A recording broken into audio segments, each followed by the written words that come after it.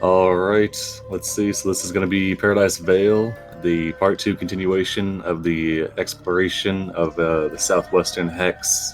Uh, Seems to be populated with blackbirds living within a large ancient forest filled with massive trees that seem to be coexisting alongside many different types of fey creatures. Does anybody, for a point of inspiration, want to sum up the events of last session? Sure. Yeah. So, oh, were you gonna do it, Red? Okay. Well, if you were to ask Jail would tell you. We set out from the outpost with our new guide, who we've learned his name is Hart. Our travels went all right until we got closer to the area where we were advised that traveling through the trees would be better. Myself and some of my companions chose not to because we have the strength of a cooked noodle. So we stayed on the forest floor. However, we were ambushed by some appearingly fey creatures.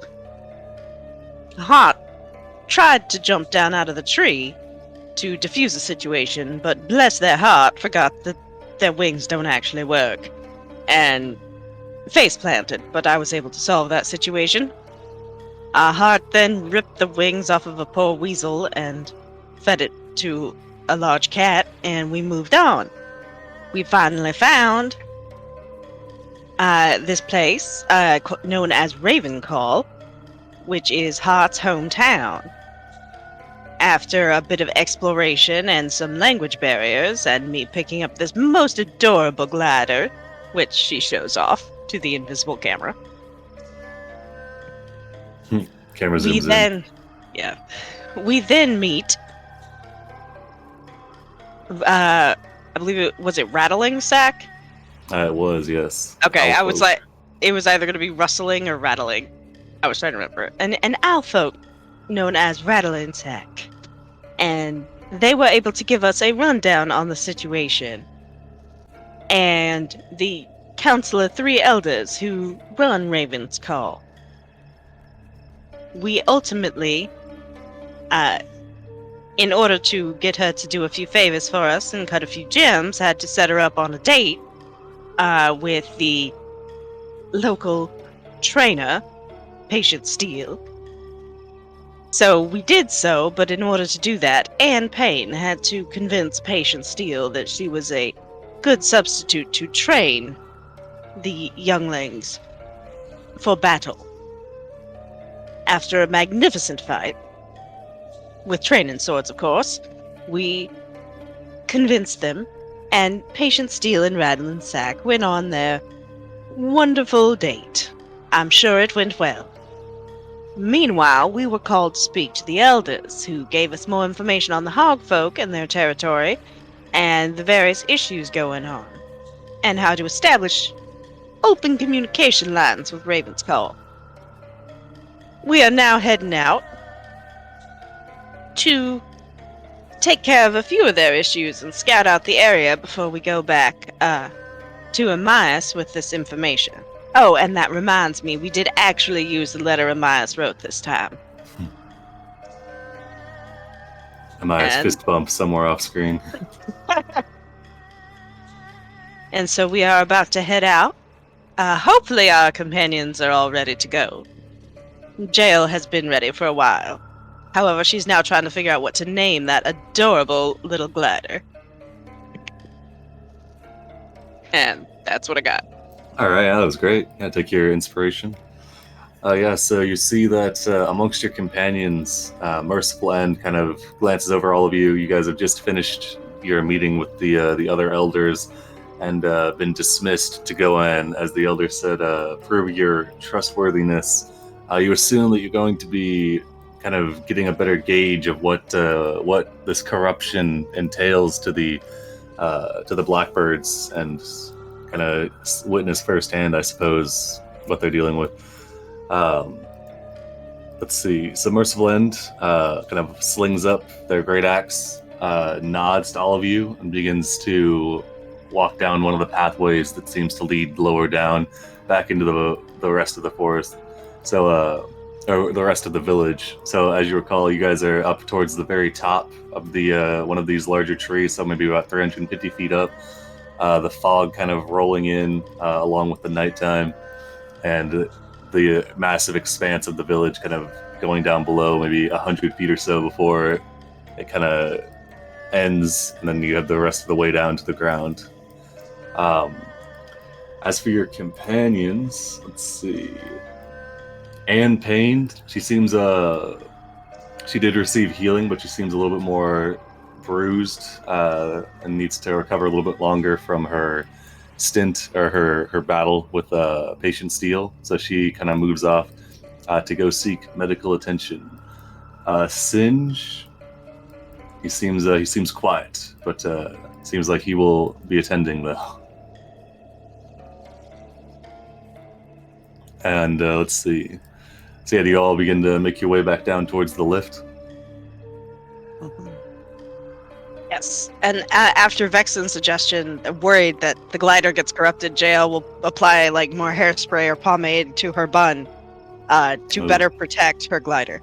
The glider nestles in to your bun. Let's see. As you guys make your way down, seemingly...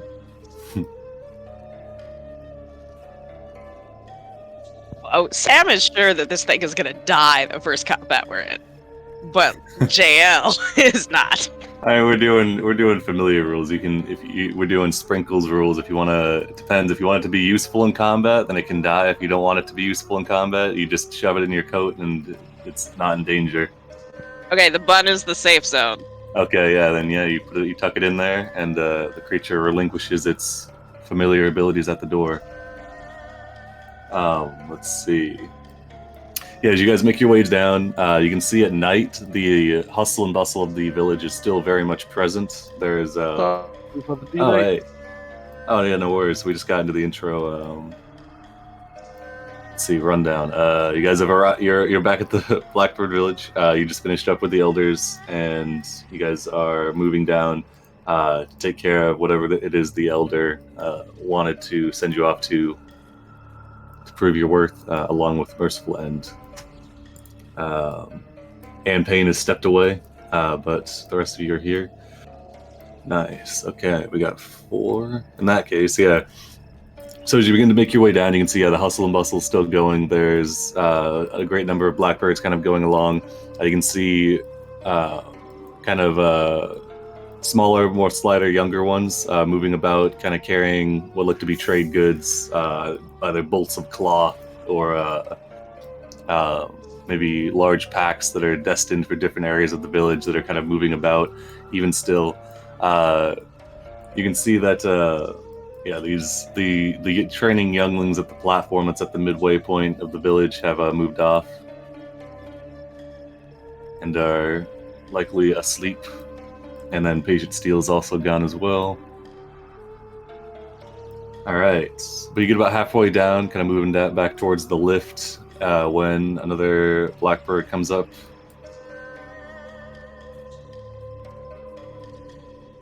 I recognize the noise they make as they move up as a bow drawing back. You recognize Drawn Bow, who greets you all and kind of nods to Merciful End, who kind of shrugs, and then just like that, Drawn Bow joins your party as Anne Payne moves to go and rest for a bit.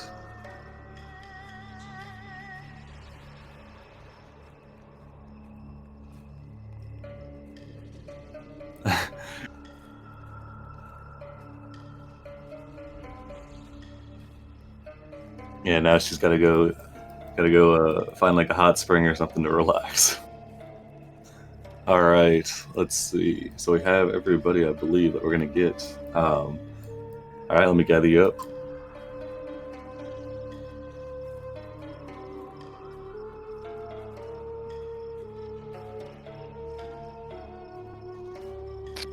All right, yeah, as you get down to the lift, a different blackbird is guarding it, kind of nods deferentially to all of you, and then lets out the sound. It sounds like a shrieking cry as it's before it kind of gets cut off. As he watches Merciful End. Merciful End gives like what you would imagine to be a smirk, and then climbs onto the lift.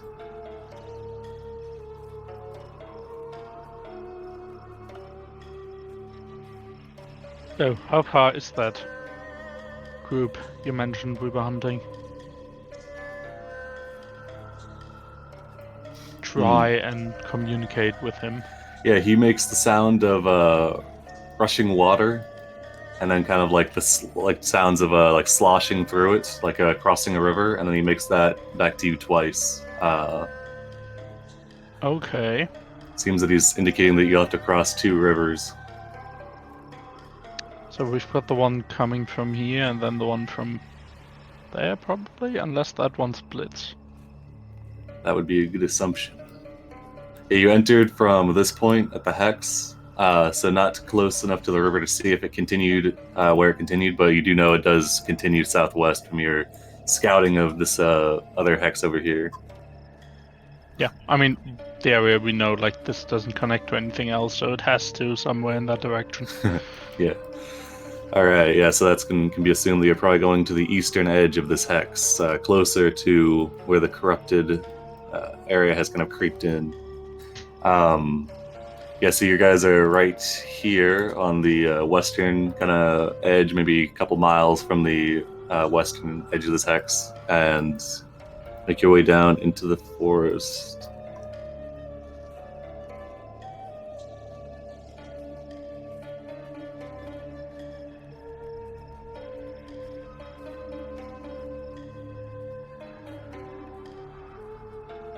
Okay, so as you get down, you can see that this fog that's kind of creeped in is just, it seems to cling to the trees, and kind of the humidity is pretty high from these massive like oaks and pines and trees. Give me a round of perception checks.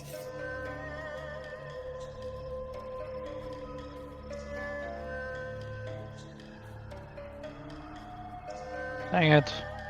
The hotbar doesn't work on the world map because we don't have tokens. There.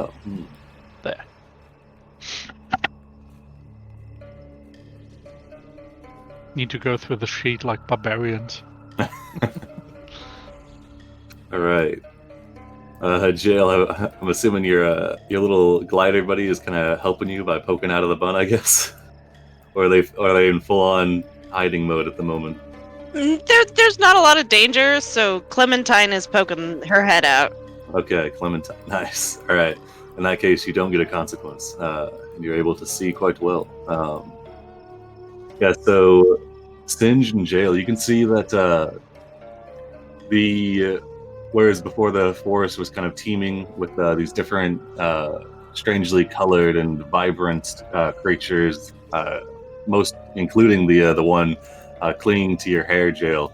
Now you can see that Clementine kind of shrinks down, kind of hugging itself close to you, glaring out around at the trees. You don't see off. Oh, actually, I guess yeah. With your perception, you see maybe a couple of these creatures, maybe like a bright orange squirrel here or there, scurrying up a tree, kind of moving up above. But beyond that, the forest seems fairly still and quiet. It seems as if all of the creatures are bedding down for the night.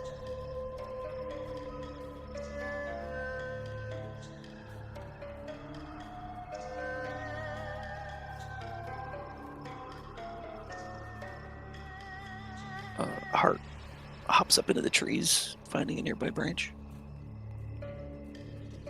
Yeah, Merciful End kind of nods to you, Hart, in agreement, but then kind of looks once again over at all of you, kind of raising like an eyebrow at I guess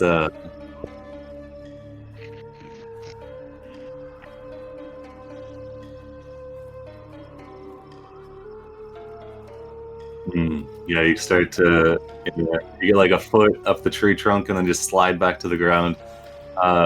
Mersplen shrugs and will just begin walking on the ground to the east.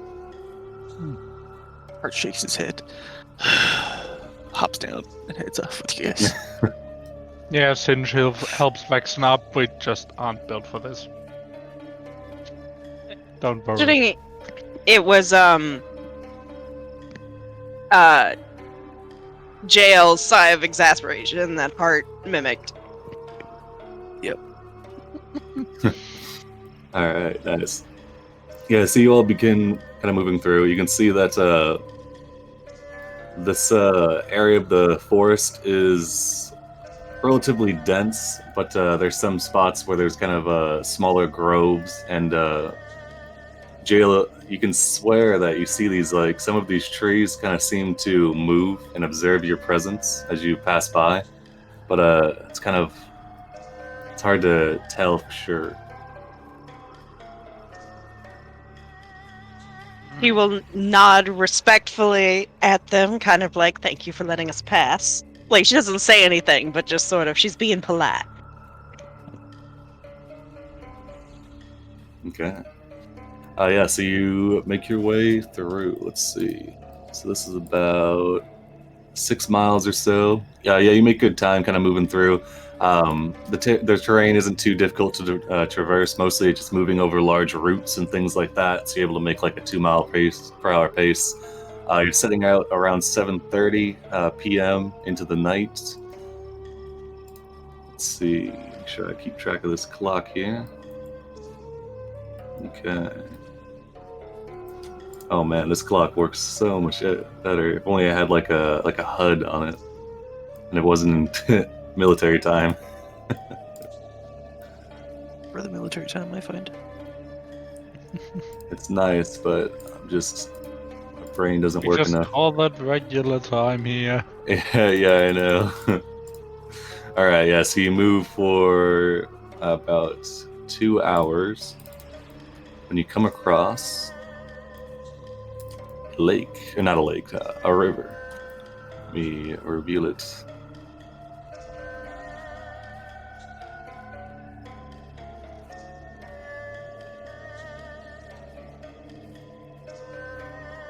Yeah, I'll just reveal both of them. Pulled us to a new map? Did you? I did not.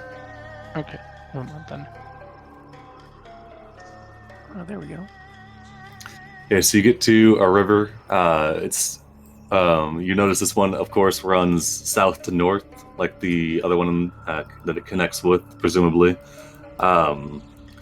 It's not too wide, maybe a couple 100 feet in some places. The majority of it is about 100 or 200 meters, and seems to be kind of lazily moving. Here you see a couple more creatures than you would expect. So you see one of these large elk kind of grazing on another end of the river. Let's see. You see this large elk, and from this distance, even you can see that it's got the normal set of 4 legs, but then at kind of the shoulder joints of its front 2 set of legs, you can see that it's got what looked to be a small, dainty pair of arms, and it's kind of grazing, eating some grass, sipping some water on the other side of this river. And as it sees you all kind of observing it, it begins to move off back into the tree line. Also, it apparently has an amazing singing voice.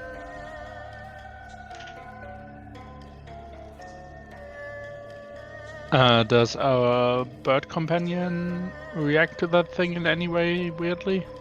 No, it doesn't seem like it. Maybe gives it a passing glance, but seems intent on following the river to the north. Just another day in the Fae then. Yes, fair. All right, yeah. So you continue following the river. All right. Yeah, so Mersplen leads you up another couple miles, to a point where even from this point you can see across to the river where there's a fork where it splits and then heads down to the southeast. And up about maybe 75 feet off the ground or so, 20 meters, is a bridge that seems to have been woven from vines and roots and tree branches that spans the entire 100-meter or so expanse of the river. And I will reveal that. So there's only one of them, but this one's got two. And it just looks like either it was kind of naturally shaped into this formation, or some sort of magic was used to construct this bridge that seems fairly sturdy. As soon as it kind of comes into view, Merciful End kind of nods to all of you, and then we'll hop up into some trees and use them to kind of get to a better spot to cross it.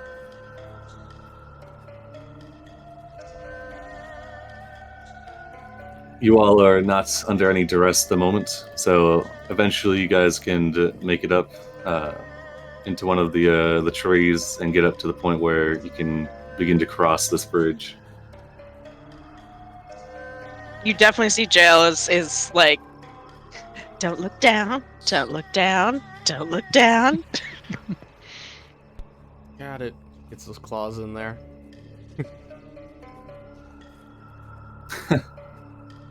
You didn't need to roll, but yeah, I guess it's a good measure of how long it takes. So yeah, it takes yeah, Vexen, you're getting the hang of this, honestly. Moving between these trees, like, it's not so bad.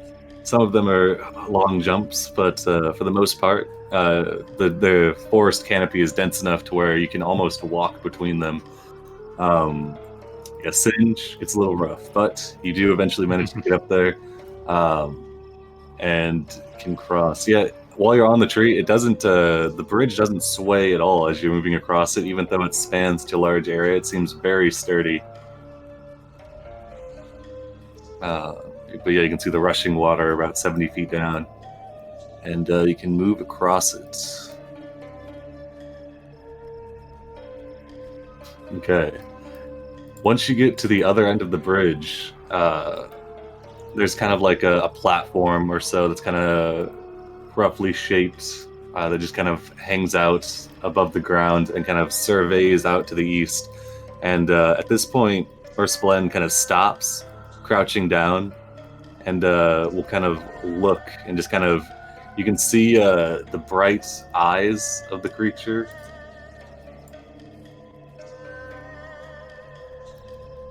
Yeah, the bright eyes, which seem to be infused with some sort of this like light blue magic. They grow even brighter in the moonlight, and Merciful End just kind of slowly moves their head as they survey the trees, perhaps looking for something. Then just gonna kind of lean into Vexen. Should we be worried about him? Seems fine to me. Yeah. I mean, I've not seen one of these bird people I'm not worried glowing. about that thing in Jail's hair. I have Oh, no idea why yeah. you're worried about Clementine. Clementine is perfectly fine. That's just Yeah, what it wants you to think. Yeah, Clementine has made a nest. There's a chair and a table and a bed in one other corner that have been shaped out of your hairs, Jail. And yeah, mostly as making soft cooing noises. And Alright, Dom's getting on. I called him. nice. And comes charging out of the forest. You guys live without me, you dicks. Yeah, what's You know, this is fine. yeah, no worries. I know how it is with the back-to-back sessions. Yeah, let's see. Where was I? Oh yeah. So yeah, as you observe, Singe, you can see that the blue kind of begins to fade from Merciful End's eyes, and they rise to their feet, turn to you all, and they make a noise that sounds. It's the same kind of screeching Oh, nice. Hey, what's up? That was quick. Hello. Yeah, so actually, yeah, Anne didn't leave your party. She went, but she stopped by the merchant and was able to get some sort of ointment that was able to make her ship shape, and she's actually been with you this whole time. Okay. Yeah, we were saying that That's healthy. patients deal like hit you like in all your pressure points, and you only felt it like, oh, there he goes. Oh, there it is again. All right, never mind. He's out. Oh, he's back. Okay. Sorry, continue. Never mind.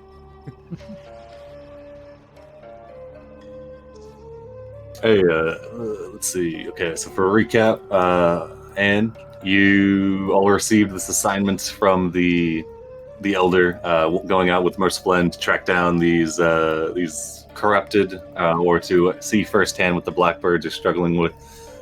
You've made your way down the lifts and have traveled about, let's see, I think more like 5 hours to this area to the east of the Hex, where you have crossed a couple rivers and a large rope bridge. At this point, you are with Merciful on a platform about 70 feet up, having just crossed these rivers that are flowing south to north. And yeah. Let's see. Oh yeah, okay, yeah. Since Anne Payne has rejoined the party, Drawn Bow actually goes and somewhere Somewhere as off you in the woods. Yeah, he's gotta as you all are take care of it. breaks off and moves to the north, respecting the six party rule. My bad. No worries, no worries.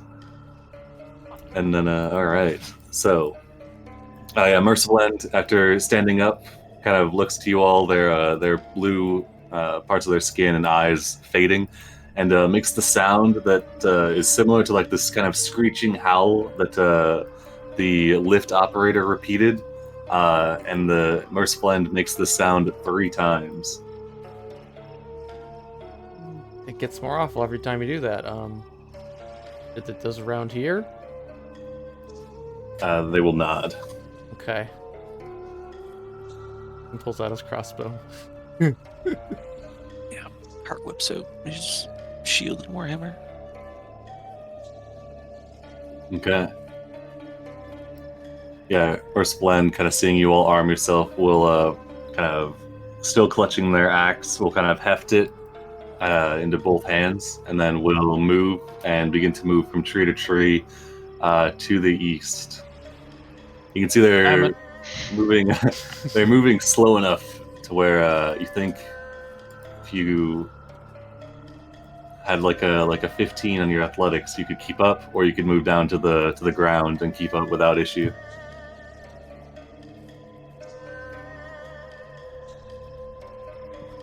Dale's probably gonna like go down to the ground unless the party wants to all attempt this treetop to treetop thing. And we'll probably attempt to beach hop with him. All right. Got a 14 to a speed of 35. Does that help? Oh, you're a Blackbird and you're in your natural turf, so you can do it without issue. Oh yeah. You've reacquainted yourself after that. Slip. Yeah. Go ahead and here. Yes. Athletics. Nice. Yeah. Right. You see Vex just tears off after him. We gotta impress these guys. Yeah, now that Vexen's doing it, Singed feels obligated to try. Yeah. There Jail you will go. try. She's Oh like, "Alright." no! Succeeded. No, maybe not. I mean, within the like, within 11, 14, or 12, you're not keeping pace, but you haven't fallen. You're able to stay in the trees, but it's just hard going. Still reeling from that duel. Yeah, like, as Singe, as you land on like one branch, you can tell for sure that you've made it, but then like the branch kind of snaps and you fall to a slightly lower one, and you notice that in this area, some of the branches coming out of these trees, whereas they look kind of lifelike, they kind of as you put some weight or actually touch them, they kind of crumple and they feel like it's kind of like termite-eaten wood. Some of these trees seem kind of spongy and less substantive than the ones you've been passing before.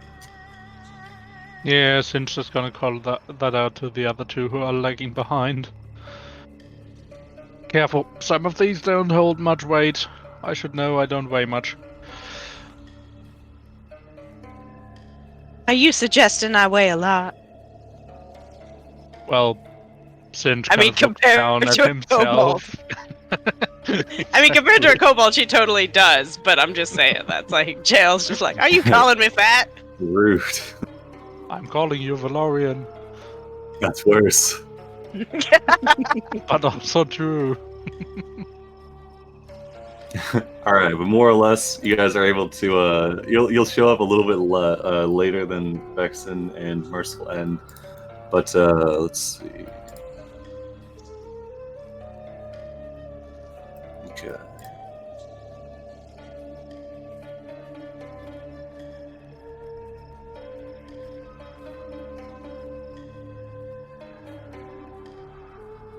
All right, as you begin to move through these the trees, you can see down the ground that there's a couple spots in the ground where the kind of the forest floor and the vegetation has been kind of ripped away, and rising up out of them are what look like these strange rock formations that kind of shoot up out of the ground, continuing up some 15 feet, some 20 feet, and kind of spiral up into the air. They look something like this.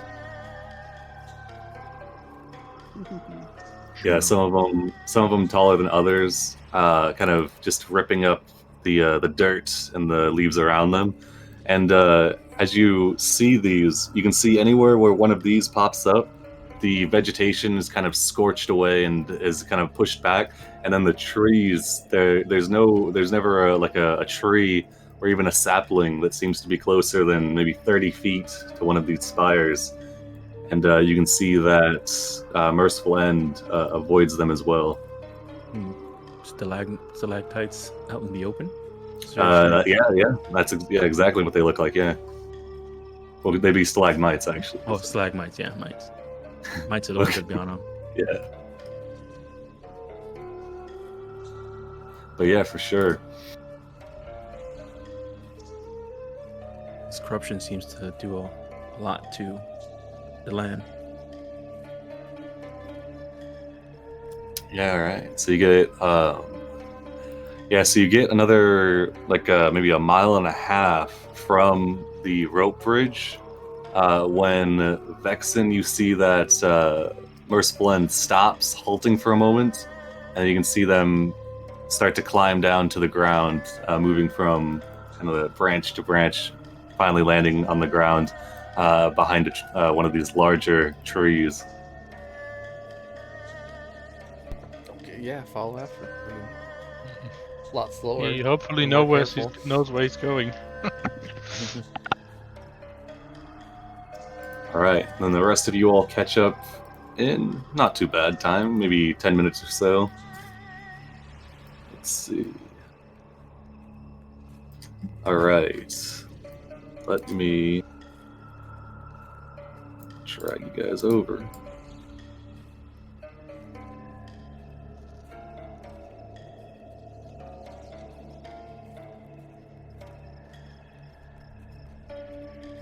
All right, so it is most definitely dark.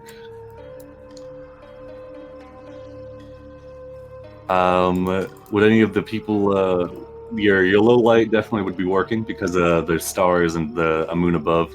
But would any of the less vision inclined people like to light a torch? I'll probably light Anne's lantern and hook it on her belt. All right. Jail will then hang out with him. So the forest is a lot less dense here. It's got these spires. There's a clear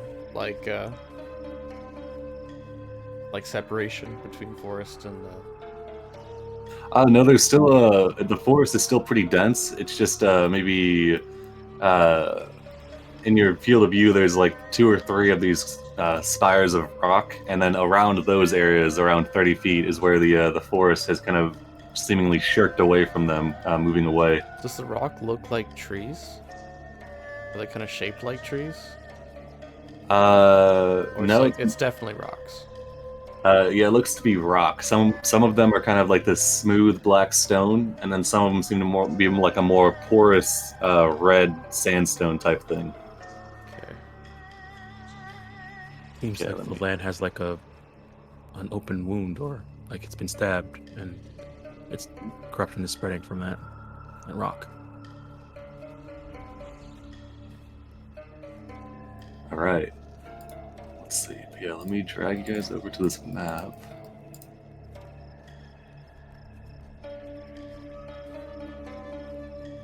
But yeah, as you land, the rest of you kind of catching up to the rest of them.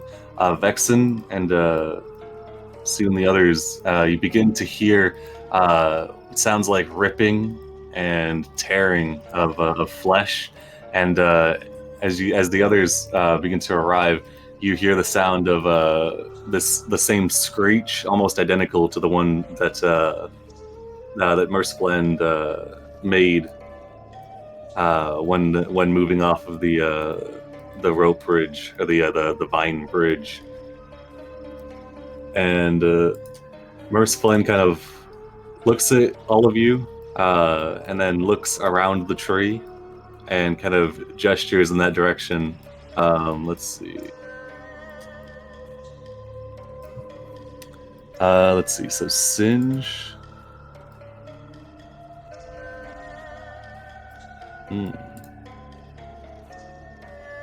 Check.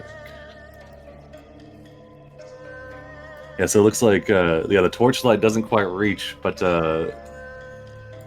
Singe and I guess Heart. Yeah, Singe and Heart. You can see at the very edge of your vision to the northwest. There's like these gray shapes that seem to be crouched over a larger mass, and it looks like they are feasting on a creature. Merciful End looks to see if you all have gathered your bearings. Clementine will tuck herself into the bun shield. Is Clementine the name of the? Clementine is the glider. All right, Clementine moves down into your bun. I'll make them a legit token later. Now that they got a name. Yeah. Give you access.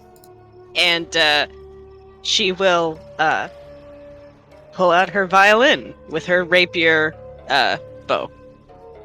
Right. Yeah, Merciful End looks, nods appraisingly at you, and hefts their own axe, and then swings out around the tree and starts to charge. What did I get in position with this pause? Oh, shit, my bad. I was gonna crouch low and get in this bush, and then with the Yeah. crossbow ready. All right, yeah. I'll be going with Merciful End then. All right. Yeah, as you move around, God. light illuminates the scene before you, and you see crouched over what looks to be a bear that has kind of knurled antlers coming out of its skull. It seems to be tinged blue. Is a large creature. Its kind of mottled flesh is reminiscent of a Valorian, and it's kind of stands the same height and stature. But you can see that coming out of this creature, where its hand should be, it just has these massive claws that are like scythe-like, that it's using to rip shreds of flesh off of this bear.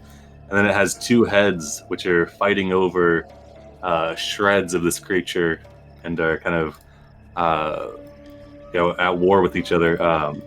As you all move into the clearing and the light kind of touches it, the creature seems to kind of shirk back for a moment before it rears up and kind of whips around, looking at you all, and lets out a horrific shriek.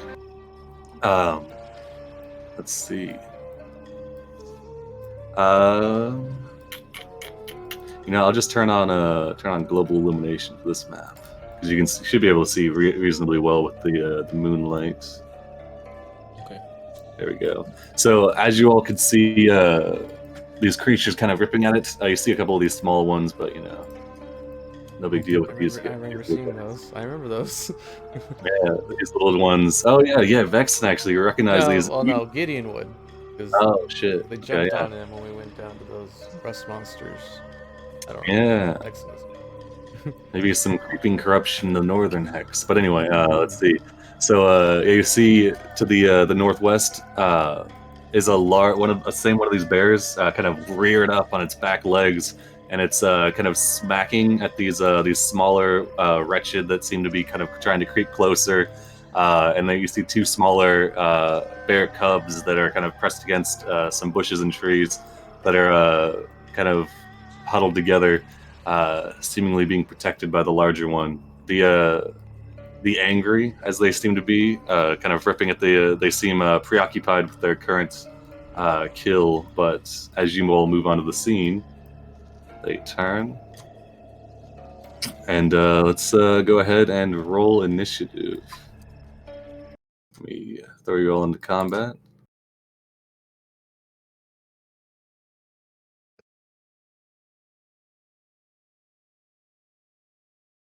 And we'll, as we're rolling initiative, and we'll turn back and say, "Have anyone seen anything like this before?" Nope. Whoops. You Well, the can bears, Got a yes, one. but you can just tell by the look on JL's face that answer is hell no. Oh no, Vexen. I got- All right. Let's see. yeah. What do I get?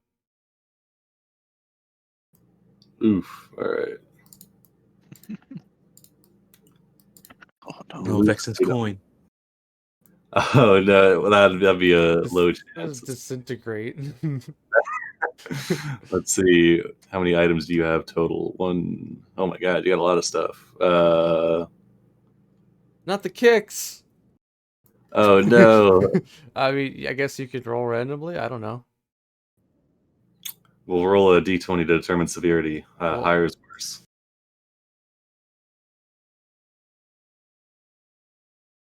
Okay, so mid-range. So we'll say you lose. My invisible loot. I was gonna say like half your brewer's supplies. Okay, sure. Okay, it's broken. I can't brew any tea. That'll make him really mad. So. Your brewer set has like a notch. Something. Your Notch brewer's. brews. No. It's not destroyed, but it needs to be repaired during downtime. All tea is brewed at disadvantage, or it cannot be brewed. Damn you! All right. All right.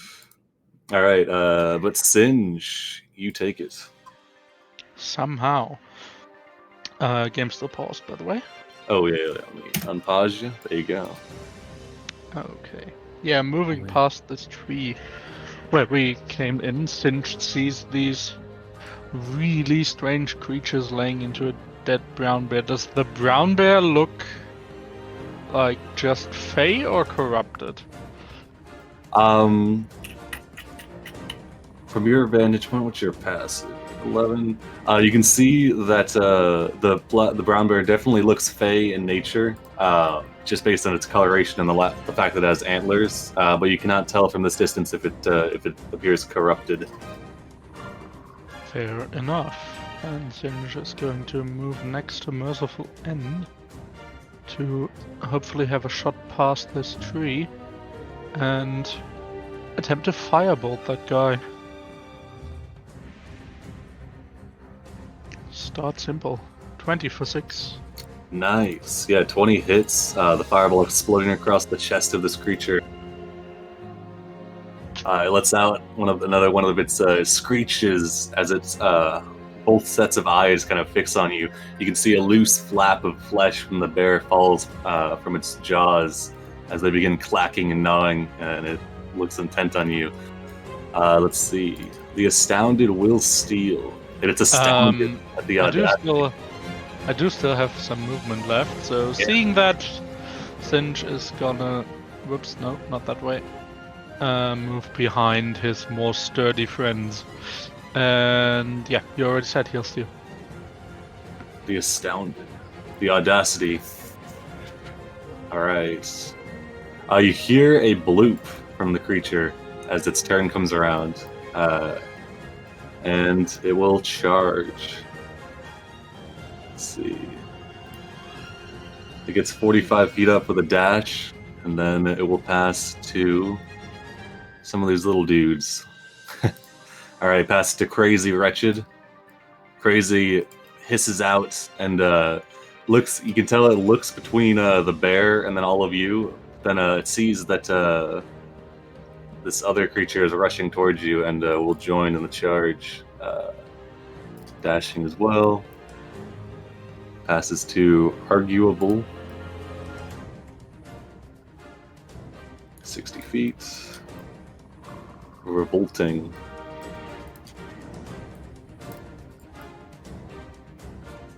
So charges this way. Alright. Alright. And then they'll pass to, I guess... Yeah, they'll pass to Industrial Brown Bear. Got his construction hat on. Yeah, they're actually Fey bears. They're not brown. They're blue. You see, but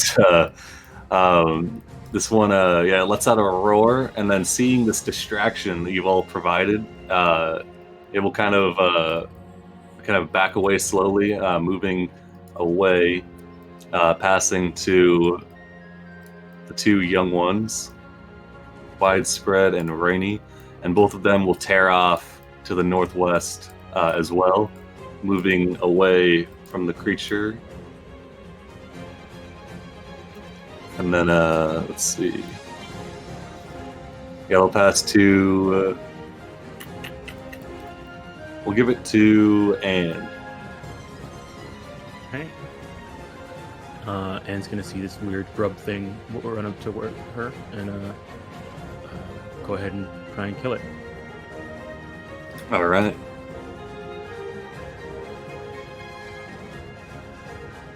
Ooh, yeah, you lunge out with your longsword and a long slash, cutting the creature in two.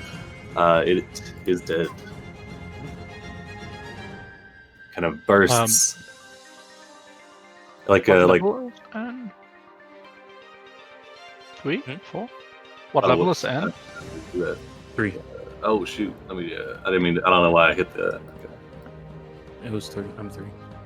All right, and then she'll. Do you still have 2d6 on sneak? Yeah. Yeah. Still Okay. 36 is 5. Yeah. And then she'll take one step up over here. And All right. get herself for the next one, and she'll pass to. I guess Merciful End. Okay. All right. You can see as Merciful End starts up. Okay. All right. Yeah, you can see that these other two. It looks at the astounded that's kind of rearing up, and he kind of watches to the side as you easily cut down another one of these wretched. Merciful End kind of moves around behind it into a flank. Looks across at all of you, sees you sizing it up, but then his vision breaks back to the bear, and you can see that these other two angry, these corrupted, they seem to be, their eyes have moved away from your group and are kind of focused on the bears moving off. And Merciful End will kind of lock eyes with you, Anne, and kind of in like a questioning gaze. His head tilts. Yeah. Like asking if you guys can handle this one. She'll give him a stern look and I guess nod. Okay. In that case, Merciful End will take a swing as they move backwards.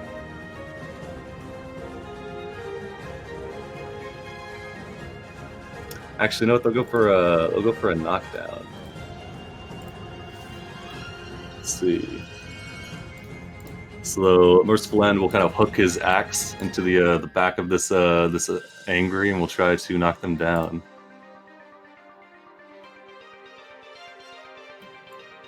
They will try to not be knocked down.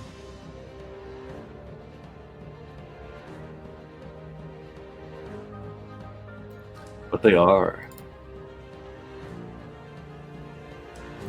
Okay, so the axe hooks into the ankle of this creature, pulling it down, and then Merciful will peel off towards these other three.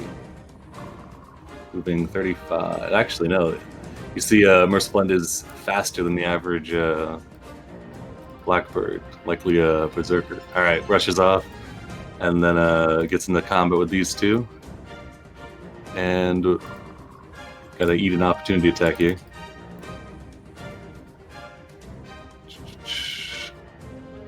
Goes for a hook with disadvantage. Oh, that'll hit though.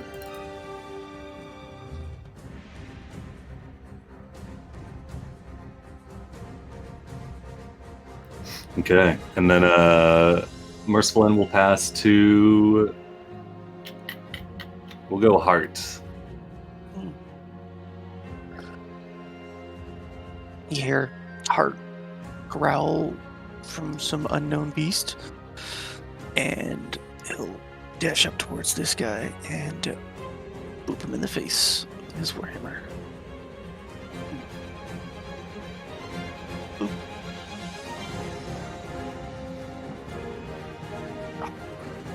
9 will hit. Pops like a balloon. And I'll pass to jail. Jail, you're up. All right. Let's see. Surveying the situation, is just going to look at Astounded and just tell Astounded just how ugly they are and bless their heart. Nice.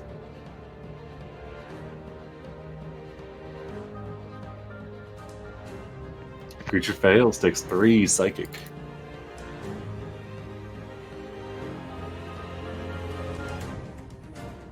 The creature cries out in fury as you're blessing, as you bless its heart. All right, who do you pass to? All right, well, I am going to move over just a little bit because I'm feeling kind of like I don't know what's going on over here. But then I'm going to pass to You Most have, of them, probably, yeah. right? yeah. it was them or and- Vexen. Yeah. So Vexen, do you want to cap off a round, or you want to go now? Yeah, I'll pass to Scintillating the Angry. All right. As Scintillating acts, you can hear a bloop from Scintillating, and then the bloop from Astounded on the ground goes off, and they take a dash action. You can see they just start digging their clawed arms into the ground and just not even getting up, just kind of hauling themselves forward towards Singe and Jail. You can see both, one head's kind of fixated on Singe, the other is on Jail as it screeches out. So just... Oh, okay, let's see. Scintillating. Alright, yeah, Scintillating peels off after the bears. Along with, and then we'll pass to Dissimilar, who will do the same thing, another bloop sounds. Rushing off. Splend will take an opportunity attack.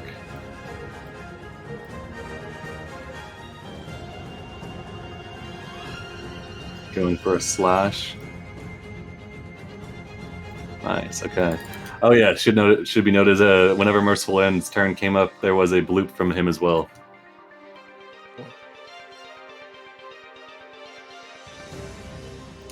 Alright, creature gets slashed across the back as it moves away, chasing after the Fey Bears. Alright. And then they will pass to Vex. Has to go, ah! As this thing crawls on the ground, like in freaking, like Dead Space. Oh man. And then,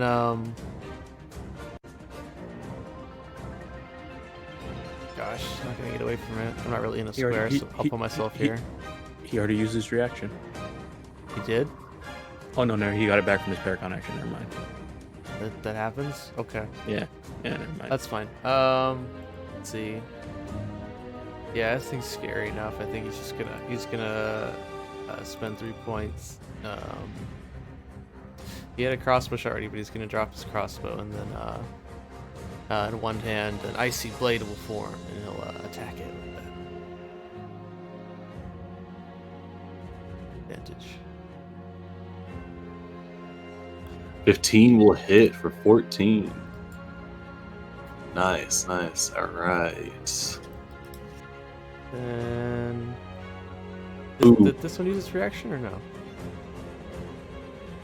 Is there something I should know? Yeah. As the cold cuts into it, the creature shrieks out, and it seems like cold is very effective against these creatures. I found my hex, guys. This creature is bloodied as the invisible as the knife plunges into him. You can see both heads peel away from Singe in jail, focusing on you, Vexen. Did we do this thing use its reaction or not? I don't remember. Or does it get it back when it gets its Paragon? I On guess it. so. Yeah, the monsters, when they use their Paragon action, they gain their reaction back. What the heck? Okay. I definitely knew that, of course. Well, it's on the ground. I don't want it getting back up and hitting me. Well, it hit me anyway. I'm gonna run away. All right. I'm gonna yell and see that I've pissed it off and run this way. Okay, let's see. Its attack. Yeah, let's see if another creature deals damage. All right, so let's see. So it has rising anger as it lashes out with a normal hook attack towards you. Ooh, I believe a 10 will miss though. Yeah, it does like a little Dark Souls roll into the bushes and then keeps going. So yeah, like just a massive chunk of this the lower end of this tree gets taken out by this claw as you duck under it, move aside.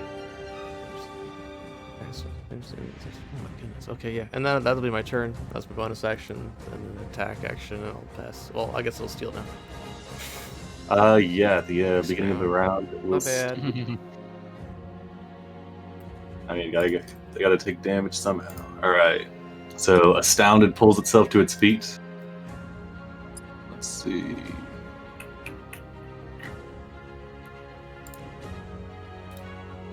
Okay. All right. Yeah, it looks to Vexen past you all, but then its head's kind of focused on you, Singe in jail, and you can see its kind of eyes kind of roll into focus, and it will lash out toward. We'll give it a D2. Singe is 1. All right, it's going for jail. All right, it's going to lash out towards you, jail. This is with advantage because you attacked it last round. Well, she didn't attack it. She insulted it. Does that count? Yeah, it's still an attack. 19 for 5. An attack on the heart. And then for the 19 hits, it will increase. Yeah, so as the hook cuts you, it kind of rips across your arm, and then your head kind of explodes with this pain that kind of makes your vision go white for a moment before you come back into focus, taking that additional psychic damage. All right. I would like to. Hold on. Let me double check the wording on my cutting words here. Oh, actually, shit. You take an extra 3 too.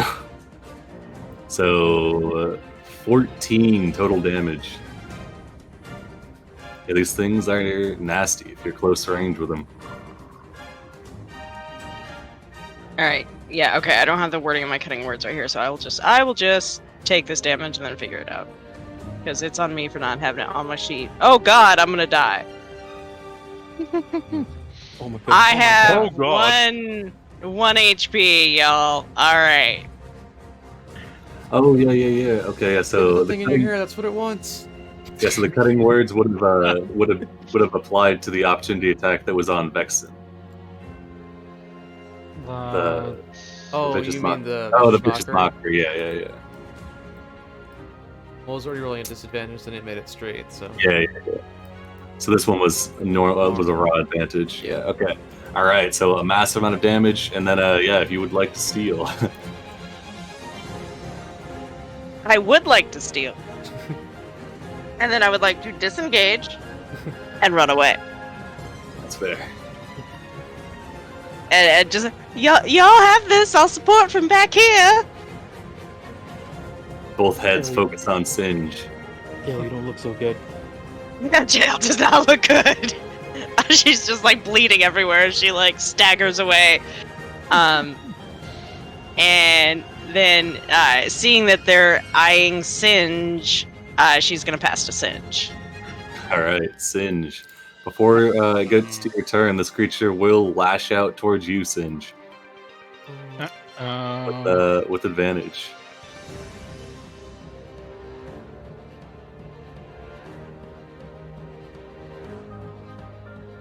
That 22 for definitely hits. 3.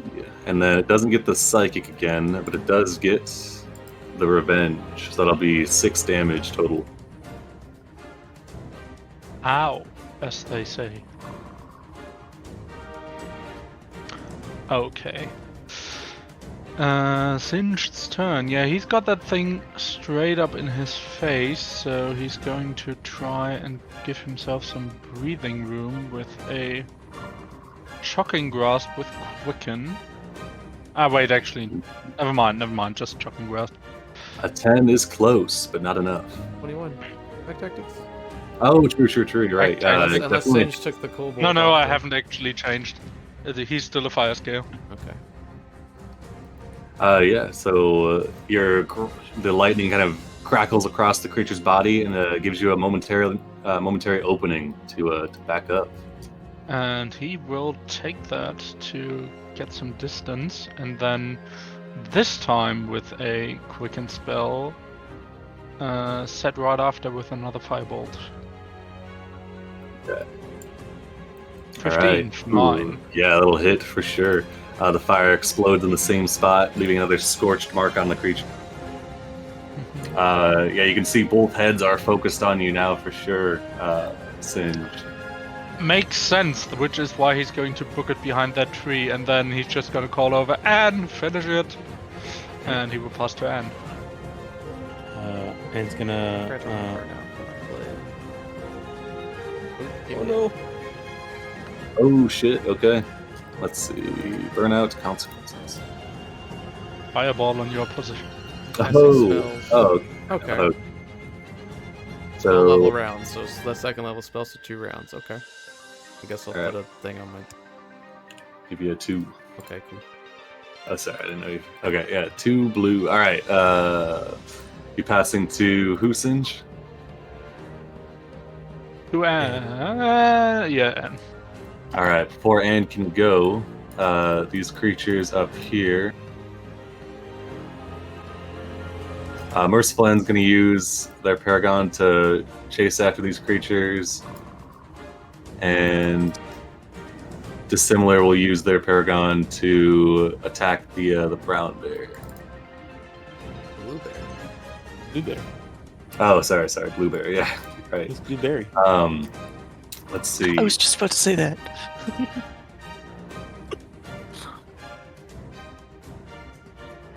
That'll hit. Let's see.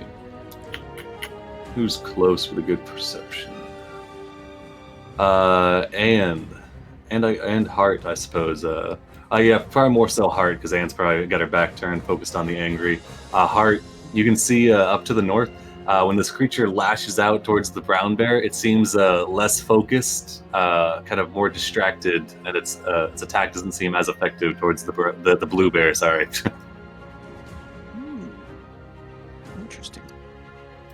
But yeah, that's what goes on. And then Anne, go for it. Alright, Anne's gonna whirl around this thing to get between it and jail.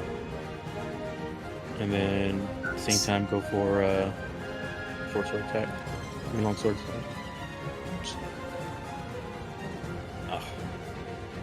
attack. Yeah, 9 is not enough. It's close though. You could probably get it. You don't have to. Hold on. I might have. Hold on. Let me just check something real quick. No, never mind. I don't. Okay. All right. I'll do that, and then I'll disengage as a bonus action and just take a step back. Wait.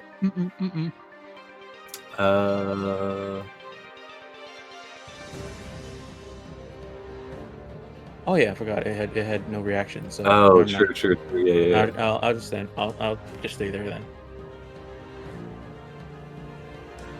Yeah. I could. I was trying to remember what it was, but yeah. No reactions. All right.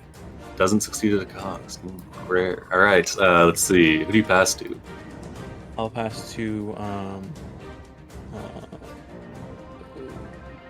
I guess I'll pass to Heart. All right, Hart, you're up. Seeing where everybody's on the other side of the tree, Hart's gonna move. Oh, whoops. Move 10. He's gonna dash this way with the rest of his movement. And pops over and gives Jail a nice pat on the head. Oh, nice. And a burnout. And How does your cure wounds look? Oh, damn. it's kind of a spectral blue mist that kind of comes off of his hand and washes over you.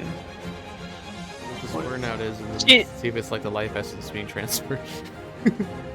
Yep. Definitely. It is a couple points of A healing. sacrifice. Oh god. Oh no. Some blood seems to leach into the surrounding night. But it was a massive healing. Really nice healing word. Or cure wounds. Alright, who do you pass to? Heart. I'll pass to Merciful, I guess. Alright.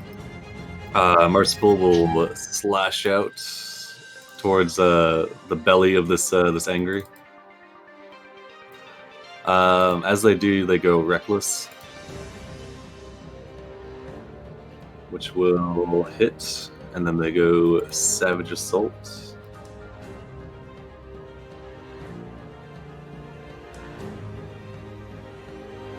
Okay. Get their Paragon back. Dissimilar will go stealing. So we got Dissimilar will lash out. Kind of their eyes are both their heads are ripped away from the blue bear, and they whirl back around to Merciful End, lashing out with advantage.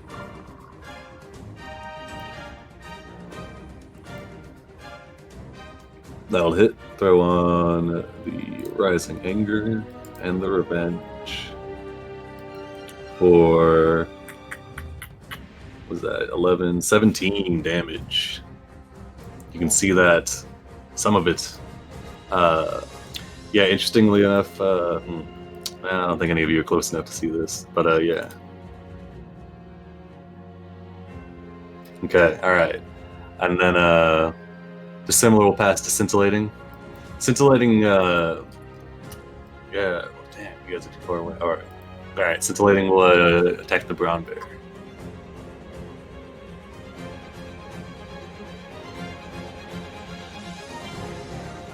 Okay. Hit.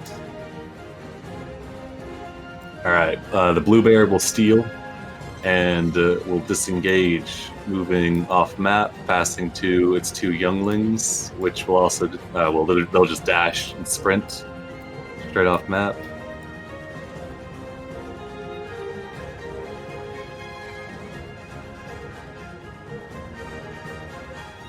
Okay. And then they will pass to, okay, since letting on your wind, they'll pass to Astounded, who has not gone yet. Actually, they'll pass. Oh, what's up? I'm gonna use some inspiration to steal. All right. Vexen, go for it. Yeah, as I see this down is about to make a move, I'm gonna dive over to the left and try and get him with my. As I dive, the sword will become. The ice will change and form into a javelin. I'm gonna chuck it at him. is, yeah, just in range. Advantage. Oh, holy shit! Was that 452 points of damage? Would this be a straight roll considering? Oh, it's a regular attack. It's not considered a spell attack, right? Yeah, it's a spell attack. Oh, it is. That's I not. don't I'm know not if that- casting a spell anymore, though. It says casting Okay. spells. I already cast the spell. All right, we're Yeah, good. Concentrating on it. Concentrate, yeah. Mhm. Okay, good. Whew. So you throw out this ice knife, and yeah, it hits this creature right in one of its foreheads, which passes through and lops off the other head of the creature, freezing over the wound instantly. The creature kind of shudders for a moment, taking like a half step towards you, Vexen. You can see fury on the eyes of the still remaining head, but then the creature crumples over, dead. Alright, and then a bonus action. The ice will break off from its body and reform back in Vex's hand. And he's going to give Anne a wink. Damn, ice cold. She'll turn back and say, "Nice shot." Alright. And it's dead, so it's my turn. So I get to choose who goes next, which is, I don't know. There's one wretch left. There's one, yeah, it's this little guy. Yeah, so I have to pass Jim. Alright. Finch, look out. There's a squirming.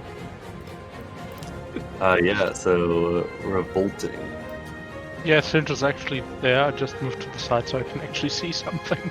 Oh, okay. Then yeah, this creature will scamper around this cliff's edge and will rush up Fair and enough. come leaping up out of the underbrush. Try to bite you. Ah! That's not going to hit. It goes sailing past you as you duck under it. Kind of gets stuck on a tree trunk, and it will pass. Ooh, yeah, okay. And as this creature crumples before you, the ice still freezing its blood, you see the brown bear, the blue bear. Jesus, I need to rename these. I was trying to save server space, alright. And then this creature begins to undulate, its back kind of exploding in several spots, and you see emerging from out of it are some of these small creatures. The wretched, they begin running towards you all. Doot, doot, doot. Oh, lovely. We'll do a dash. A dash. And just have this do dash as well. Let's see. Get me ruler out. Yeah, it's legal. He has to climb up the thing, so I'll put him right there. Alright. Let's see. Next exchange.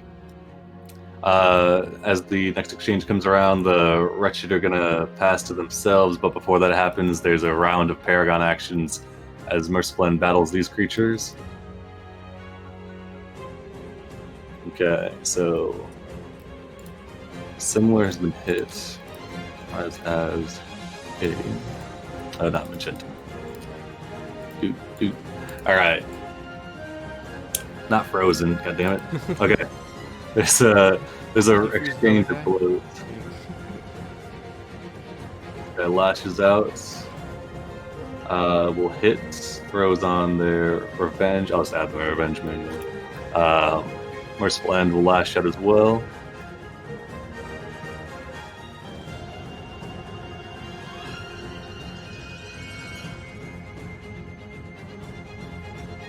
Slash. Just keep track of all this stuff. Okay, nice. Okay. Lots of hits. Let's see. Scintillating going after the black bears or the blue bears or Merciful End. Doesn't really have any allegiance. Give it a wisdom save. Okay. So this, yeah, that would be the dumb thing would be staying and fighting the end. So yeah, the end will lash out, fighting the dissimilar. Scintillating will make an attack as well.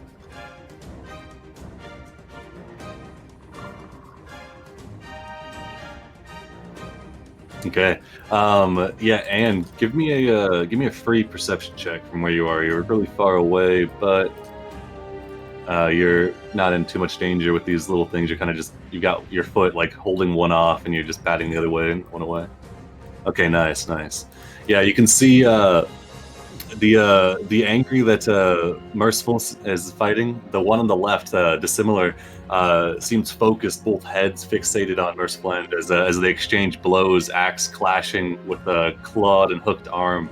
The other one, Scintillating, they seem the same in build, but Scintillating, its heads are unfocused, its strikes are kind of really off. If you had to guess in meta terms, you'd say that Scintillating was fighting with disadvantage. Whereas Dissimilar is fighting with advantage. Merciful is as well, but he's fighting like a barbarian, basically. Question: Has Merciful End hit Scintillating yet? No, you can see he'll fend off like a hooked attack, pushing Scintillating back, but he purposefully seems to avoid striking the creature with his axe. See. All right, where were we? Okay, the Wretched were yo-yoing. All right, so Synthetic, nice. All right, let me refresh them so you can see their initiative. All right, Synthetic jumps towards you, Anne.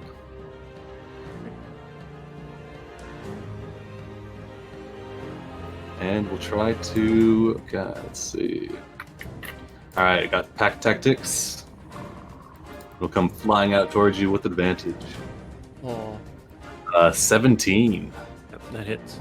All right, the creature hits you, and then you can feel these little like these teeth, like a leech, like attaching to you, and the creature is attached. You are well, you're grappled, but you can still move fine. It's just like a thing is suckered to you. You can steal if you would like. Yeah, I'll steal. All right, and Alright, I'm gonna try and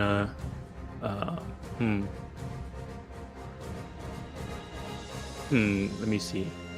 I guess this would probably help. I'm gonna disengage as a bonus action, with him attached to me. Walk over to here, so I'm next to someone,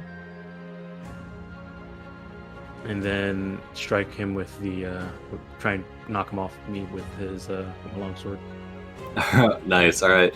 As you do move away, the other one will take an opportunity attack as well. I disengaged as a bonus. Oh, okay. Yeah, sorry. Rogue shit. All right. You move away, and then you just take your blade sliding along your arm, and this creature is kind of bursts. Is dead. And then I'll step back. Let me see. That was 10, so I have 20. I'll step back over to here. Damn, that was tactical as hell. Oh, sorry. Nice. Nice. Yeah, you roll back into place. I roll. Starts roll Yeah. over there. Yeah, that was rad. Okay. Yeah, disengage. Good use of rogue shit. All right. Who do you pass to? Because that creature is dead. Cannot steal. I'll pass to. I guess I'll pass to Singe. All right, Singe. There's a creature. It's trying to bite you. Another one is coming around the corner, looking intent on biting you as well. Yeah, that tracks. Do these things seem terribly dexterous? They don't seem terribly good at anything, but if they had to be good at one thing, it's dexterity. They're like as dexterous as like a middle-aged dude, I guess. Okay. Quantified, I'd say like a 12. Well, still going to try. Let's see. So for cones you place origin. What the? I'm not going to put it like that. I've never used the cone spell in Foundry before. If you want to rotate it, just click on the left-hand side, click the little ruler thing so that the little hand pops up. Stop, dropping, and rolling. And then mouse over it and use your middle mouse button to rotate it. Oh, middle mouse button. Yeah, not the button, not the press, like, you know. Mouse wheel? Yeah, mouse wheel to scroll. That's not working for me. It just zooms. Well, you have to mouse over the little button for it. Yeah, no, I do. It's still zooming. See if you got to go to Okay. To the left, so it hits both of those. Is Yeah, the I point. got you. A bit further. Yeah, you can adjust it somehow. Yeah. All right. So extendable. Yeah, they both. Well, one of them makes it, but doesn't matter because they both pop, burning, sizzling. Okay then. Okay, so now delete the template. There we go. Also This is neat, bad I didn't song. know. Watch it. Nice. There's a lot of screeing and squeeing as they burn. Ice cobalt, fire cobalt. Yeah. What the hell That is some Will kind of Ferrell combo movie. attack? But yeah, having popped those two, so I'm just going to take a step back around. And you okay? I should be fine. Yeah, you can see she's got one booted foot, kind of keeping this little thing at bay. Okay. Yeah, in that case. Are you okay after casting that spell? Oh, true. Yeah. Oh, right. Yeah. D10, right? Yes, to start. Nice. Yeah, you're fine. Okay. Yes, I am. Thank you for the reminder. Then Cinch is going to take one more step forward. And start moving around to perhaps in the near future help out Merciless if he needs it. That's my turn. I'm gonna pass to jail. Well, it's merciful. You know, there's a slight distinction. Right. Okay. Yeah, no, you know what I mean. All right, jail is up. Yeah, merciless end is a little different of a vibe. Okay. So we've got this little thing on Anne. Is that the last thing, or am I missing something on the field? There's two. It's not attached, but yeah, the last immediate thing on you. There's an NPC combat going on between two angry and merciful to the northwest. Okay. But I'm just gonna look at aristocratic wretched. He's straight in his eye. And Yeah. just you are the ugliest thing I've ever seen, and do you ever brush all them teeth? That's quite rude. It is quite rude. Bless their heart. I dare say. It'll roll. There we go. Verily, thou art a brute, as it bursts. It is dead. Well, I never. True. Let's see. Yeah, so these creatures are felled. The blue bear the corpse seems still, and merciful and dissimilar are still locked in combat. You can see the leftmost angry is looking fairly wounded, near bloodied, and the other one is fresh. Merciful End is looking like he's at the park. And if he's having fun, I mean, I guess we could help him. Looks like he has a lot of health, but unfortunately has Giffyglyph's damage, so it's it's not massive. He can get it done. It'll take him a little while. Yeah, we should probably help him out. He's got the Giffyglyph health though, so he's beefy.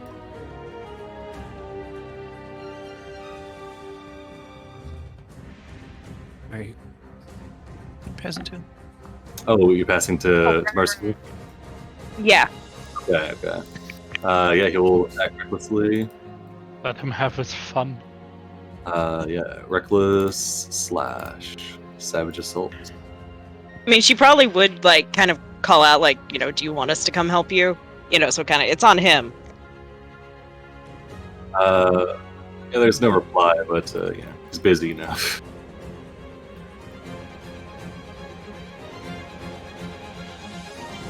She's not eager to fight any more of these things. She's just like, ah. All right, dissimilar will steal, lashing out.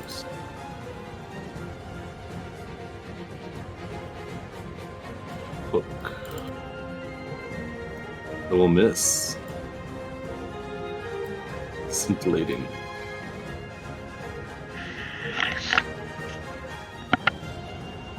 That'll hit. You sit when he finally gets a strike. Okay, alright. The Paragons refresh. Passes to the Bears. Bears are seem to have left combat. And then they'll pass to Hart. Hart, knowing what he knows about these weird squishy things, will disappear in a blue puff of smoke. Appear 30 feet away. And then action dash to go help his elder. Doesn't know if he was showing off. Like, he would just walk there. Then the rest of the party as he dashes off. To be fair, it looked very fancy. Your Nightcrawler. You can't do that for a week, it says. Still fun. Yeah. And I'll pass to Vex. Alright, we're gonna run up and go pick up a crossbow we dropped earlier. And we'll come back down here and we'll take a shot at the one he's fighting. I think it'll just be, I think it's long range, but it'll be pack tactics, so Yeah. regular shot with a crossbow. Feature will have like a +2 to cover, but it's Yeah, not much. it's quite a shot. Vexen the sniper. I clicked it, but I don't know if it did it. Try it for my sheet. Crossbow, go. There you go. That'll hit for sure. I'm shooting the one he's already fighting. And then item interaction, pick up, move, attack, I'm done. And I'm sure it's done. Alright, yeah. It actually won't, because it's still got its Paragon, so you can pass. I tried to trick you. I'll Crap, pass you can still pass it too, you know. No. I'll pass it to Hart so we can get back. He can get in there. Okay, before you can, similarly use his Paragon, and we'll strike out towards Marcy. Only the Paragon?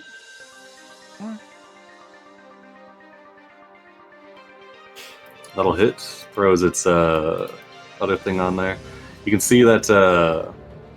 Oh yeah, I can't use it during this turn. Actually, never mind. He could just steal. Merciful's probably gonna steal. He could, but then he'd lose his Paragon, so he'll let it go to Hart. They're playing strategic.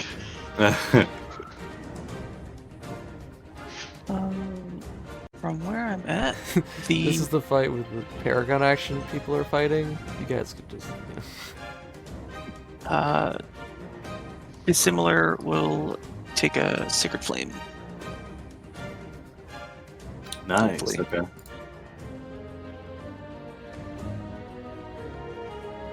Dexterity. Oh, come on. Damn.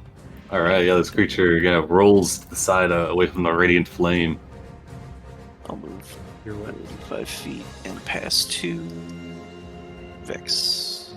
All right. Before you do, though, Merciful will capitalize on the opening you gave them, slashing out towards the creature. It will hit. Throws its damage on there. All right. You can see that Dissimilar is on its last legs, as it were.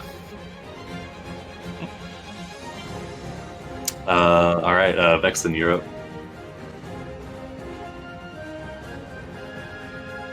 You muted? Oh, was it Anne? No, sorry. Oh, okay. Vexen, go for it.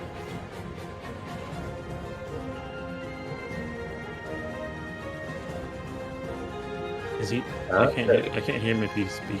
I think I might step away. We'll have Vexen on the back burner. Who else do you pass to? Hart. Singe, because I know he can Alright. hit long range.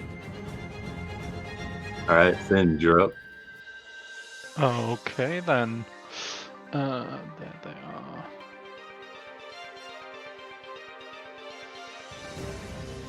And 20 feet, that's actually not even long range for me.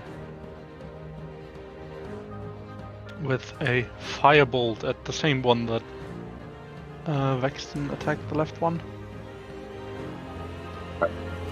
a little bit of cover, +2, but yeah, 17 will still hit. 17 for pitiful 2 damage, but hey, gotta start somewhere. Yeah, the creature is in single digits. As the firebolt explodes across its shoulders, the creature screeches out. You can see one of the heads kind of quests looking between you, hearts, and then your small group, but an axe kind of wards it away, and it stays put. Yeah, still gonna move up a little bit and pass to Merciful. All right, you will take it. Deal. Okay. Yeah, he's already gone. Yeah, I should have marked that. Yeah. All right, Merciful will lash out. Oh, actually, he didn't go yet, but he'll go after Merciful hits him now. Reckless, of course. A slash. Yeah, definitely hits. Throws his damage on there. Oh shit. Okay, yeah, this one is cut down.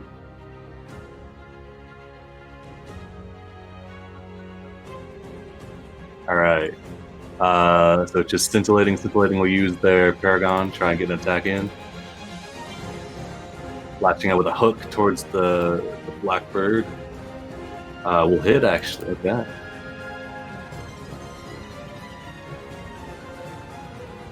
All right. And then, let's see. Merciful will pass to Anne. Right. Anne's going to action, bonus action.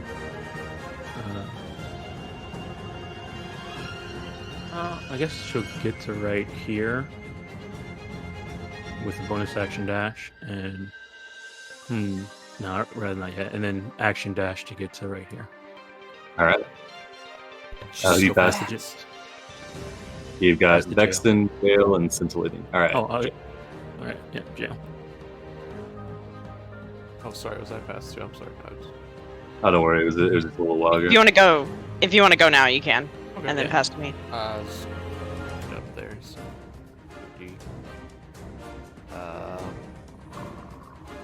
this one.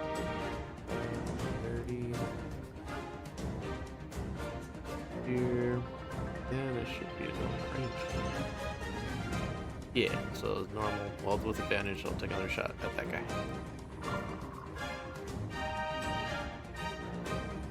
5. And then, yeah, I'll pass to jail. Oh, no, wait. Whoops. That's him, isn't it? Yeah, okay, I guess it's still. Yeah, you'll steal. You still have Jail and Initiative, though. I already do, though. But yeah, Scintillating will go. All right. Scintillating's been attacked. Okay. Yeah, so you can see the eyes roll, the sets of heads both roll towards Vexen. It's the first time Scintillating's been hit, and the creature will rush. Will try to rush away. Merciful will try to grab him as they run towards you, Vexen. Alright, so we got a athletics. With advantage. Ooh, nice. Contested by the strength. Well, I don't know. He just like gets him with the axe again? Yeah, it's kind of reaches, kind of goes in for the trip, kind of crooks it into the foot, and the creature falls prone. Even though it falls prone, so I move 10, falls prone, It still keeps crawling. Oh my god, it's so scary. Crawling towards you, Vexen, and then we give him his boom. What do we got for Mercy? Oh, well, that would have been useful. Okay, never mind. All right. So, Scintillating Get him will all pass. rested, so then when he's done raging, yeah. Let's see, give him well rested. Thank God you can't pass to yourself. Yeah, true. He does have his Paragon back, though. You'll save it. Scintillating will pass to Anne. And we'll get between him and Vexen.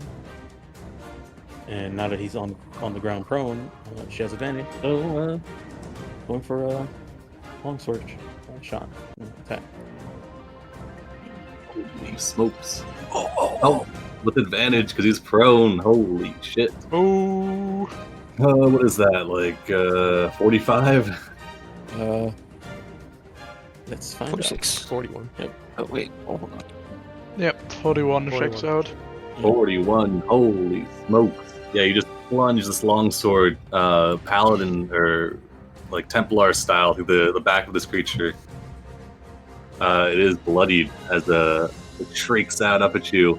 You can see both heads move from Bexton and lock onto you, Anne. As you stab it for over half its health. Who do you pass to? I'll pass to Merciful End. All right. Before the flank.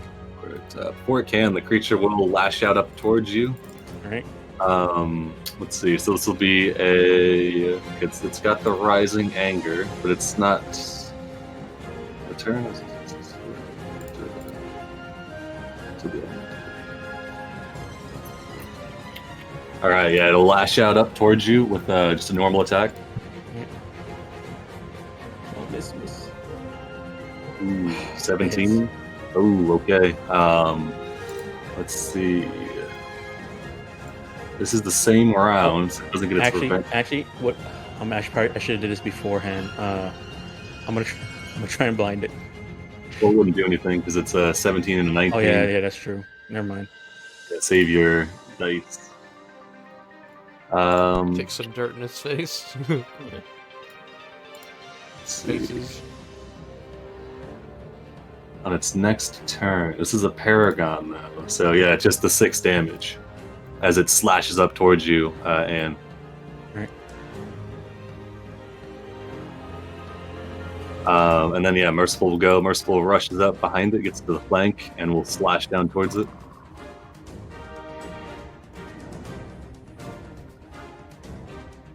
That'll hit. Throws his striker on there. Gonna be 7. All right, and then this creature will then steal. It wrenches itself to its feet. Oh yeah, Merciful is smarter, so after he does that, he would have moved next to you. Let's see. I prefer the flank, but okay. Well, whenever he moves next to you, you feel like you're in cover. Oh, okay. Oh man, that's really good.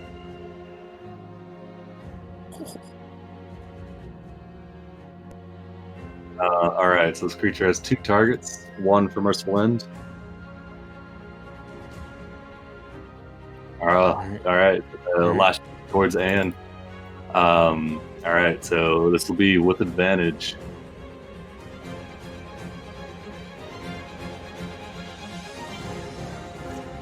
Okay, I have +5, so that would be a miss. Ooh, nice. Okay, yeah. And so when he misses, I'm gonna go ahead and go for a riposte. Nice. All right, yeah.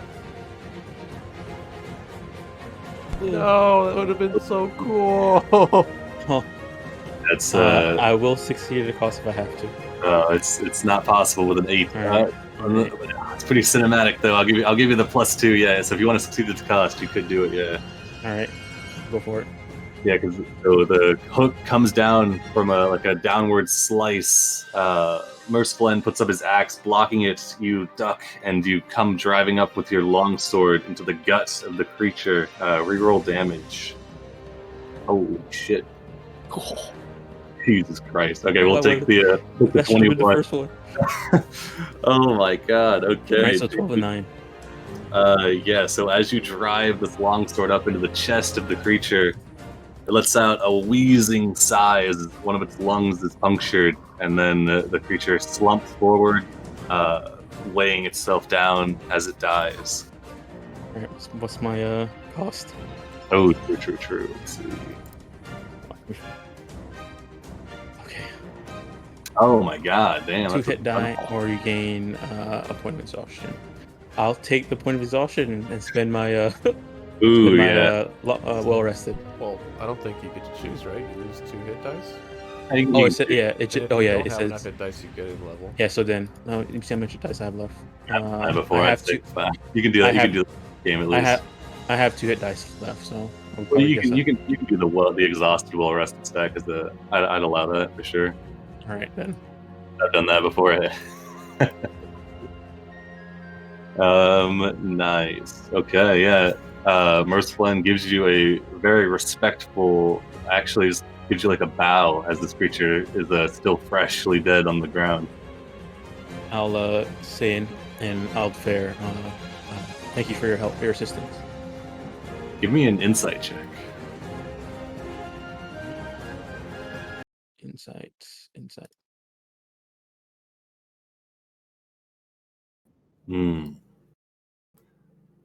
It's hard to read, but you're not sure if there's recognition of your words. Let me see. But yeah, combat comes to an end unless you want to chase down the bears and skin them or something. Well, there's one right here to skin. Fair. Yeah, this one is mangled, but you could harvest it. Also, like to harvest these corrupted. I don't know what these corrupted things will probably give. Yeah, no, definitely. Okay, let's see. Okay, all Vale, right. you So, okay back there? I'm just fine. I'll come into the light though, because I can't see shit. Yeah, Singe is gonna take out a torch and light it with a firebolt. And then She help just- drag those things over. You could tell she's just a little out of it after like losing like almost all of her HP at once, and like yes, hard healed her, but she's just sort of like, all right. She's petting Clementine. At least Clementine didn't eat the hit. That hairspray man, solid. you see Merceblend, one arm like resheathes the great axe across his back, one arm dragging the angry into a pile, and then another one kind of reaches into his leather pants, pulling out a small potion which he uncorks and drinks down. Let's see. Yeah, so gets these creatures into a pile. Yeah, I got so much gold on as well. And we'll chuck a potion as well. Would you rather spend this, if we're gonna take a short rest or anything like that, you'd rather harvest than rest? Yeah, you can see it. You like a rest. Yeah, what does this merciful end say? Well, after they drag the creatures into a pile, kind of heaping them into like a mass of bulbous and mottled, burned and frozen flesh, moves over and you can see much more gently kind of caresses the blue bear, like kind of rubbing its snout, and then kind of closes both its eyes before moving over to these creatures. You can see Merciful starts to what would be the best way to deal with these creatures? Yeah, probably burning, I guess. Yeah, so Merciful starts to gather some like so as you can see in this area of the forest, so you already noticed kind of with the trees, whereas whenever you're moving between them, some of the branches were spongy and almost seemed termite ridden. Here there's much more coverage of the floor from fallen branches that are kind of, as you pick them up, are the same spongy consistency of the other ones. Merciful gathers these up, not breaking any branches or anything from the living trees, and will use these kind of corrupted wood to kind of make like a bonfire and heap them around these creatures. I guess Anne will turn to him and I guess I wasn't sure if he understood Alfair before, but I guess I'll try it again and say that do these need to be removed? Can we not harvest them? This time you're confident that Merciful does not speak Alfair. It doesn't understand it, at least. Right. But I mean, you've been communicating in I would assume Sylvan or Valorian, and they seem to recognize the speech. Oh, they recognize Valorian. Okay, then yeah. If I knew they recognized Valorian, then I would say that Valorian. Then. Okay, yeah, Merciful will stop. We'll kind of, you can see there's some thinking going on, but then we'll step back, nodding towards the creatures, and then to you. Okay. wondering if they need to, if they would be against it or not. If they're not, right? I would just at least take a look to see if there's anything useful to harvest on these things or not. Yeah. So JL is Oh, go ahead. also. I was just saying, JL is also proficient in harvesting, so she would help Anne. Give herself something to do to not think about almost dying. Yeah, for the appraisal, they're listed as animal handling, but for these creatures, I would also accept nature for sure for appraisals. Does anybody else? I guess I'll ask around. Does anybody have any? Looking at these things, does anybody see anything useful? I'm wondering if anybody has animal handling or nature. I've got a +2 to animal handling and a +4 to nature. I have a +1 to animal handling, but I'm proficient, so I can help. I don't have anything to animal handling, and I only have a +2 to nature, and I'm not trained in either of them. So either I can help you with animal handling, or you try +4 nature. I think I'll. If you have a +4 nature, Jail, then and you're helping me harvest, then I guess I'll ask you, see if you notice anything useful about these things. Jeremy, a nature with advantage. Yeah. JL will take a look.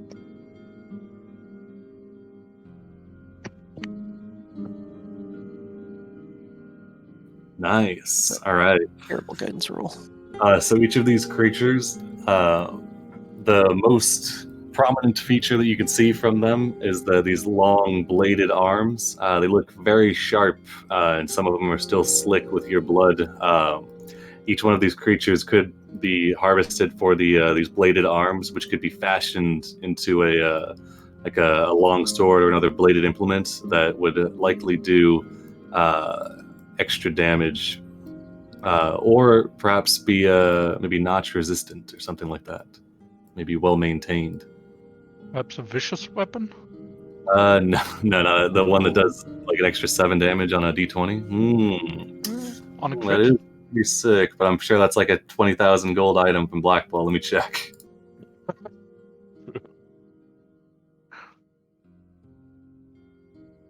I mean, I would just be happier with a non+1, maybe magical or not.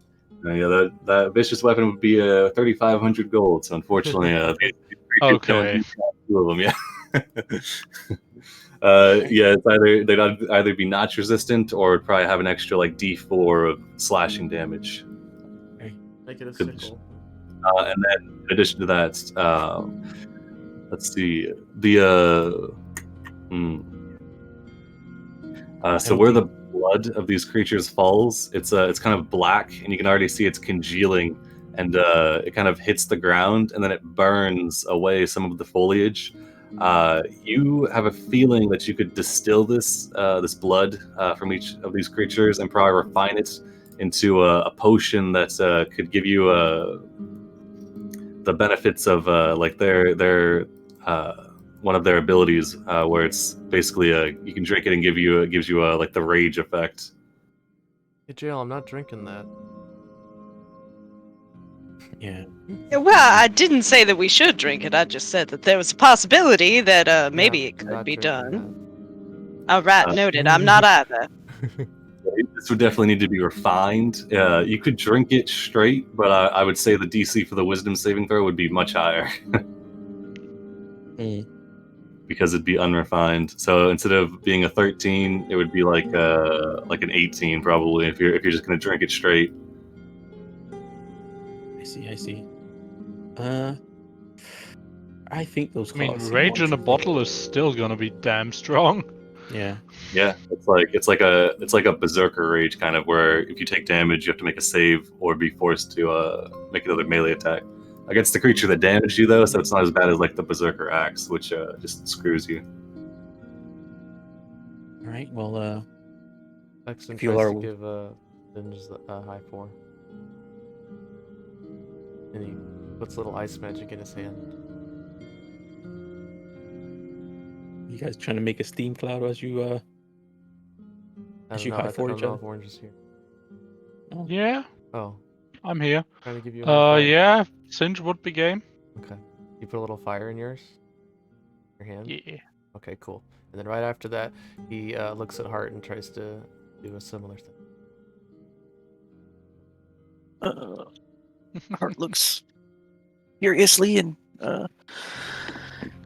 coos and puts down his hand. Then he puts his hand back out for you to slap his hand. Yeah, and he Down low. yeah, he does. All right. Nice. Right. If anybody's willing to help me or Jail to try and harvest these things, we could probably save some time. All right, and then let me. While you do that, let me pull up the bear harvesting. Oh, he's gonna allow us to harvest the bear as well. Oh man. Ooh. Yeah, the DC on this one would be higher. It's a bear. It's a fey bear, so it'd be another nature check. We were thinking that Merciful wouldn't let us. Oh, Because he's been yeah, kind I of guess. respectful Yeah, to the fake creatures. I'll ask him I'll ask him just to see what he says or no. Okay, Is he let me okay get. with us harvesting this? We'll ask him a question. Yeah. Gotta think about this. You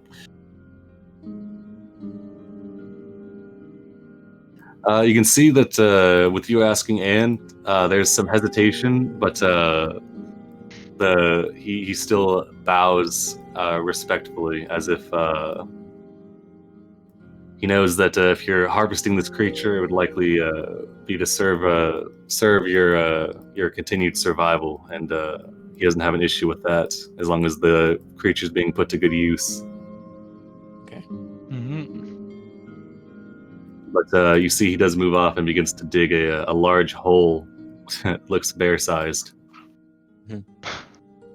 Well, I mean that bear is huge, right? It's going to take a while, right? So It's yeah, it's large size. Oh, it's large. Oh, yeah, large. Large, yeah. Yeah. Yeah. So we can do like a skill challenge thing, but Yeah, let me yeah. give me a nature check for the bear because this is a fey bear. All right, would you let me do the nature check? Yeah, go for it.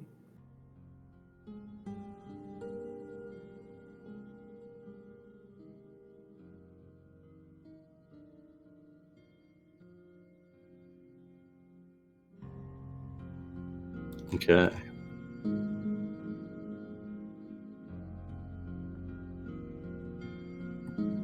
Alrighty.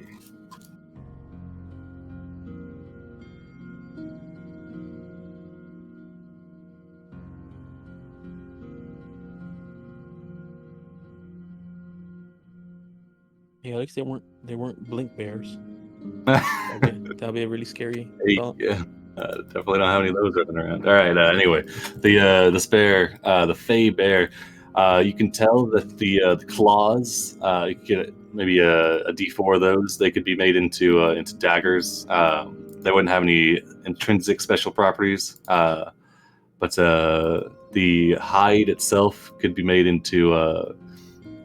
Well, yeah, it'd be really hard to harvest the hide because it's kind of ripped to shreds. But the hide could be made into like into studded leather or leather armor. And then finally, if you kind of harvest the more fey aspects of the creature, you could make some of this.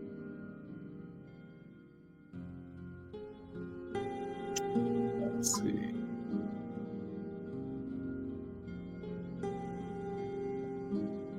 And this doesn't need any refinement. This would just be, you could gather it from it. I guess the DC would scale, so it would be 12. Let me delete that, fix it. Yeah, DC 12. Okay, and then let's see.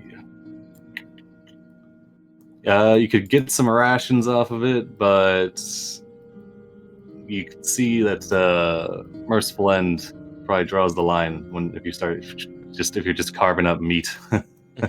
It's more so the useful aspect of the creature. Yeah, I think we're more. I think the angries are more useful to harvest than the bear. Alrighty. Yeah. All right. So you guys want to do? Let me pull up the skill challenge thing for the harvesting. Let's see.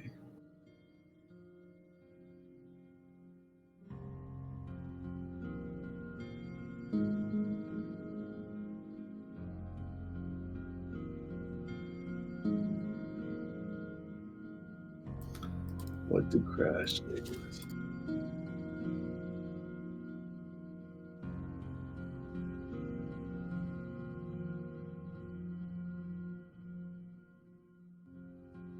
There it is.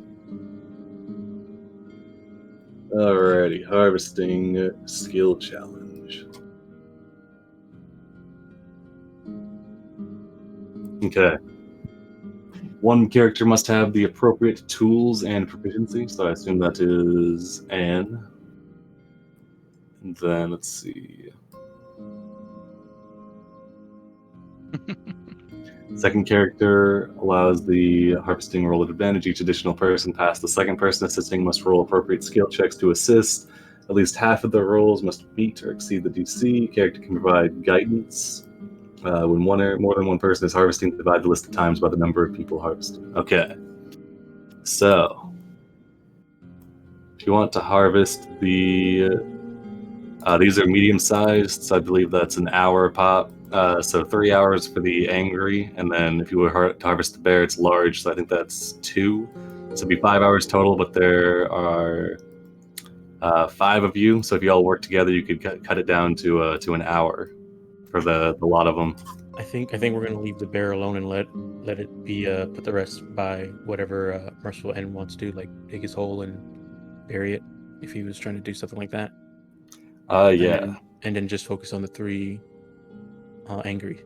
Is that fine with everybody, or does anybody want anything from there? No, that works for me. Okay. Yeah. We want to keep Merciful End happy. Yeah, I mean, he sees you can see that he acknowledges that the Fey Bear has useful parts and wouldn't be dissatisfied with you carving it up. It's more so that if you were just going for like an exploratory harvesting, that that's where there would be some issues, I guess. But anyway, And now we have to use parts of him. yeah, pretty much. Like, yeah. All right, so if you were to just harvest the angry, though, the 3 of them, it would take you 36 minutes with all 5 of you working together. Okay. All right, so let's see. So, Anne, you can get an assistance, and then we'll have the 3 other checks. The DC for harvesting these creatures is a 13. So you can BS how you help the skill. Like, if somebody holds them steady with athletics, or points stuff out with medicine, or persuades your allies to do better. I'll have an easy one. All right, yeah, all checks will have a +1. Yeah. All right. Let me just double check if my harvesting tool is set up. Yep. Intelligence version. All right. Good. Yeah, now can I assist? Like, I'm assisting with the harvesting kit, correct? Yeah. Okay, so I yeah, then guess- you would get an advantage. Yeah. Yeah. All right. So here I go. With advantage and +1. So 20. Yeah, for sure. Okay, so they'll definitely be harvested, and then Singe and Vexen, if you want to speed it up, you can. I already tried pulling out my loop, then I realized everyone hated it, so I stopped. A little late.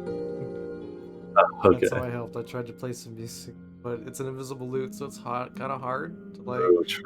Who's Yeah. not trained. Oh.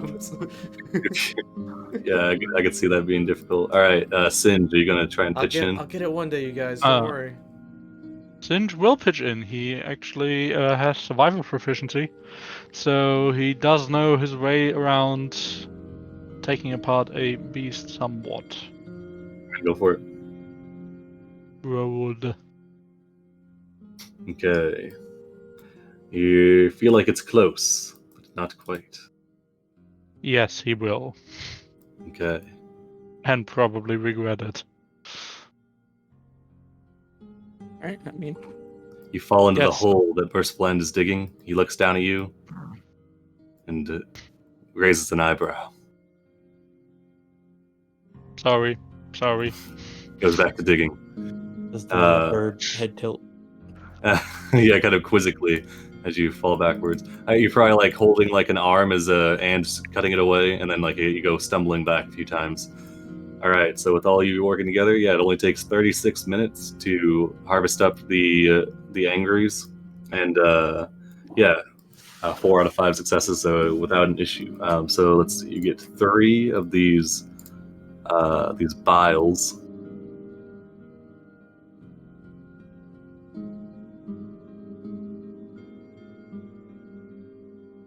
Lynx, you writing down treasure? No. Yeah, I'll get it. He's been putting it in chat, so I guess once we get it, then we can. All right, and somebody give me a 2d3 for the number of sides that you acquire. I felt like rolling. It's not wrong. Oh, Hey! shit. 6, nice. So 6 times the sides.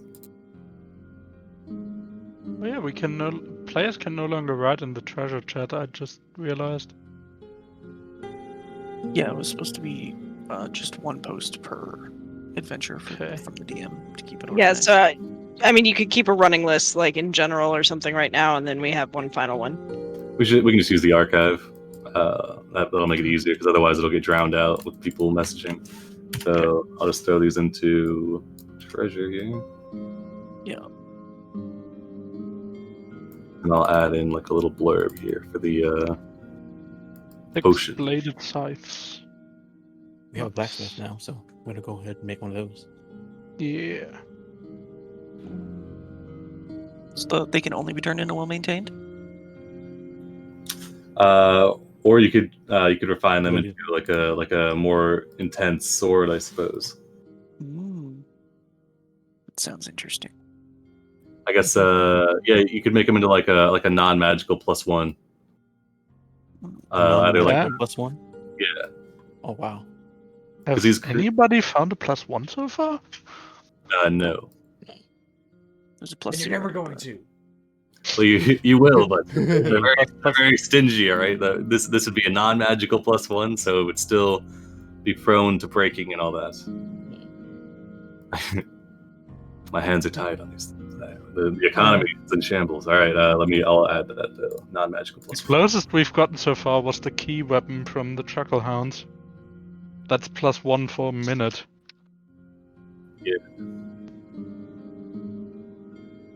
All right, but okay, so yeah, you're able to harvest all these after you get the sides and enough blood to make 3 of these potion things.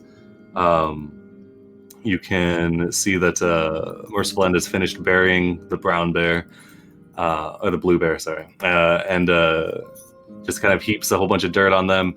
You can tell it's more so that he buries it in a way that it's kind of just below the surface, so that it can either like nourish the plant life around it, or it could be dug up and eaten by scavengers. So it's more of like a giving back to the forest type of deal. But the angry, what's left of them after you harvest, though, he just sets those ablaze. I guess drags them into a spot without foliage, clearing it away, and then we'll make sure that the fire doesn't spread or anything. Yeah, Singe would just fire away with firebolts into the pile until it's nice and toasty. Nice, yeah. He nods as he puts away his tinderbox. I got you, no worry. All right. Let's see. Are you guys gonna grab a short rest here? I wouldn't. Yeah. All right. Merciful End looks like he could use one, so probably.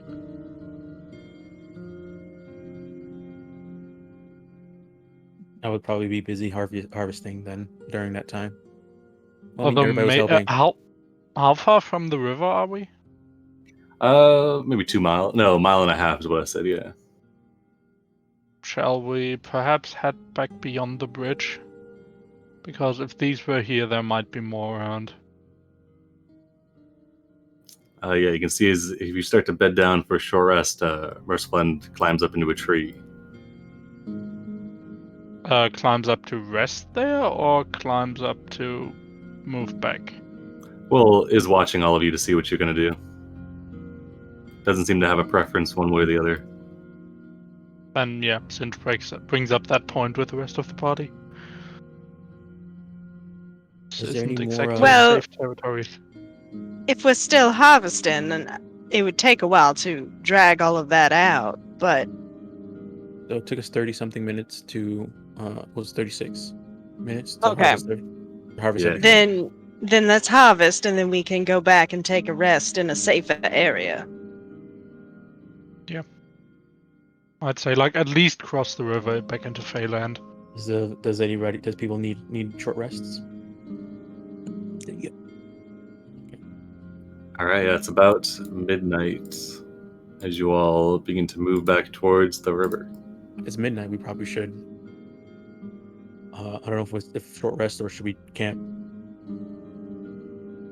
I think when we rest, we should camp, but I wouldn't do it here. Like at least Yeah. move back over the Vine Bridge. All right, you all We have travel some safety. a mile and a half back to the bridge, and then another half mile or so to a spot a little ways back from the river. So I'll take another 2 hours or so. All right. So it's about a little after 2 a.m. as you kind of get to a reasonable spot. You're looking for some place to camp then? Yeah. All right.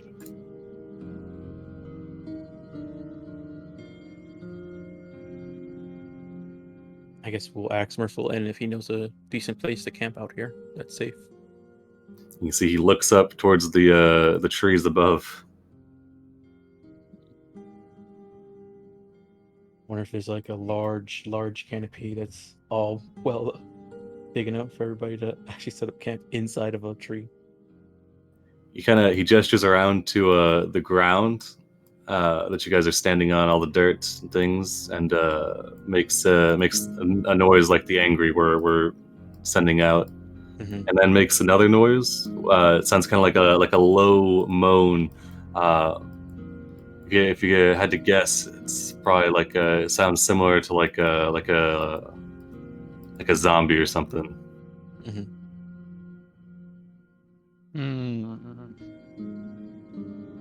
Or, can hop up into a tree and find enough branches and drop down a rope for the rest of them. Yeah, as you've crossed back over the river, the trees, as you move through them, they don't. None of them seem to have this spongy quality. It seems at the moment this corruption is held back by the river. So, do you guys want to try and set up a treetop camp, or I don't know? Sure. All right, that's possible. Well, I guess that's what we'll Yeah. try and do. Sick, okay.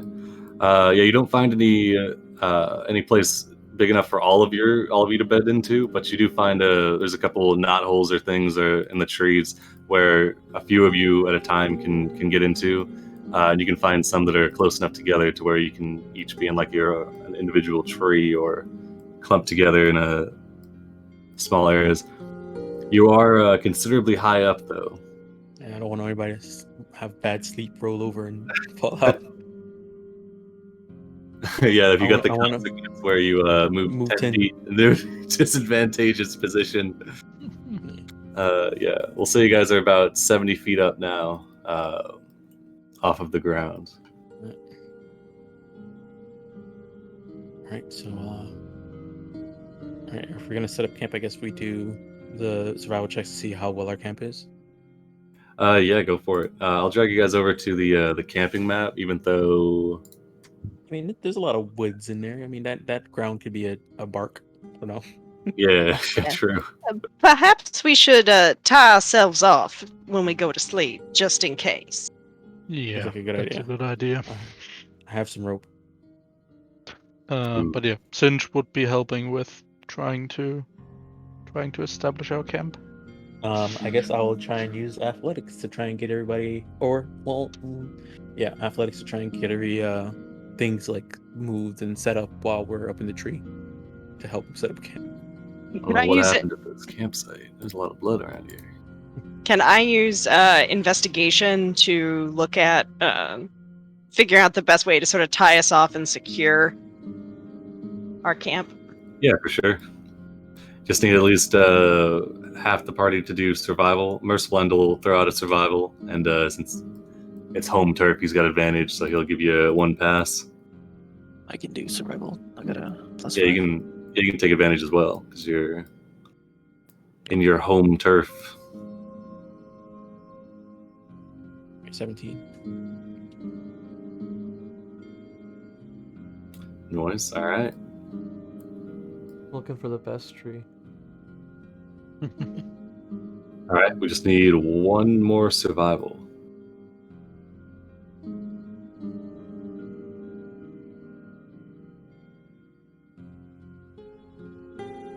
Who hasn't rolled? Singe. I already rolled. I rolled. Oh, you rolled a Oh. survival. Oh, okay, okay. Yeah. All right. So we got one fail. So 10. Let's see. Just I tried. Not bad. yeah. So the DC will be 10. Yeah, for sure. With one glaring flaw. Nice. Okay. Yeah. So. You kind of get the camp all secured up. Some of the trees are put together. As you start to kind of maybe perhaps make a meal or something, getting a small fire going, the branches give way and the fire plummets to the ground below. Merciful End is to climb down and quickly stamp it out. So yeah, camping checks, you can make your checks, DC 10. Merciful End will go on watch, so you guys can do other things. At this point, Vexen starts pulling out his thing to do his normal deal, and then he notices crack. Yeah, it looks like have you got And a some shadow comes over his face. I have some smithing tools here. If you think I can try and repair your tea kettle. You give it a shot. I guess my short rest will be repairing his notched tea kettle. Nice.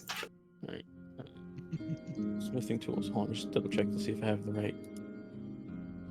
Well, I guess strength. Can I use strength on this? Oh yeah, Or go be for it. intelligent? You can bend the metal back into shape. It's strength. Alright. Yeah, it's neat. Tea kettle is fixed. Alright. No longer notched. Yes, I probably couldn't I- use it during that time, so I guess I'll brood in Well, solitude. Apparently fixing notches is enough. Takes the time it takes to fix a notch is a short Okay. rest. Alright, then I'll try and routine them right after you fix it. Yeah, I think Jail would probably just play some music on her violin if, like, we don't think that's gonna, draw beasties or anything. Oh, we're up in the tree, so hopefully it's Yeah. So Yeah, she'll do that, which I believe is a performance check. Yeah, go for it. All right, tea is good. Right. Those Just are barely. 1d4 plus 1s, right? Where are they? I always forget. Oh yeah, it's over here. Performance is decent, Oh, no, it's but not. it's not quite enough. you're trying to figure what brewing tea does. Yeah, I remember. It's you can either get a hit. It depends on what you're doing. You can either brew tea to make it so that we get a 1d4 like mini potion, or you can do it so that we get a hit die. Depends. I guess what we're doing. Are we going back out there to check out more? Are we gonna scout more? Are we gonna go into that Yeah. house or no? Yeah. Okay, cool. Yeah. Okay. I So- thought you guys were gonna. No. That's cool. So, what do you guys want then? Do you want to hit dice? Do you want the D4 potion? Hit die is probably more effective. Yeah, and lost trace. Yeah, Yeah. I'll do hit dice then. Oh, for everybody except Anne, you're out of hit die, right? Oh yeah, I did use one. So, yeah, I'll do I- that too. I have not used one yet, but I was about to Yeah, use it and then. for like short rest. Yeah. Yeah. Yeah, I'll do the short rest before camp. Alright, Alright, Jill, this tea is a performance. ginger peach. Yeah, The I'm. performance. You're not gonna do. Nope. Okay. I All just. I don't play very well. All right. Singe would be telling a story, probably some story about dragons and such, to inspire his allies, hopefully. That's performance too, right? Yeah, go for it.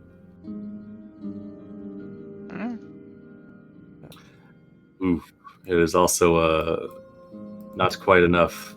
The story doesn't have a satisfying conclusion, unless. Damn it. No, not this time. All right. It was There we go. Jail, you had a 7 and Singe had an 8. They were just within range, but all right. We can take like a couple minute break, and I'll be right back. I was gonna say we're making great time in sessions. We can actually do something else. Yeah. Also be right back. Also, because you succeeded on brewing that tea and you did the hit die one, we also get a well rested. How does that work? So, eating food, brewing tea, or sleeping gives you well rested. So you have 3 chances to get one. Get it. Okay. Yeah. Cool. So, Well, I mean, we're if you never make the saves now too. So yeah. So anybody Even who though you didn't can't get spend- stacks anymore, you just have a lot of chances to get it when you take a rest. okay, cool. So anybody who didn't spend the free hit die gets well rested. No, you just by eating and drinking, Oh. you get 1 well rested. So you either when you camp, the idea is when you camp, you have 1 chance to get well rested guaranteed by sleeping. If you want more chances to get it, then you can eat or drink. Cool. The whole idea is that you have to I guess the way behind it was that normal Giffyglyphs, if you're eating, you gain like negative. If you're full, you get negative exhaustion. Yeah. If you drink, you get negative exhaustion, and if you sleep, you get negative exhaustion. So we just said, okay, if you drink, that's a chance to get well rested. If you eat, that's a chance to get well rested. If you sleep, that's a chance to get well rested. Yeah.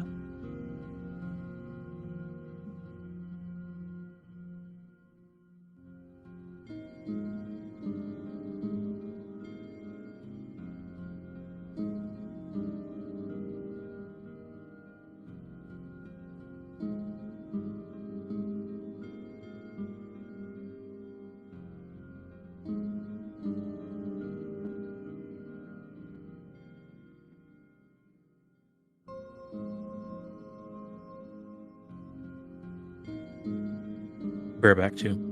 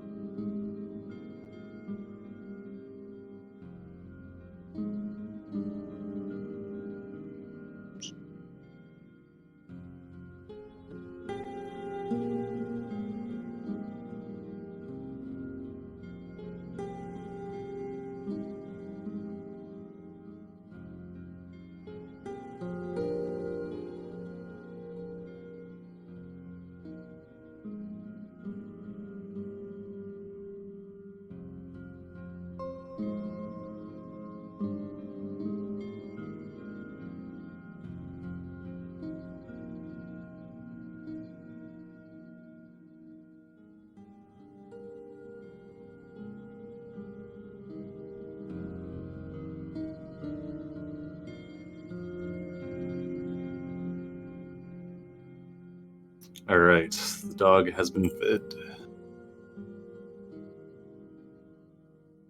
Ooh. All right, I'm back. All right, is everybody here? Who are we missing? I'm here. Red went for a sec, or orange went for a sec. Gotcha. Okay.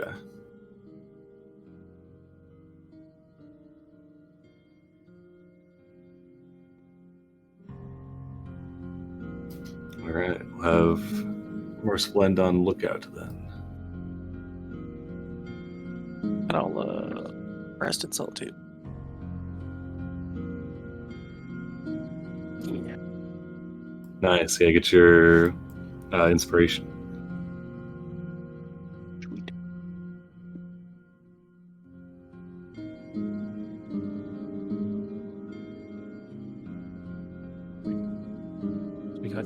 We got 2 hit dice back from this camp. Yeah, nice. Yeah, go ahead and get your con saves with advantage. See if you get your well rested stack.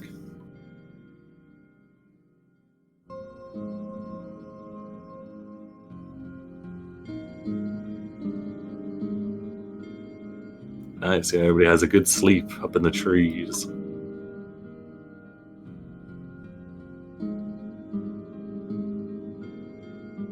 In the alternate timeline where we didn't see trees.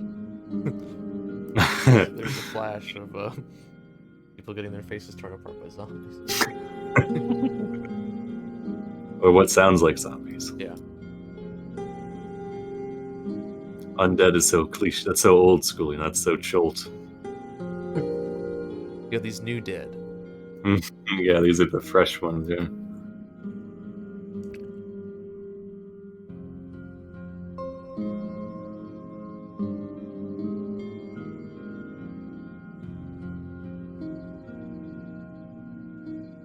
I'm back. Oh, welcome Nice. back. Welcome back. Go ahead Go and ahead. do your con. Yeah, your con save. See how well you slept. You got advantage if you have a bedroll, which I assume everybody does. I do. Nice. Yeah, you sleep well. Alrighty. Yeah, the dawn breaks around 7 a.m. or so. May 16th. Okay. Didn't we All live right. on the Well, it would 9th? it would be 9th. Oh, true. Yeah, I forgot. We're in a time machine here. You're right. So I wrote it down. Yeah. Let me bring us back. I'll just leave the calendar alone. But yeah. So yeah, we're Yeah, at night. Yeah. Same time, just 9th. The night. The day breaks on a Sunday. Mhm. Let's see. When do you all? When do you all head out? Do you head out at first light? Do you sleep in for a bit, or what do you do? Merciful kind of is up at dawn, but hangs about, waiting for you all. I think we'll be ready, but first light, get ready, break camp. Yeah. Try and get the most of the day. Yeah. Who are the first people to wake and rise? Probably Burb. Nice. Probably hard, yeah. Hey, Hart, give me an insight check. Oh. Good thing I got training in that. Okay.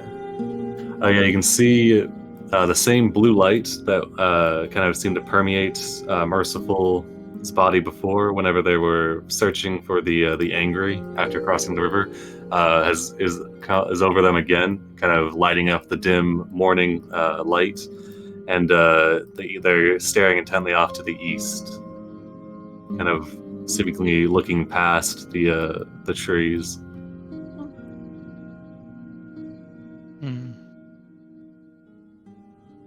Kind of stare off in that same direction.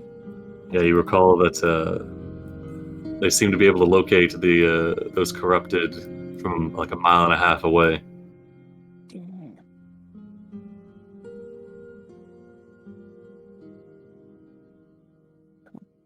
Seeing the rest of you rise, Merciful stands up. They have a small kind of back pouch that they have like food and water in, but they don't seem to carry any other camping equipment.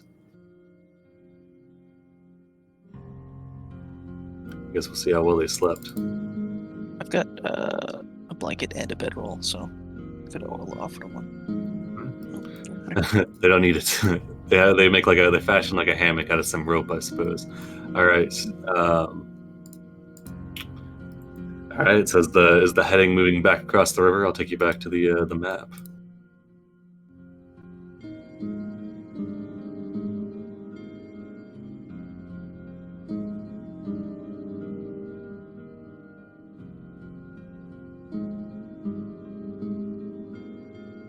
Hello.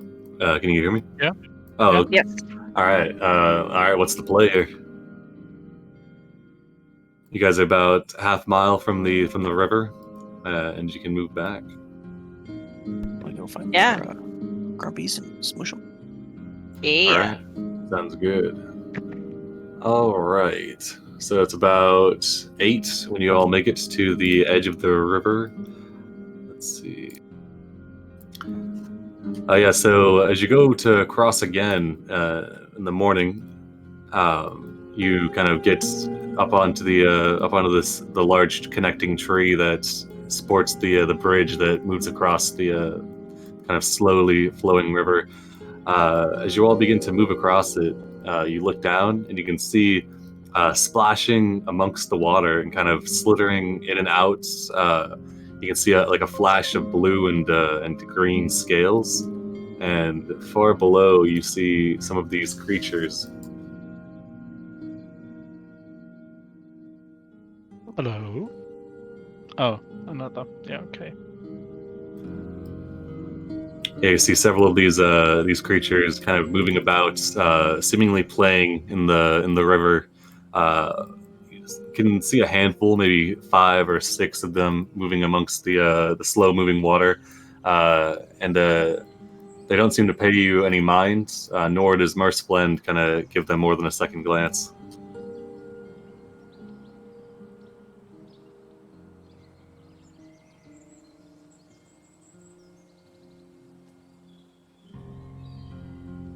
Merciful End isn't too worried. I'm not too worried. I guess Anne will just take a look at them and like look at their what she would be able to harvest if she Bet I can make a slinky Ooh. out of that. Yeah. Give me please, creature, give me a nature check. Right. She's not trained in this, but You can kind of size them up, you know. yeah. Where's there's nature? Nature. And we see a new creature. Facial eyes. Facial vision. Make a pair of shoes out of that. Maybe a hat. Yeah, they seem to move through the water very easily. It's likely that they've got some sort of water-resistant properties that lets them move through it with ease. So something you could probably make some sort of water-resistant or kind of clothing like that. Your check is a little low, though. At one point, you do see that they kind of playfully, one of them kind of gets up, breaches the water, and shoots what looks to be like a glob of spittle at another one. It impacts them, and then you can see it kind of shimmers off of it and leaves behind like a greasy-looking patch on the creature before they slip back down below the water. You can see that the patch stays with them. This is probably like hydrophobic, something like that. Mm-hmm. So applications around that, I suppose, but you need a closer look to see what else you could harvest. Yeah. In Alfair, I'll go to jail and say, can you do you think you taking a look at these things? Do you think they might prove useful? Well, I think they could. The question is whether or not our guide here will allow us to do so. Well, I mean, not right now. Yes, later on. Let's mark these.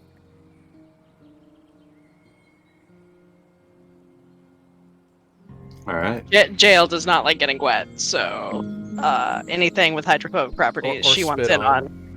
Yeah, or spit on. Okay. Yeah, if you were were you like taking a closer look to kind of gauge what you could harvest, or are you just kind of ignoring them based on out of respect, I guess? She's not gonna like be too examining out of respect. All right, sounds good.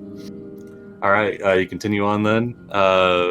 Yeah, you get to the other side, about 70 feet up. Begin to make your way down, moving from branch to branch. By the time you get to the bottom, it seems the creatures have moved along, probably upstream more. And you can continue.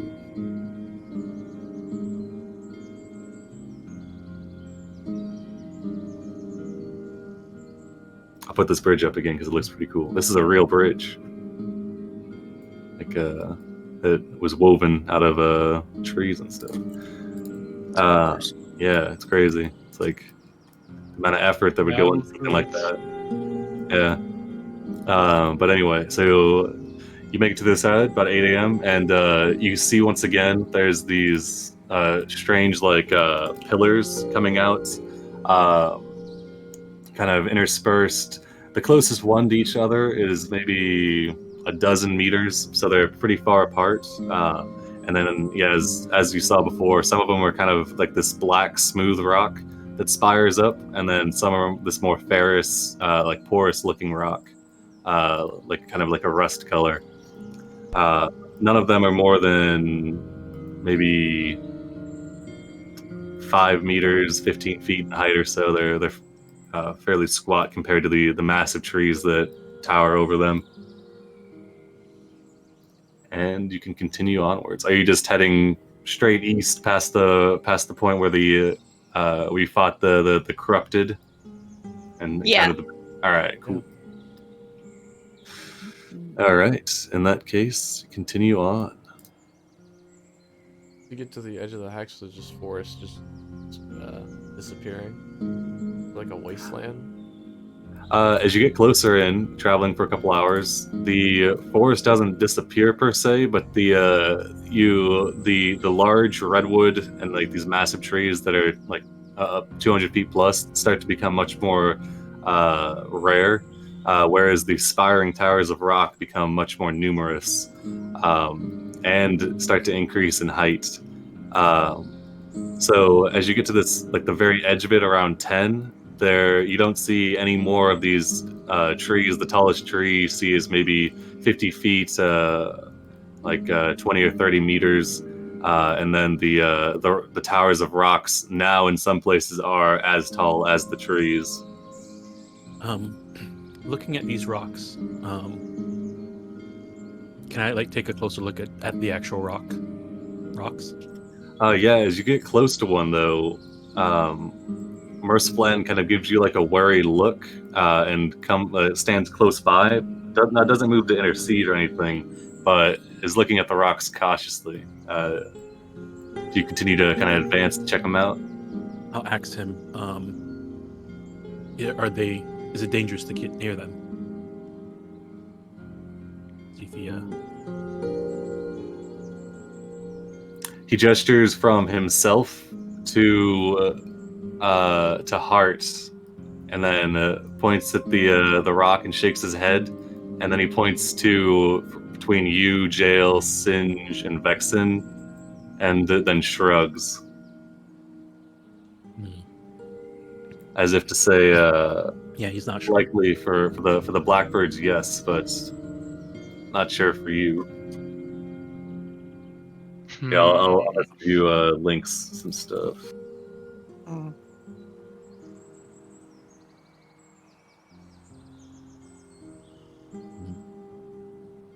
I guess I'll get close enough to the point where I can investigate it without touching it.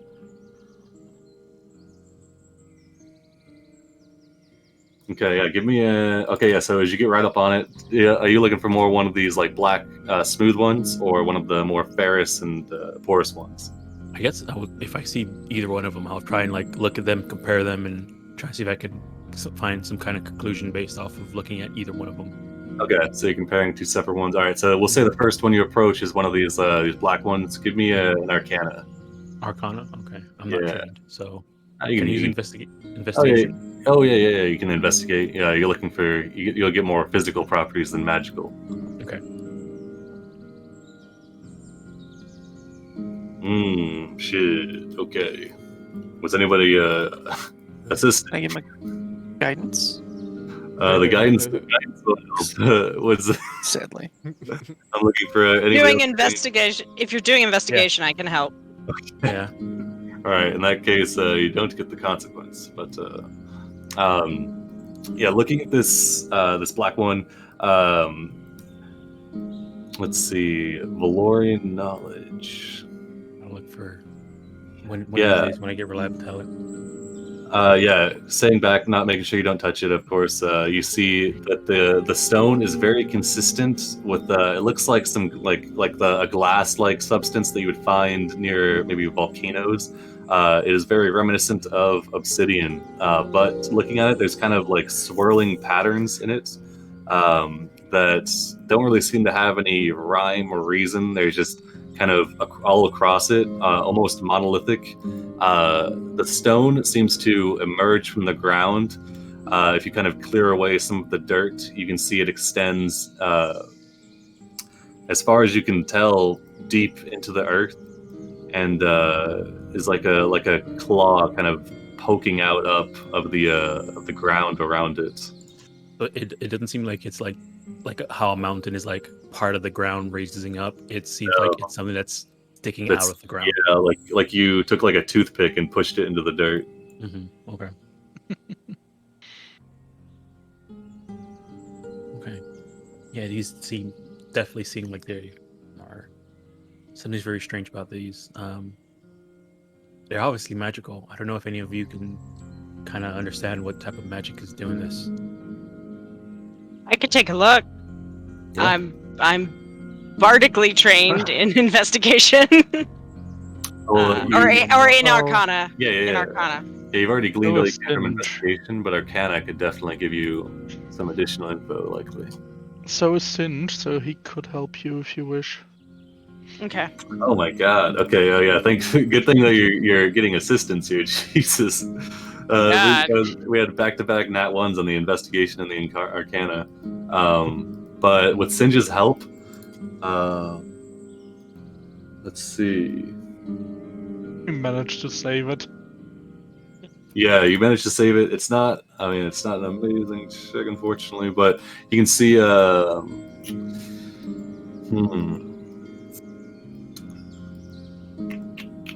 can I give you for this?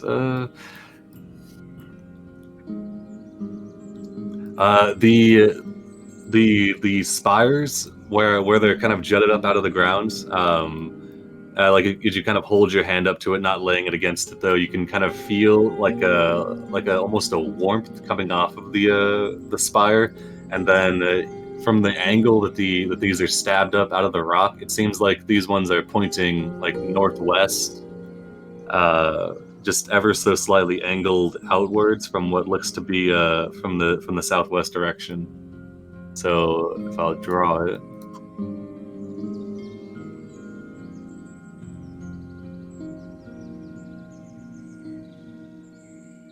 So this one, if you're looking at it from like this spot, it would be angled. They're angled kind of into a northwest direction, pointing up at the sky. Beyond that, you can't glean anything really in particular. Besides I'll put this in the chat.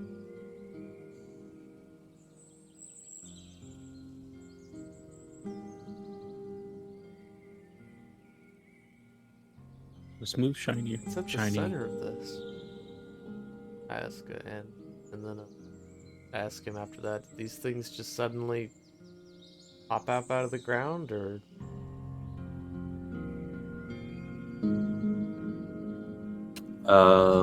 did it slowly? So they're angled outward from the corrupted land hex. Yeah, and then I mean, based on you could draw your own conclusions, but based on what you've seen thus far, these ones are taller and more substantial towards the base than the ones that you've passed closer to the river. Those ones are shorter and less formed, perhaps. Okay. So, when we were in the trees looking, like seeing these for the first time, and we saw them every once in a while, they did seem like they were like in like a pattern that kind of seems like maybe it was like a radius of impact, where like they're getting larger as we get farther in, and they're angling out from where they came from. Yes, yeah. Keep going. Yeah, from what you've seen, yeah. Are you gonna check out the Ferris ones? Yeah, the porous looking ones, yes. Yeah.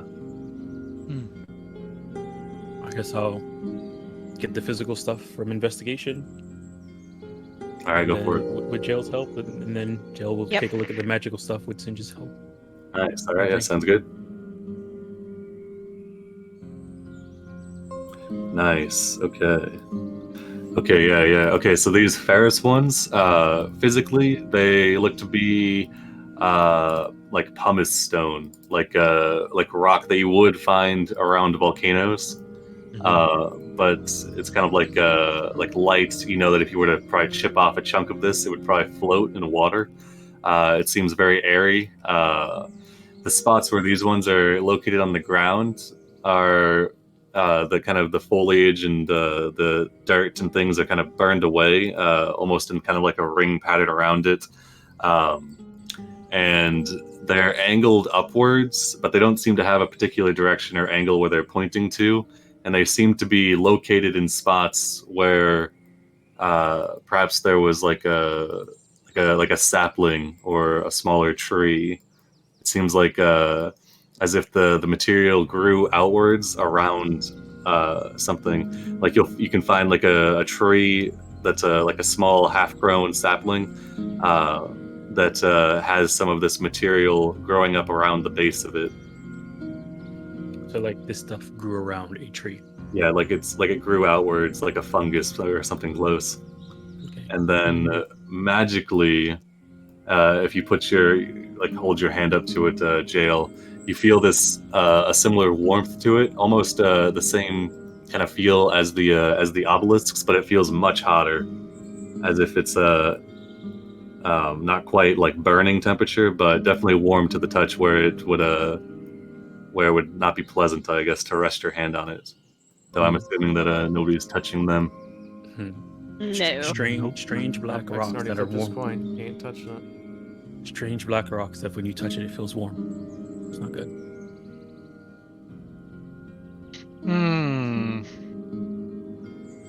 God, I can't feel porous. So, from the image, the lightning stuff is not necessarily happening. Oh yeah. I was just doing that for the spires. Yeah, there's no lightning. The weather seems fairly normal, actually. I just wanted the picture of the spires. Yeah. Okay. So those are more the obsidian ones, and then let me see if I can find like something that looks kind of like the ferrous ones. All right, so we have obsidian, smooth, like almost crystalline type of spires, and then we have that came from that looked like they like just sticking out of the ground, coming out of the ground, and then rock fungus that seems to grow around like trees and plants and stuff like that. Right, and they're hot to the touch. Yes, warmer so than the obsidian, it seems. What? Okay. This is probably a really bad idea. I'm gonna take. Let me see. Do I have a dagger? I don't know if I want to get that close. I guess I do have a dagger. I just want to take a dagger and like try and scrape some of the porous stuff off. Not to touch it, but like just scrape it off and have it fall on the ground and see what happens. Okay. Yeah. So you take a dagger out, go to scrape at the porous rock. Yeah, as you surmised, it cuts fairly easily. It kind of crumbles under the blade of the dagger, falling away. You can see the consistency is like the same throughout. Kind of this porous rock looks like this kind of. Let me throw this picture up. It's like a sponge. Right?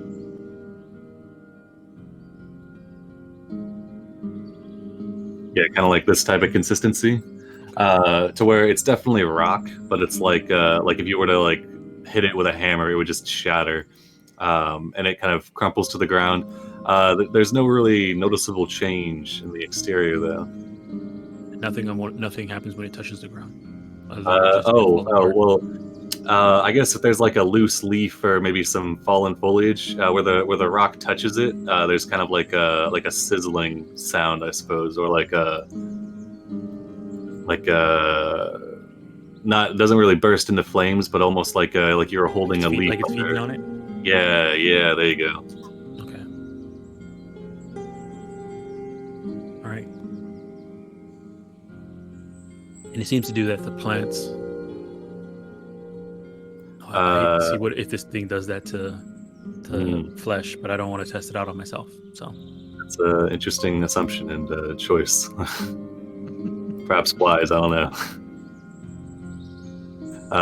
Yeah. You can see Merciful End is watching cautiously. As you bring your dagger out, there's some apprehension, but and doesn't move to Right, sure. intercede or anything. I'll wipe my dagger clean with a stray cloth and put it back away and continue moving with the group. Yeah, another thing that you do notice is whereas the black obelisks kind of extend into the ground, the Ferris does not. Seems to stop at the dirt line. Mm-hmm.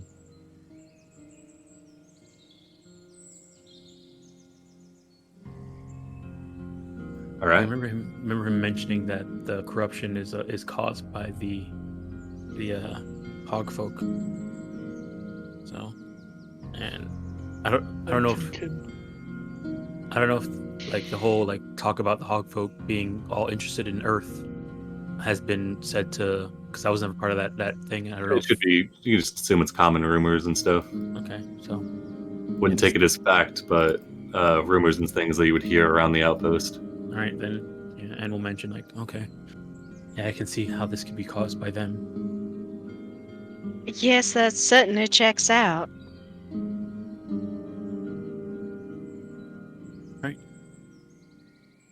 All right, continuing on then. As you kind of cross what you assume to be kind of like this threshold, I suppose, meta-wise, you can see that Merciful End kind of unslings their war axe, their great axe, and holds it with both hands as you guys walk farther to the east. All right, seeing that, I'll take out my long sword and walk prepared with him. Let's see, the trees around here, where there are remaining trees, have this red rock around. Some of them kind of forming around it. There are some standing trees that are still kind of seemingly unaffected. But if you go up to one and you maybe touch it or hit it with your dagger or something, you can see that the wood is kind of spongy and like I said, like termite. Seems like termites have gone through it almost. The farther you walk into this area, the more present these obelisks and these stacks become, and the more evident this corruption becomes as well. Well, I just had a thought. I wonder if I were to dig out one of these spongy rock pillars, would you see a tree inside of it? Mm. But it's a thought that goes across Anne's head. She mentions it out loud while we were walking through.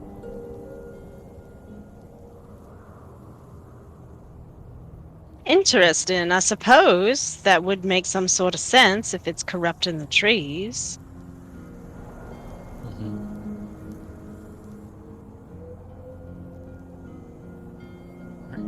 But yeah, you continue on. Give me a round of perception checks.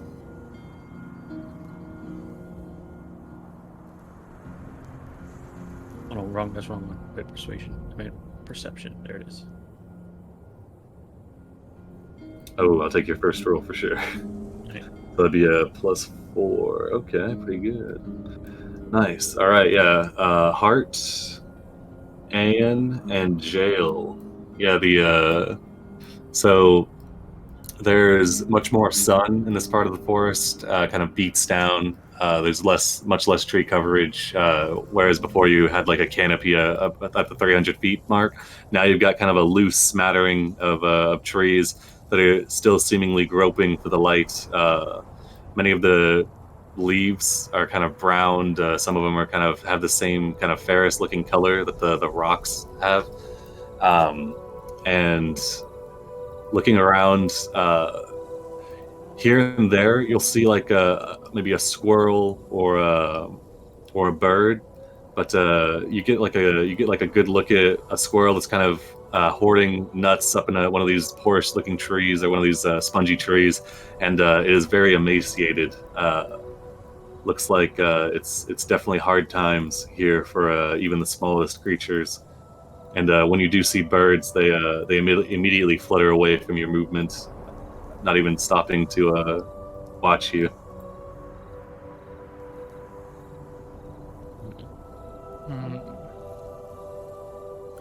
Let's see. So you get about 2, maybe 3 miles in when you find. Let's see. Okay, yeah. There's parts of the ground where the parts of the ground that aren't kind of burned away, where you can still see like foliage and things. You can see it's kind of ripped up in some spots, and the dirt is kind of tramped down, and it looks like a large group of something came through here. Can I'm gonna go take a look at them and see if I can figure out what direction they went. Yeah, give me a survival.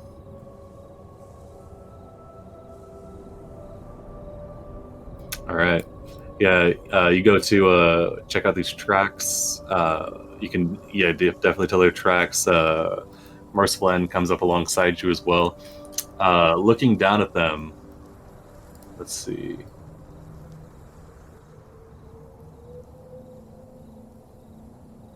Okay.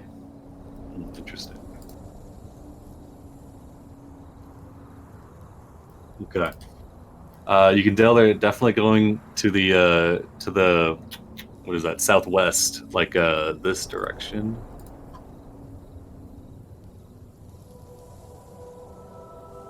Oops, got the purple. There we go. And looking at the tracks themselves, you can see that it's almost as if like it was a grouping of a couple different species of creature. For the most part, you can see bipedal-like tracks, kind of hobbling and moving.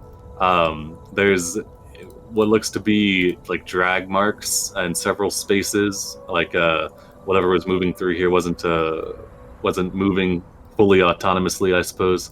And there you find one good solid print, and it looks like a cloven hoof print. I'll make a hogfolk sound and Yeah. from the southwest. And Merciful End repeats it back to you and nods. Kid. No, it's bacon. Bacon. Bacon. Oh my god. Bacon. Bacon. No, I think hogfolk's Yeah, it's hard to. All right. Anyway, yeah, that's what it seems like. Porkin. Ooh, I like that. Right. That's definitely gonna get hit with some phrasing, but yeah. So you see these sets of tracks, and seemingly heading to the southwest. You can see at this point, Merciful End is definitely in like kind of a battle stance. You can see as you guys are moving, there's definitely been flashes where his eye kind of, or both his eyes kind of turn this light blue color, and he scans like the horizon area. Ask him. So, what do the hogfolk do here? No, like what are they looking for? He makes a noise like, first he thinks, but then he recalls that you all have done well against the corrupted. He makes a noise like that sounds like a hogfolk squeal, but then it tapers off into a screech, and then kind of points off to the east, where you would assume the hogfolk area, like lands are, and then shakes his head, and then points to the southeast, making the same hogfolk squeal mixed with corrupted noise, as if to say like these are no longer hogfolk. Yeah. Okay. Did you recall the first told you that the hogfolk used to inhabit this area, and then something happened, and now it seems to. Yeah. I was double checking because, like, why are they still hanging out here if this is, if what they did broke everything or whatever? All right.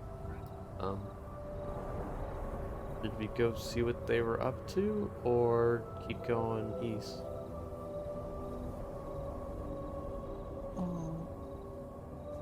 I'm definitely curious as to what's this. What? Oh yeah, you'd say the center. The trail is fairly fresh, within the last day or so. Hart, what's in the. I mean, I can message you what the center thing is, because you would know. Yeah. Oh yeah.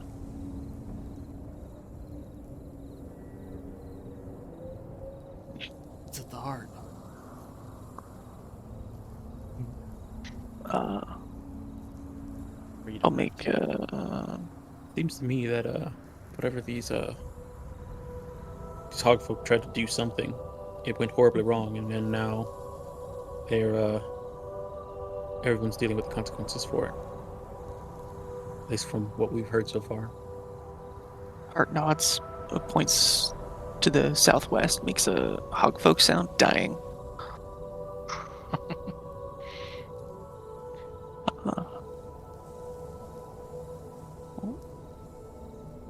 We had a hiccup there.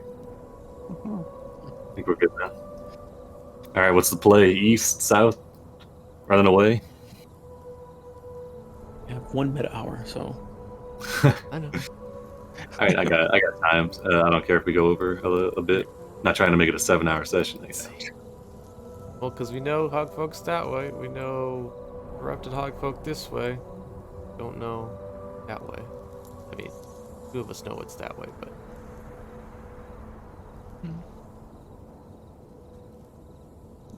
Yeah, you find can out more tell. information that we can tell back to the outpost before we leave. yeah.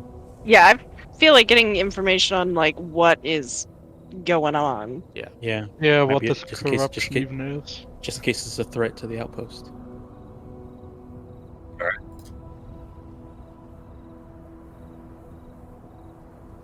Okay, let's see.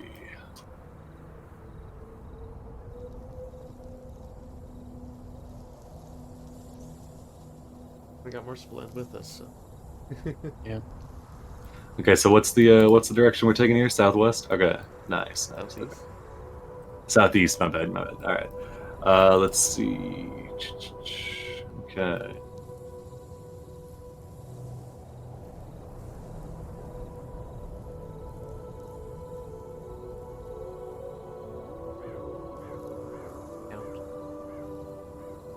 All right.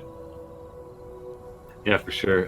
So let's see. It's maybe 4 miles to southwest before come across something. Or southeast. Sorry, I keep mixing my directions up. So moving through here, yeah, as you'd expect, these spires become more numerous. Trees much more sparse. Moving through here, you get to a point where, even as you're walking, the ground starts to feel kind of unstable. Your feet are kind of like sinking in more so than usual.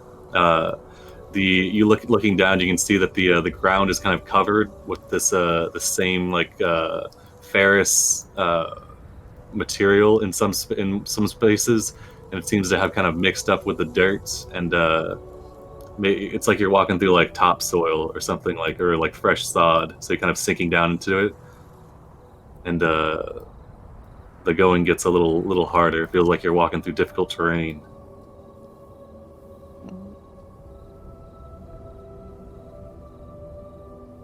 Do you continue on?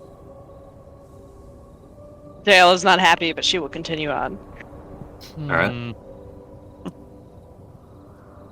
Same here. Carefully. Okay. Does Merciful End still have his axe out? Yes, for sure. Yeah. Okay. You can see at this point, his eyes are just completely the same light blue color, and he's constantly scanning the horizon.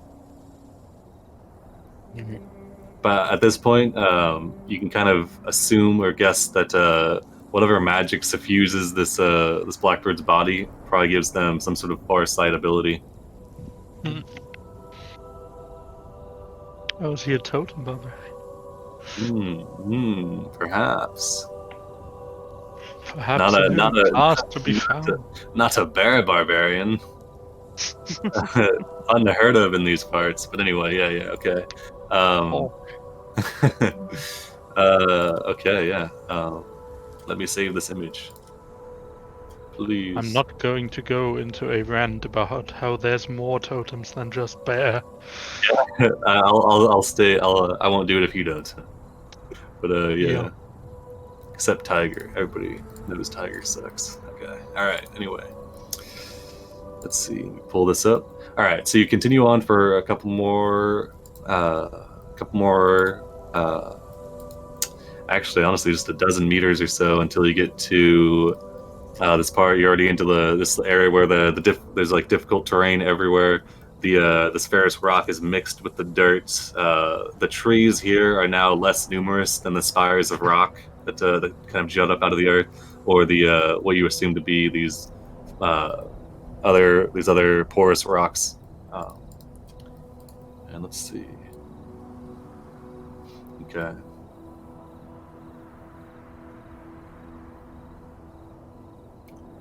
Pick this up. Paradise Vale. All right.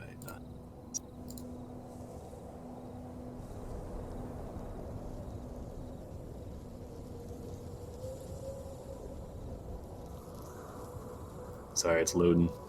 I try to keep my assets sequestered until I have to use them.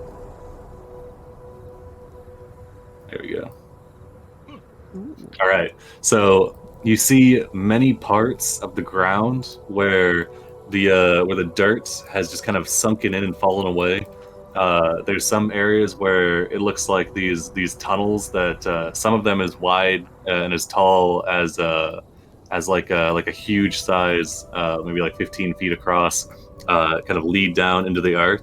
There's other spots still where there's holes where you can look down, and they just kind of plunge down into the dirt. If you look into one of these holes, you can see maybe 30 or 40 feet down or so. These holes, they seem to widen up into maybe cavernous areas, and then you can, as far as your dark vision can go, maybe or low light vision, like looking down into these caverns, they kind of extend into the darkness, as well as these caves. They kind of slowly angle down, maybe 30-degree angles down into the earth, and that picture has light coming out of it, but there is no light coming out of these. It's all dark. And you can see at the mouths of several of these caves are these black stalagmites. Ooh, yeah, actually. Is anybody inspecting one of these holes perhaps, or maybe taking a look? Yeah, Jill would like to investigate. Yeah, and we'll help her. Okay, yeah, give me an investigation. Cast light on a rock and huck it down. We'll take a look. Nice. All right. Okay, so first we got the investigation. You're looking down. You can see that you're at the extent of it. The light from above the sun kind of extends down, illuminating it. I forgot it was at nighttime, but yeah, you can see crisscrossing several spots in this dirt that extends down, maybe starting about 10 feet down. You see what look to be like cylinders going horizontally from one end of the pit to the other. So something like this.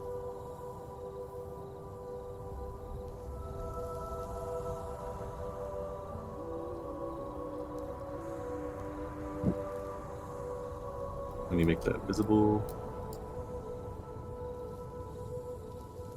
Oh, okay, so like yeah, like looking down, and then you see these crisscrossing what look to be like bars kind of moving across it, and they're very reminiscent, and they look like the same black material as some of these spires, some of the columns.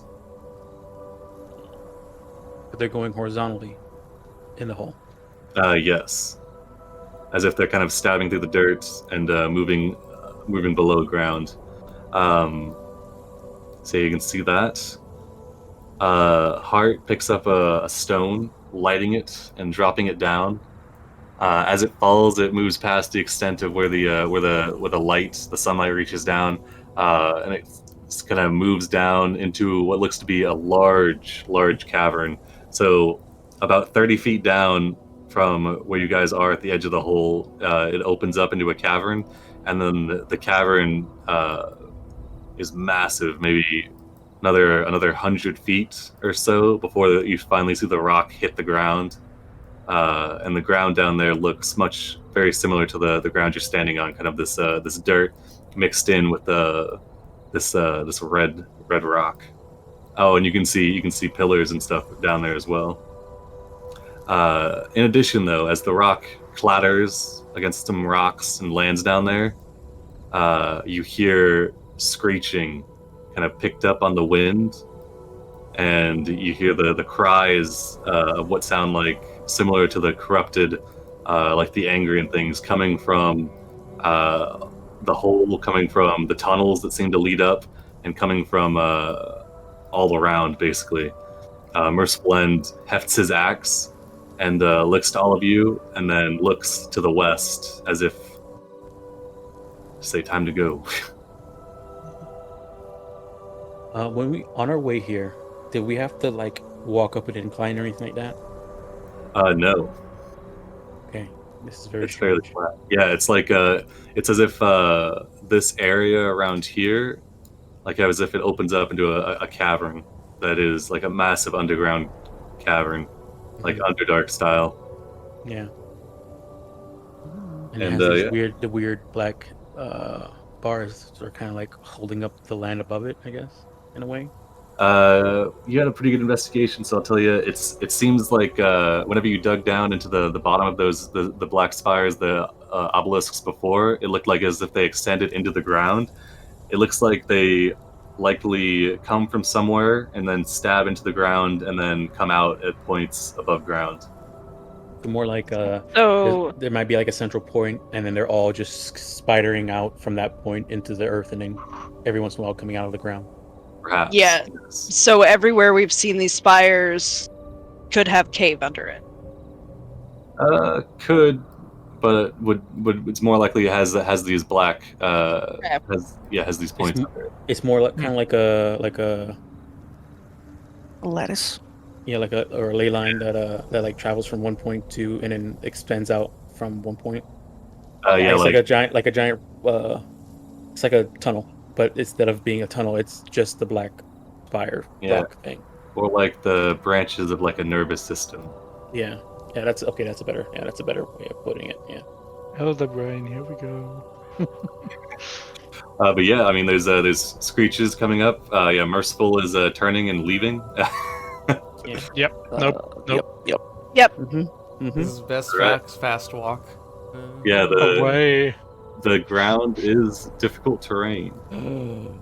So yeah, for about a mile or so, as you start to move, your pace is slowed. Merciful End is kind of up ahead, moving through. Yeah, you can hear the screeches kind of extending from behind you, and then suddenly from you make it maybe maybe a quarter mile, moving quickly through this spongy ground. Whenever off to your north somewhere, you hear this screeching kind of pick up, and then you see some creatures in the distance. And I will take you over to this map here.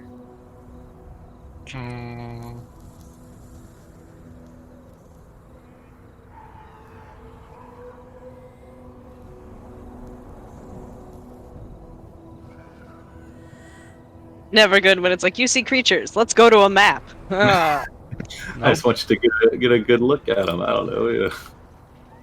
I mean, Shift Z works without being on a map, right? Yeah. No, I'm just kidding. I'm just messing.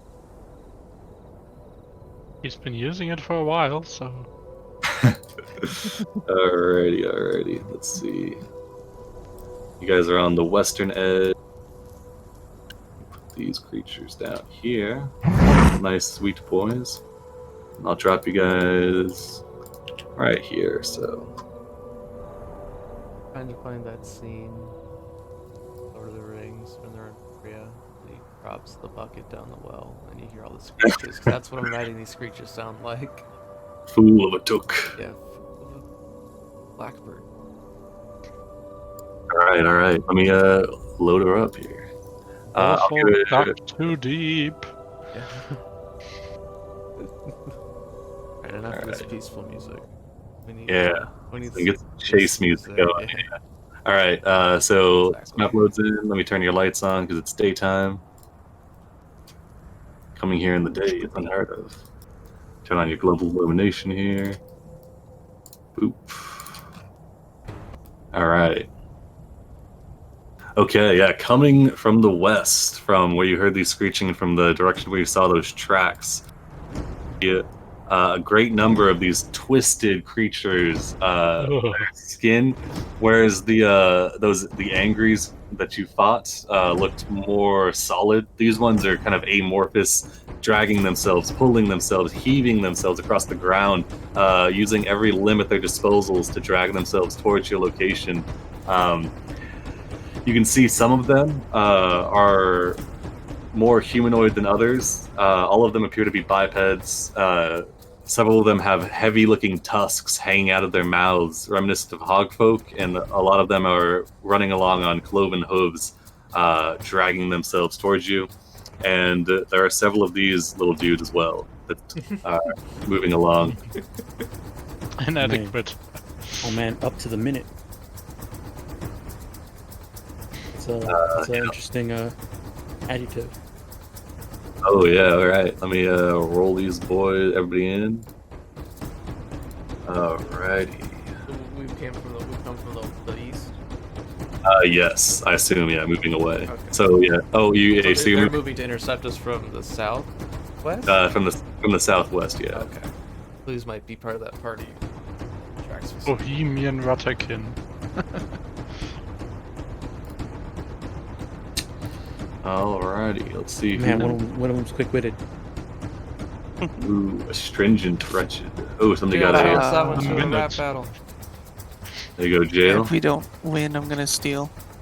Okay. Jail. Ooh, this could be good. Okay, let me think. Oh yeah.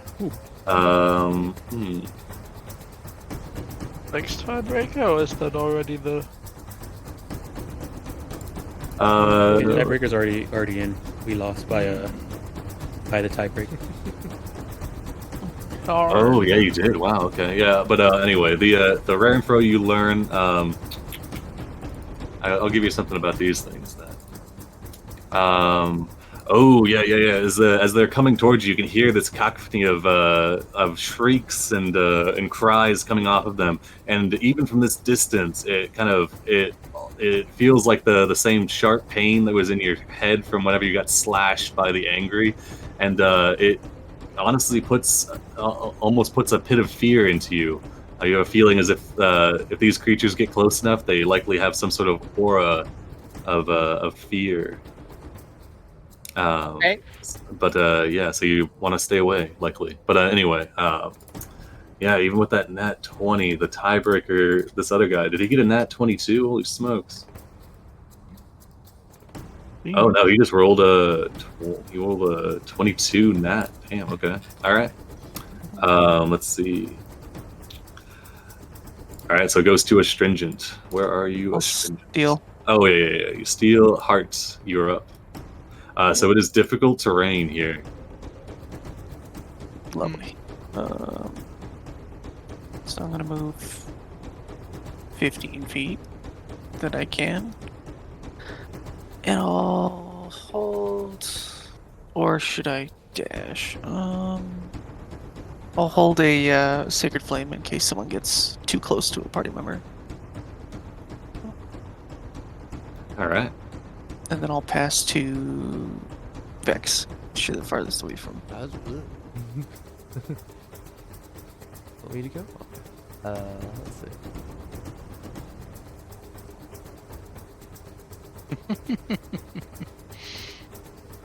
I couldn't even get there with these difficult terrain.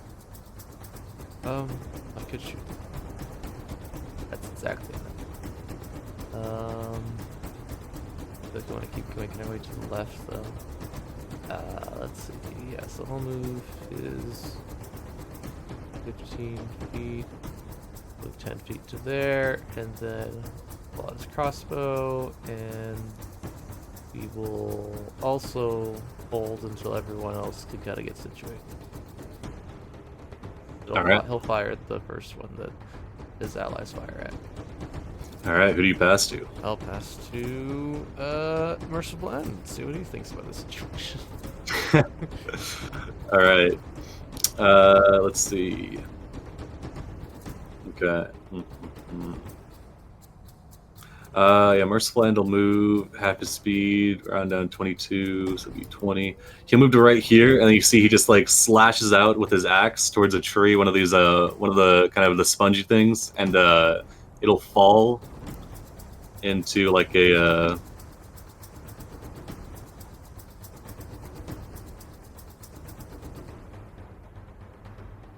it'll kind of collapse sideways, and then he'll kind of kick it forward, and it'll kind of roll into looks like a kind of slams into place amongst a couple other trees, and looks like a barrier of some sort. But he is intent, looking to the west as if intent on leaving.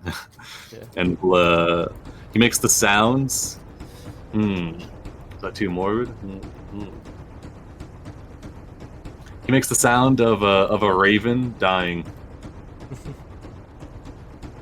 And kind of punctuates it by pointing at himself, and then shakes his head. And then he'll pass it to Jail. We're All getting right. out of here. All right. If we are getting out of here, and we are heading west, correct? Yes, west is back towards the edge. Northwest. All right. And this whole area is difficult terrain. Yes. Let me get off the measurement tool. She is going to run here. And then turn and look back at her companions. And ask if anybody would like some inspiration.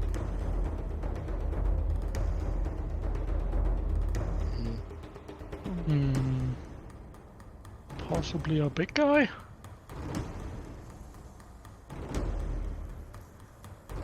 Whoever you feel like you want to give it to. Yeah. Actually, she's probably going to hold off on that. But she is also going to just use her action. No, she is not going to use her action to dash. She is going to dodge. Nice, alright. Because she does not know how quickly these things will get here. And Clementine is definitely tucked in the bun. And she will pass to Singe. Okay. Difficult terrain everywhere. Yeah. Is it difficult terrain on the rock? Difficult to I climb mean- rocks, so Yeah, unless you got a climb speed, I guess. So difficult terrain or just difficult terrain? Wait, what? What's the difference? I don't know, that's why I'm Half asking. Like, if speed. everything is difficult terrain, are the rocks even worse or still just... Nah. As long as you're not climbing like one of the fairest of the black rocks. In that case, we're going So- to this one. Could one get up there? You could. You see this ferrous, porous material is kind of clinging to this this cliff face. Do you wish to touch it to climb? I do not. I don't know why. Okay. wasn't something I Yeah, said. okay, in that case, Singe is just gonna dash. I just want to make sure you. I don't know. The full. Yeah. Okay. All right. You have all the creatures and Anne. Just gonna dash over there, and then I'm going to pass to them. Let's well- say this guy. Here. Unintentional. Which one is that? Unintentional. All right. Maybe he did something unintentional. All right. Let's check what he's got. What? Who's that? Ooh, that's fun. Okay, so they want to get close. Okay. All right. Let's see. This creature, it takes a dash, which you can see as it kind of stumbles over itself, its malformed limbs kind of tripping itself as it moves. It is quite slow. It only moves 20 feet with a dash. As it is, it seems these creatures are not immune to the difficult terrain. 45 It's gonna feet. get a boop because it's All close right. enough. All right, blast Oh, it. come on. Dexterity save.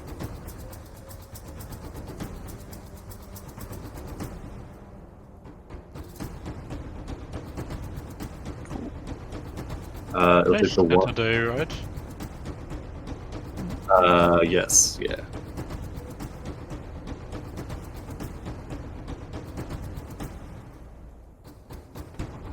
All right. Was anybody else holding an action? Oh yeah, I guess since he shot it, I'll shoot him too. Westward. Either. Ooh. Yeah, sails over it. 7 does not hit. All right. Is there anybody else, or they're going to pass to another one of them? All right. Let's see.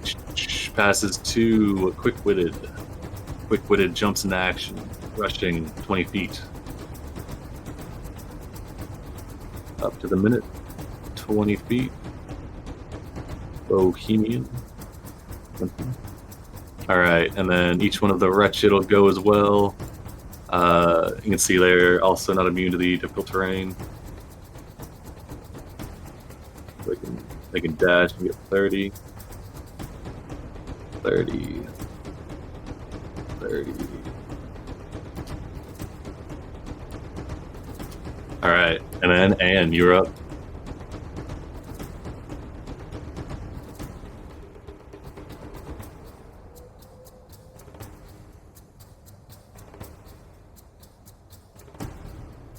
Anne, are you there? Can't say so. You got you paralyzed with fear. Maybe she can just dash away. All right, yeah, she'll just. Oh, she back. Oh well. Tom. I saw her move. Oh, There it goes. Tom. oh, there you go. I saw your thing light up. Oh. Okay, yeah. Oh, we can hear you. What? Change like okay, it's working out. Yeah, I was gonna say I was gonna bonus action dash here. This stuff right here. All right. To avoid Um, touching the so you move up and put your back against one of the obelisks. Oh, this is the clear ones. Yeah, it's like one of the ones that look like this are like the the Smooth. smooth stone. Yeah. Oh, okay. Is this also some of it too as well? Or is It it looks just like rocks? it's like a destroyed, maybe maybe one that's like emerging still. Okay. In that case, I'm not gonna touch it, Huh. and I'll. You got shoes on. I mean, come on, right? I don't know. I mean, I guess if she saw this one looks like it's crumbling, it's not coming up. She'll probably step on this one and climb up here. I'll go for it. I'll stick with it. So bonus You're action. trained in athletics. Yeah, climb up You're here. And then hold a. I mean, the only ranged weapon she has is a sling. So hold the sling until someone gets in range. All right. Who you pass to? New round. I'll pass to. I guess I'll see what Merciful End does. All right. Let's see.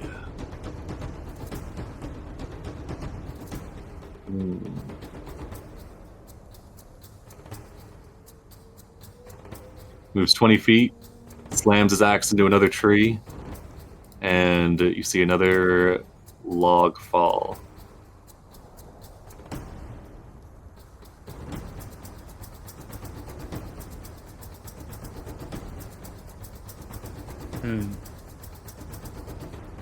He's kind of moving along. Just you can see the axe cuts very easily through these spongy trees, and as soon as they hit the ground, they kind of crumple into like piles of this sawdust, pretty much. But seems like they're trying to make like a barricade as they move to the west, and then they will pass to Singe.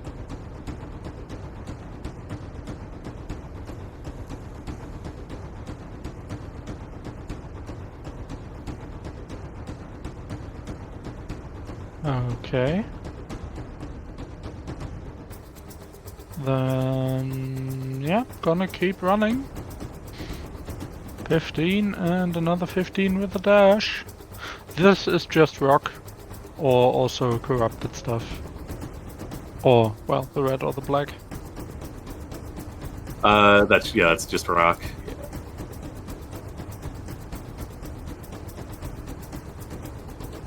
Okay. Yeah, in that case, just going to dash there, and that will be it. I will pass to jail. Right.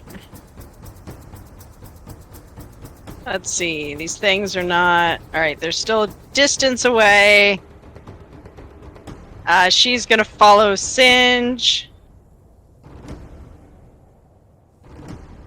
And use her action to dash. So she's no longer dodging.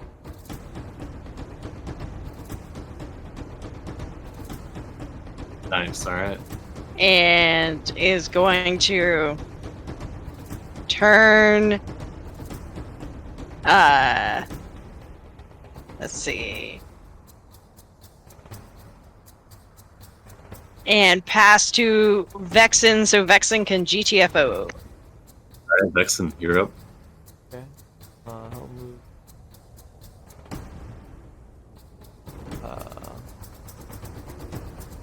And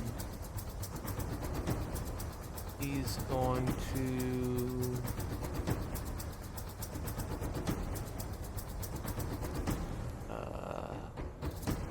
You realize he probably can't catch up with everyone. But he's gonna do. I'm gonna do a twin spell. We're gonna do 2 Ray of Frost at these bigger guys. All right, go for it. Try and slow them down. Unintentional and quick-witted. With some finger guns.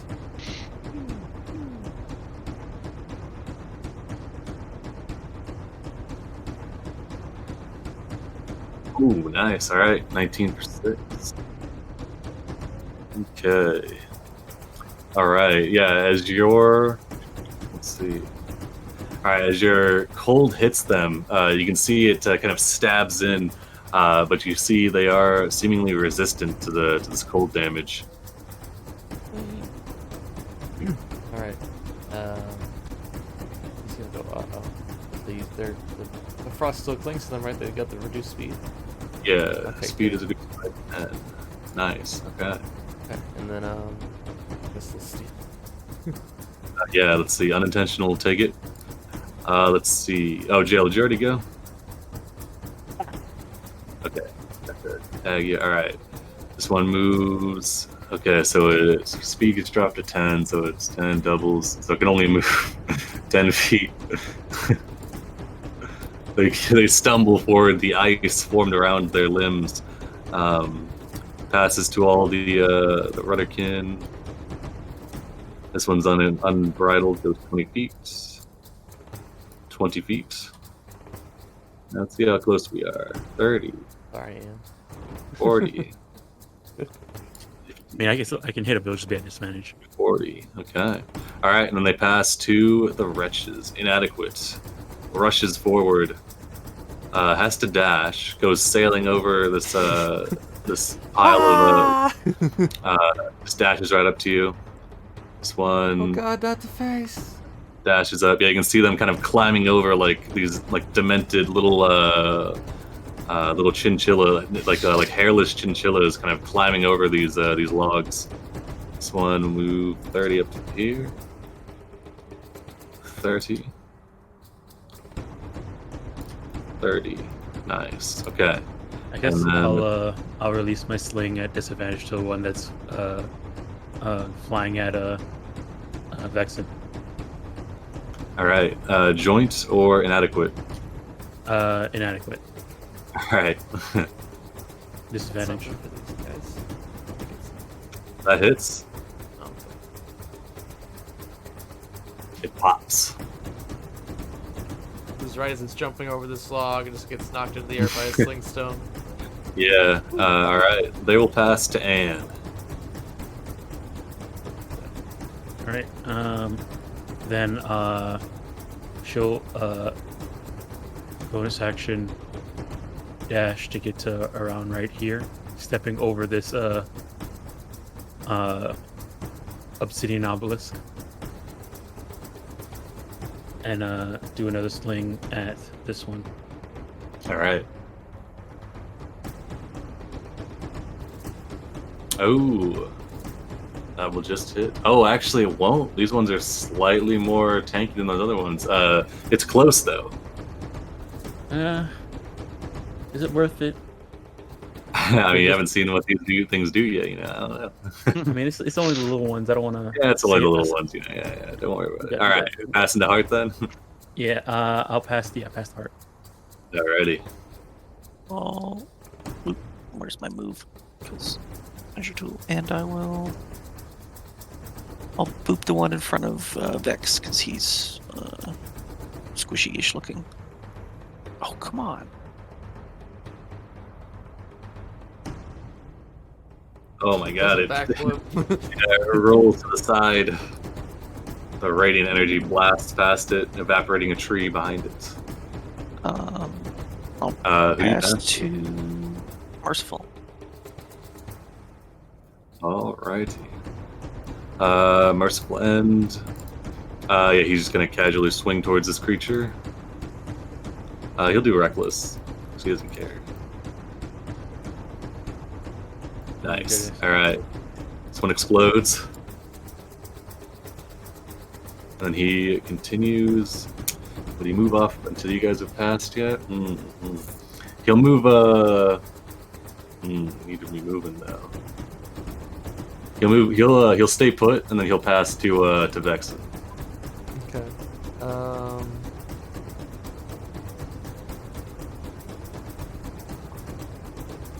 Slow him down again, or everyone's getting out of here. So yeah, he'll get the hint.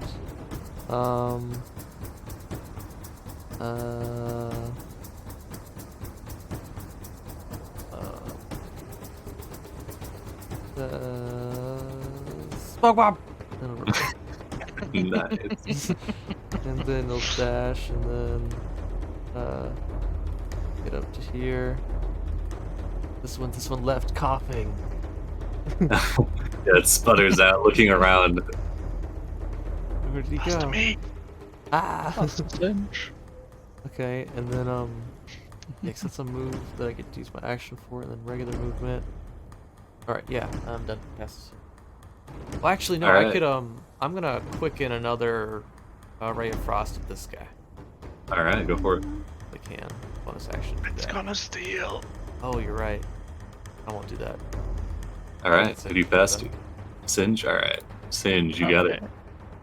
Then Singe is going to kind of rub his hands together and then throw them out toward the little ones over here and cast a magic missile. Oh, nice. Ooh, Holy Max damage too. smoke. One at each of the small ones that are closing in. That's 5 damage apiece. Yep. Ooh, these creatures, they have 6 health. Oh. I was hoping they were minions. Yeah, they are minions actually. I mean, they are, but Yeah, but they have They're- 4 star minions. Yeah. Yeah. Damn it. those ones I was hoping were. I could kill all 3. Damn it. Yeah. I mean, you hit all 3. Yeah, they definitely like heavily injured. All of them are bloodied. I don't know why it's not auto blooding anymore, but bloody them up. Get your burnout. Oh yeah, whirl up the burnout Yeah. for a magic missile. 10. Alright, you're fine. Alright, let's see. Which one? Joint will steal. Singe is still moving away. Alright, fair enough. This one screes. It looks around, but Vexen is dipped, so it lunges towards Heart. Damn it. Oh, jeez. Alright, and now we get to figure out what level this hex is. It goes in for a bite. Oh my god. 19. 44. I pass out. Alright. This Yeah. it clamps itself to you. You are grappled. Let's try and eat us hard. Roll me what wound do I get? Ooh, true. Let's see. What we got here? Where does it bite you? You're back. Oh, nice. no! It just clamps down onto your face. You could steal, or else it'll pass to its buddies. They're gonna eat I'm you. gonna risk it and steal. Alright, give me that death save. 20. Damn it. Cool. All right, you're good. One pass. Who do you pass to? You have Anne, Jail, and all the little dudes. I'll just coo softly at Jail.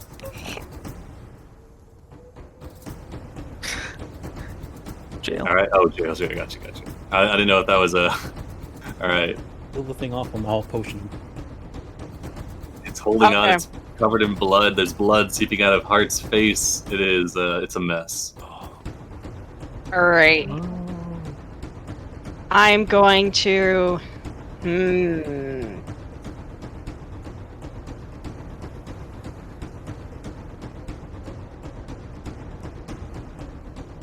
Just be glad I didn't have a. I'm over. And I'm going to. Do I want to do this with just this one? Nah. All right. I'm going to take the rapier, bow, and stab it. Alrighty. It is suckered to his face. You pierce through it, and it pops. You're no longer grappled, Heart, and the creature is dead. Oops. Oh, jeez. Okay. All right. I can, if I want to use a spell slot, I can healing word heart, or we can potion him. What do we want to do? I have 2 potions, so if someone potions me, I Ooh, can are get they back. quick slotted? Sadly, no.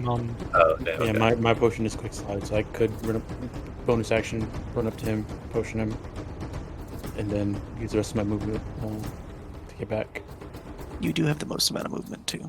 Yeah, okay, then I'll do that. Then I'll take my bonus action and I will actually look over at Merciful End and just say, "You've got this," and give him some bardic inspiration. Alright. You can see his eyes are completely bright blue, and he turns and towards them and hefts his axe. Alright, he's inspired. Who do you pass to, Jail? I'm going to. This will give them the thing, but yeah, I'm going to pass to Anne so we can get Heart up. Alright, Anne. Oh man, the only problem is that all these little wretches are gonna just go and eat hard again. Well, we'll see what happens. All right, 15 feet to move here. I potion might it. anyway. Action potion to Heart. Alright, Heart, you get 2d8 plus 2.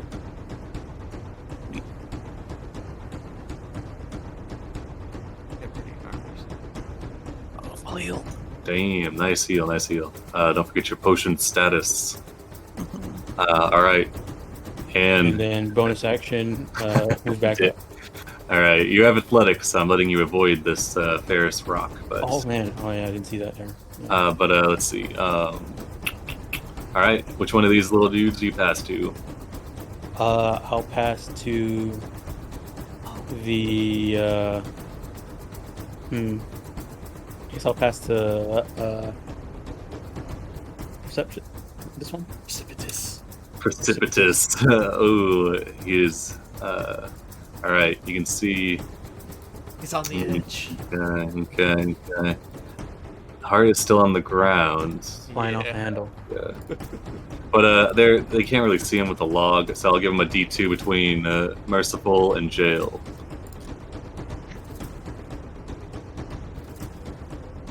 Okay. Alright, yeah, leaps over the log, 15 feet. Alright, it's gonna try and attack you, Jail. You have +5 cover from being adjacent to Merciful End. So it goes for the bite. Oh God! Oh, sweet. Does not have advantage. It goes flying out. You see your life flash before your eyes, but Merciful End brings up his axe, and I believe you should have a 17 AC, so you should be fine. Yeah, you just hear Jail just yell like, "Sweet wounded Paylor!" Okay, all right. This is a good hex to be in, everybody, with your low level. All right. Let's see who's next. Irresponsible. Okie dokie. This is just the adrenaline we need. All right, irresponsible. Cast a dash to get into range. Gets up there. Precipitous went. Passes to the Rudderkin. All right, unintentional. Hobbles 20 feet with a dash. Passes to its buddy.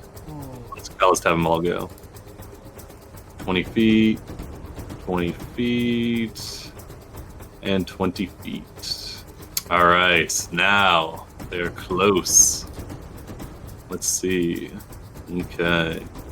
We'll go from the farthest one. Ooh, okay. Merciful End, Jail, and Heart. Give me wisdom saving throws. Let me see if I can throw this up. I mean, if they make you fear, that means just more easier way to run away. Yeah, that would be the assumption, but throw it up here. If you already made yours, don't worry about what you're making it. It's Heart, you're fine. Jail, you are not close enough to succeed, and let's get Merciful End. Shit. He's not a hero, so he can't succeed at the cost. Okay. Oh, that sucks. Bardic Inspiration? Oh, Bardic Inspiration. Bardic Inspiration. Oh, Hey! Okay. He is good. Yeah. Oh man, Jail, your words. He sees you crumple. Is inspired. Oh shit! I forgot Merciful End is a fucking Paragon action. Damn. Okay. Well, with his Paragon action, he strikes out at Precipitous. Yeah, I forgot he's an elite. So, all right. Paragon action. He's gonna try and slash Precipitous recklessly, of course. Nice. Explodes it. Only had like 1 HP left, anyways. Yeah. Good to kill you now. All right. Okay, so Jail, you fail. As these creatures, you can hear their horrific sounds kind of coming out of them. They kind of rise up around you, drowning out all things. All you want to do is curl into a ball as these creatures screech. Yeah, you are restrained with fear. You get to make at the end of your turn, you get to repeat it, but for now, in a bad way. All right, next exchange, they still have initiative. All right, we'll go for the. Have inspiration. Oh yeah, then we got inspiration. I don't. I'll So steal. I'm gonna. Okay, Alright. you go. All right, Heart steals. Heart, you are laying on the ground. Jail has potioned you, but is now seemingly gripped by fear. I think it's half my movement to stand up. Oh, anybody that makes the save, you are immune for some time, 24 hours according to text. unless there's another effect. But, we won't worry about that. Boop on the other side of Jail. Give her guidance for her. It's just checks, isn't it? Yeah, shoot. Never mind. Gonna grab her and move. I think 10 more feet. Terrain. Speed you have. Difficult terrain. very- and he's- used No, to- He's very fast, but Oh. can- let's see. You can leave me. I'm gonna, if Merciful End moves a little bit, I'm gonna drop a thunder wave on these assholes. Okay. Let's see. So you stood up, half your movement, so you'd be at. I guess it would round down to 15, actually, unless you have any other things. But then if you dashed, you could get to 30. Okay. If you're gonna grab, then it would be an action. Yeah, so you can go 30 after standing up. Yeah, I'll go. I'll just dash then. Oh, but then it'd be How because you much stand. movement? It's half your Okay, movement yeah. to get hold up. up. So you're 15. at 15 feet, That's and then an if you action dash, for a it'd be- dash. then if you dash, it'd be 30, but then he goes down to 15 because it's difficult terrain. My bad. I forgot about the difficult terrain everywhere. Okay. All right. Let's see. So who do you pass to? Heart. Jail. See if she can get out of her whatnot. All right. Okay. Jail. At the end, you're gripped with fear. Let's see. Yeah. Is it start of my turn or end of my turn? End of your turn. Okay. Then for the start of my turn, I am going to begin casting Thunder Wave, but I'm going to hold for Merciful End to get out of the way. Okay. Yeah, you can kind of. So I can get the maximum number there. All right. Do you pass to Merciful End then? Yes. All right, Merceblend is going to grab you, and then first they'll provoke the opportunity attack.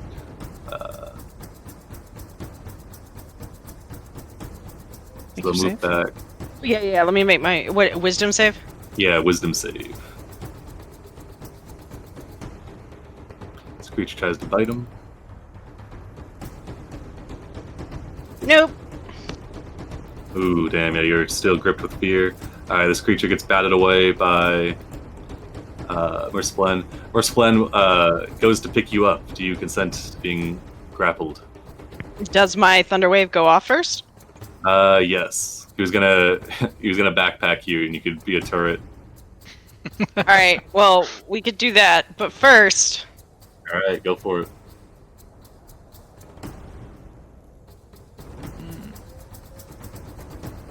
Let me. Nice. Alright. Oh, Thunder's Boom for 300 feet. Okay. Yeah, that's right. Look, she's panicking, man. Yeah, for sure. Alright, Hold on. Let's see. Originating from you, that means it needs to touch my square in some way. Yeah. Correct? okay. Yep. Oh, What's damn. these that are good initiatives? saves. Oh, that's the No, save. it saves. Astringent's dead Oh already. man. Is this save for half? Yeah. Yes. Yeah. Okay, so Irresponsible's dead either way. And then both the rudder can make their saves, but they It's take only- half. Take It's only 5. one, I think it's only one of them is in range. I think it's just unintentional. I don't think quick-witted was. Well, Merciful can grab you and move you into range. And then begins to slings you up as a backpack, and we'll begin to move. So that was 5. So they have another 15 left. We'll backpack you, and then start running. Put you right here, I guess. And then let's see. Let's see. So that was Merciful End. He'll pass to Vexen. He's gonna steal it. Got damaged, yeah. Oh, true. You're right. Thank you. Take your inspiration, your snitspiration. Use it. Use inspiration. Against myself. Yeah, I know. I just wanna know, was their like fear effect at the beginning or the end of their turn, or what is that trigger? It's whenever 3 of them start within 30 feet of you, Oh. or whenever 3 of them are within 30 feet of you. So this one wow. moves.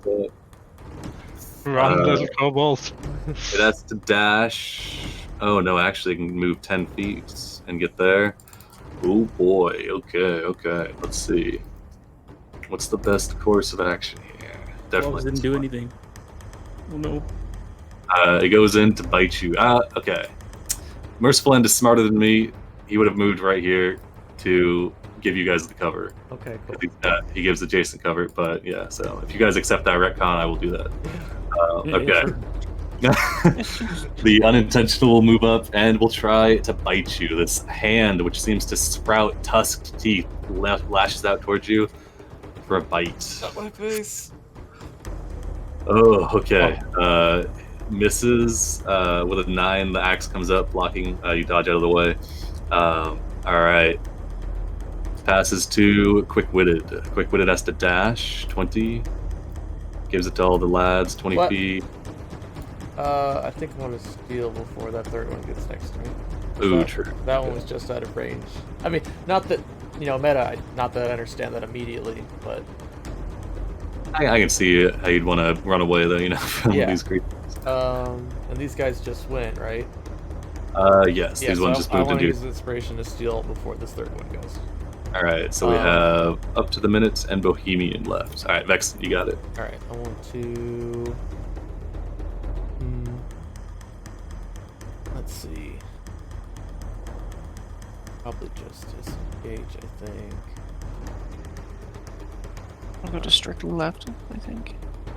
Say again. Oh, sorry, talking to myself. Oh, okay. 50 foot terrain. Yeah. 35 feet away. Yeah. Never got to use these things are resistant to cold, so not really They getting are. with it. Slow them down. Yeah. Oh no, I was thinking about using my first ever breath weapon, but Ooh, not sick. time for that. I was gonna use it on those little guys, but they got popped. Yeah, we'll disengage. We'll go this way, and we'll do a quicken spell and try and slow this guy down. Ooh, tactical. All right, go for it. Ray of Frost. Ooh, That was nice. Alrighty, success at a cost. Okay, you're level 3. Yep. No, actually, I'm level 2. Okay, take off that last one. So 4 and 1, so 5 gold. You'll have to. That's how much Anne charged you to fix your. How much material she had to use to fix your brewer's tools. Okay. All right. Take that off now so I don't forget. But that guy's slowed down now, which is the important bit. Yes. And he's about to go anyway, so. Takes 0 damage. Okay. Moves. Okay, he's slowed down, so he has to dash to get 10 feet. Go right here. Alright, no longer slowed, but that's as far as he can get. Ooh.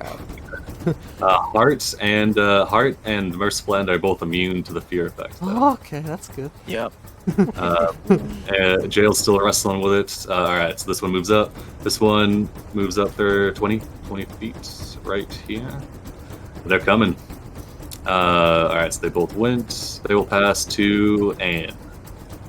I'm in 30 feet with all of them. Oh, shit. Oh, okay. Alright, give me a wisdom save. We believe. Make it good. All right. Saves, wisdom. All right. Whew. Is that enough? Oof, it's close. All right. Succeeding at a cost. This is a high-level hex. Alrighty. Oh no! Oh, no. Man, That's all even right. worse. That's rough. I mean, God. I'd rather be confused than restrained, but Yeah, but she could run towards them now. and she's got proficiency in intelligence. So let's see, where's the confused stats? Okay. I got it. Oh, you got it. Okay, nice. All right. Yeah, you're gripped with fear. At the end of your turn, you can make another. Oh no, you pass it, but you can make a confusion save here. DC is 8 plus 2 plus your int. Doesn't she? Don't we first have to determine what she does? No, it's at for confusion. It's at the start. Oh, okay.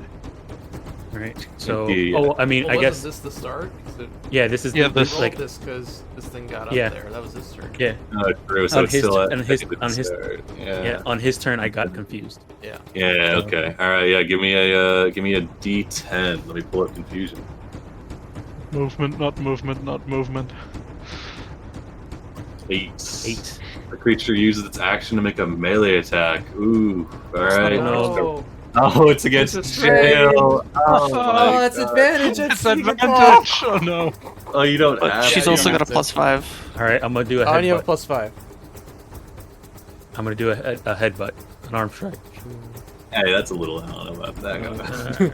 You're just gonna punch her. I mean- I say you wouldn't have to use sneak attack. 'Cause that's like a conscious thing, but I Okay. guess it doesn't. It doesn't. Well, I mean, Well, right now I have. threat So does right jail? Right now, she has her sling out because she's been slinging stuff and not longswording stuff. So I was gonna go for an unarmed strike because you can't melee attack with a sling. I could Alright, take it out alright. the longsword though. Yeah. that's fair. That's Like, fair. so Yeah, it's right next to you. Yeah. Alright. Yeah, go for it. Go, just Alright. pop her, I guess. Great roll. Oh, there you go. Oh my god. Okay, yeah, yeah. You go to punch her, but you recall like as for a moment the Rudderkin face on the ground there morphs back into Jails, and you recognize the smell of hairspray. You do not attack. All right. Give me a intelligence save against your confusion. DC. It would be my spell. It would be 2 plus 2, 4. So DC 12. 12. Yeah. Yeah, int save. You got proficiency in int. Yeah, you're good. All right, no longer confused. All right. All right, you shake it off. That was my turn though. Binge is the last one. So Singe. Yeah, I really don't want to give them the initiative back, so I think Singe is still... He's gonna move up here and then ready a firebolt for whenever one of them gets into melee range with any of my allies. Alright. And then I'm going to pass to Heart. Alright, so Heart, Merciful, and Anne are all immune to the fear. Heart, you're up. Woohoo! I will GTFO. So 35 feet, because I've got 35 foot normal for an action and a dash. Yep, sounds good. Cool. And I'll pass to Merciful. Okay, at some point, he would use his Paragon to move 20. Just take a dash action, dragging along Jail or carrying her, and then you pass. Is movement halved again while he's grappling somebody? No, he's got enough strength to carry. Oh, okay. Well, I guess that's right. We are doing the Giffyglyph carry rules. Yeah, you're right. All right, you'll drag her 10 feet then, and then on his turn he will dash, and so he can do. It'd be 70 halved to 35, halved again to 15. All right. Oof. He's moving though. He can almost outpace the Rudderkin this way. He'll pass to Jail. Make that safe. All right. Yeah, that would be the end of my turn. So I'm still scared. I am being carried. I see these things, and I am going to just look around, be real scared, and let's see. And you're still confused, right? Or did you make the save? You made the save. Okay. Then she is going to. Shit, she can't dodge because she's restrained.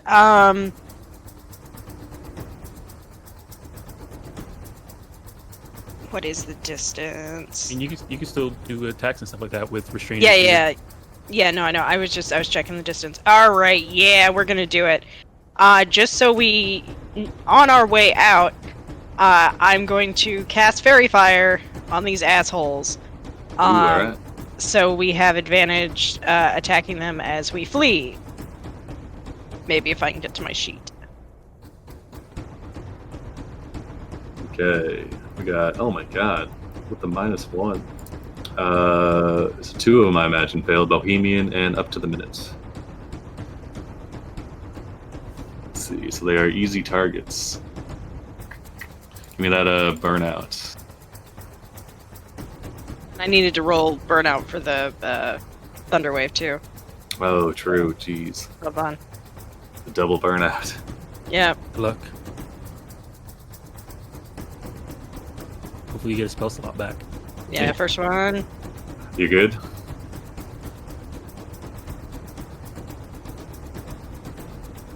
Alright. No problem. All right. All right.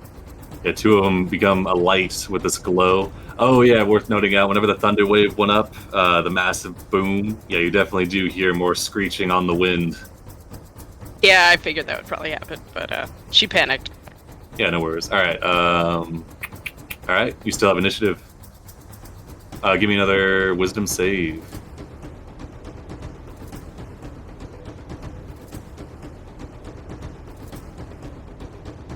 Nice. All right. You steel yourself and are no longer feared or restrained, and you are immune for the next 24 hours. All right. Who do you pass to? I'm gonna pass to Vexen, so Vexen can GTFO. All right.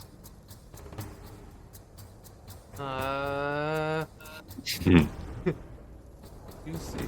They're getting close. Yeah, but Run! distance anyway, so it would be good information to find out how hard they are, though. But I will dash. Pass. Alright. Alrighty. I'll take a sling at this one. So advantage. Nice. Yeah, that'll hit. 9 damage. And then move and then bonus action dash. And I'll pass to, I guess I'll pass to Singe, but he'll steal probably. You know, I didn't even. Wow. Okay. Yeah. Shit. Okay. Yeah, this would be good to know. Jail. Whenever you thunder waved these creatures, it like shook them around. They're kind of like they're held together, like they're kind of like an amorphous flesh across the skeletal system. You feel like your thunder wave, though most of them passed, did do full damage. So it seems they are vulnerable to thunder. All right. All right, it's good to know. Yeah. Usually thunder's pretty rare, so I forgot about that. Let me update these two. -6. I gotta reload my Foundry. It's being dumb. Okay. But, alright, yeah, so you blast one of them for 9 points of damage and then back up. Alright. Do we need to clear the chat? Because I just realized we haven't done that in a while. Yeah, that could be. Foundry starts to get uppity after 4 hours or so. So last night we found out that one thing that does cause a lot of issues is blood and guts. That's fair. Yeah, I mean, as much as I love that, it might need to go.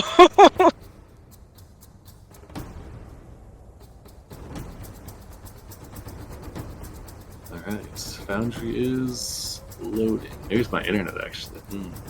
You guys hear me alright? Yeah. Yeah, it must be Foundry. I believe, Foundry, you can do it. Yeah.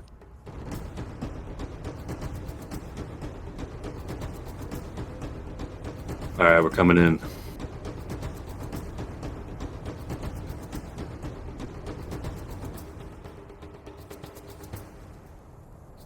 On the plus side, you know, pretty good XP. If you guys get out of here.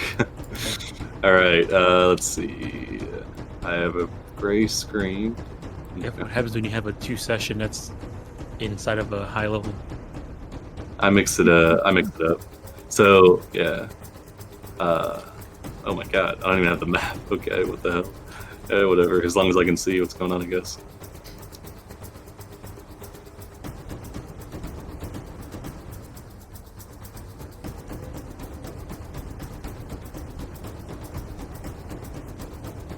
Okay, let me trash the chat. Oh damn, I wanna save the exact descriptions that I gave you though. Let me do that real quick.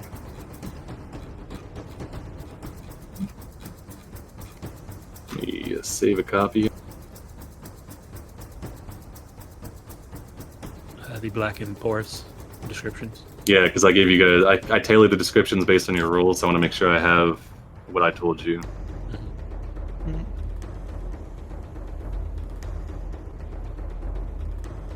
Does the export? Oh, there we go. Okay, yeah. I never saved a chat log in Foundry before. Yeah.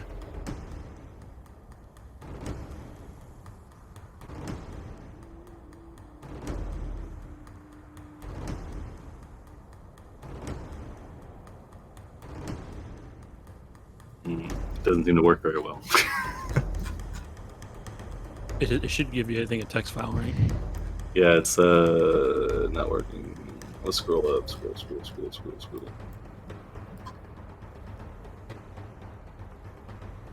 Curse you, Foundry, for being marginally better than Roll20, but still not stellar.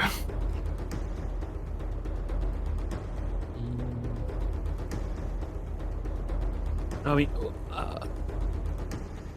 let me go up ahead. I got him. Yeah, I'm gonna copy him now. Sorry for the hold up. Fucking Yeah. technical difficulties. All right, got the obsidian.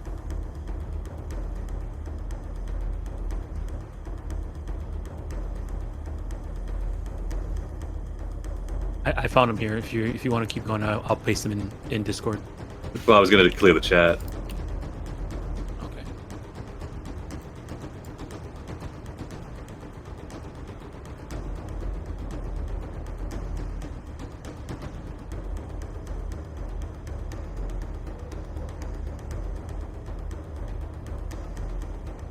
All right, I think I got my descriptions here.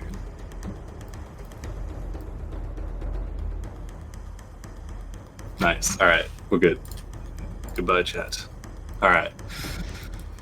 Okay. Let me pull up the popcorn here. Popcorn. Right, so I just went and Yeah. then I hit one of them with a slingshot. Yeah, Bohemian got blasted. All right, nice. Okay. All right, Bohemian will steal and will move up 20 feet.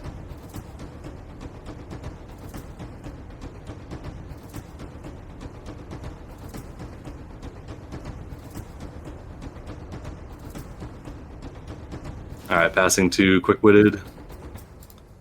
Moves up 20 feet. Unintentional. And up to the minute. All right. Not quite within range of any of the new people. Okay.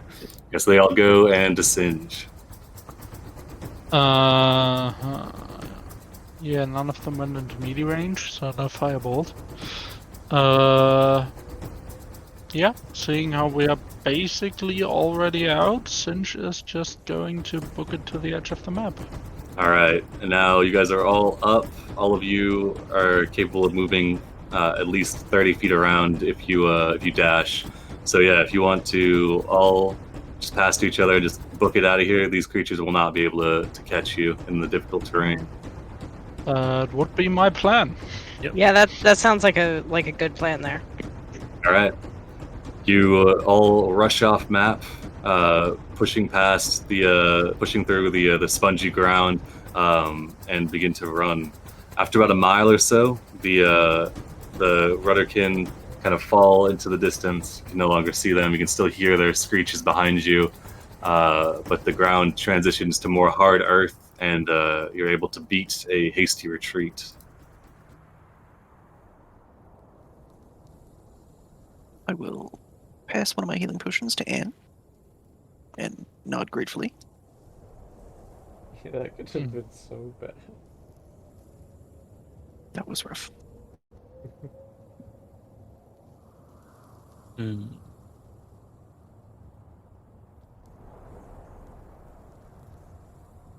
it was.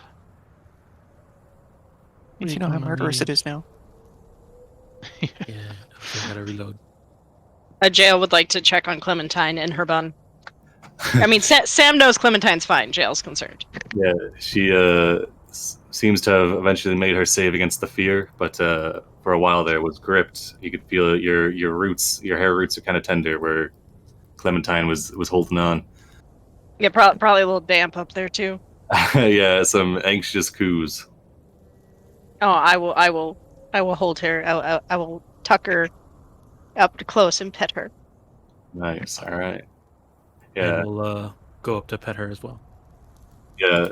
The creature seems happy for the reassurance, but does anxiously look around, kind of watching the area that you guys are in. I suggest we beat a hasty retreat. Yep. We gotta get out of here, back to the bird village. Burbs or outpost? What do you think? They're both kind of along the same route, more or less. You can make a triangle shape, I guess. I'm still trying to load in the.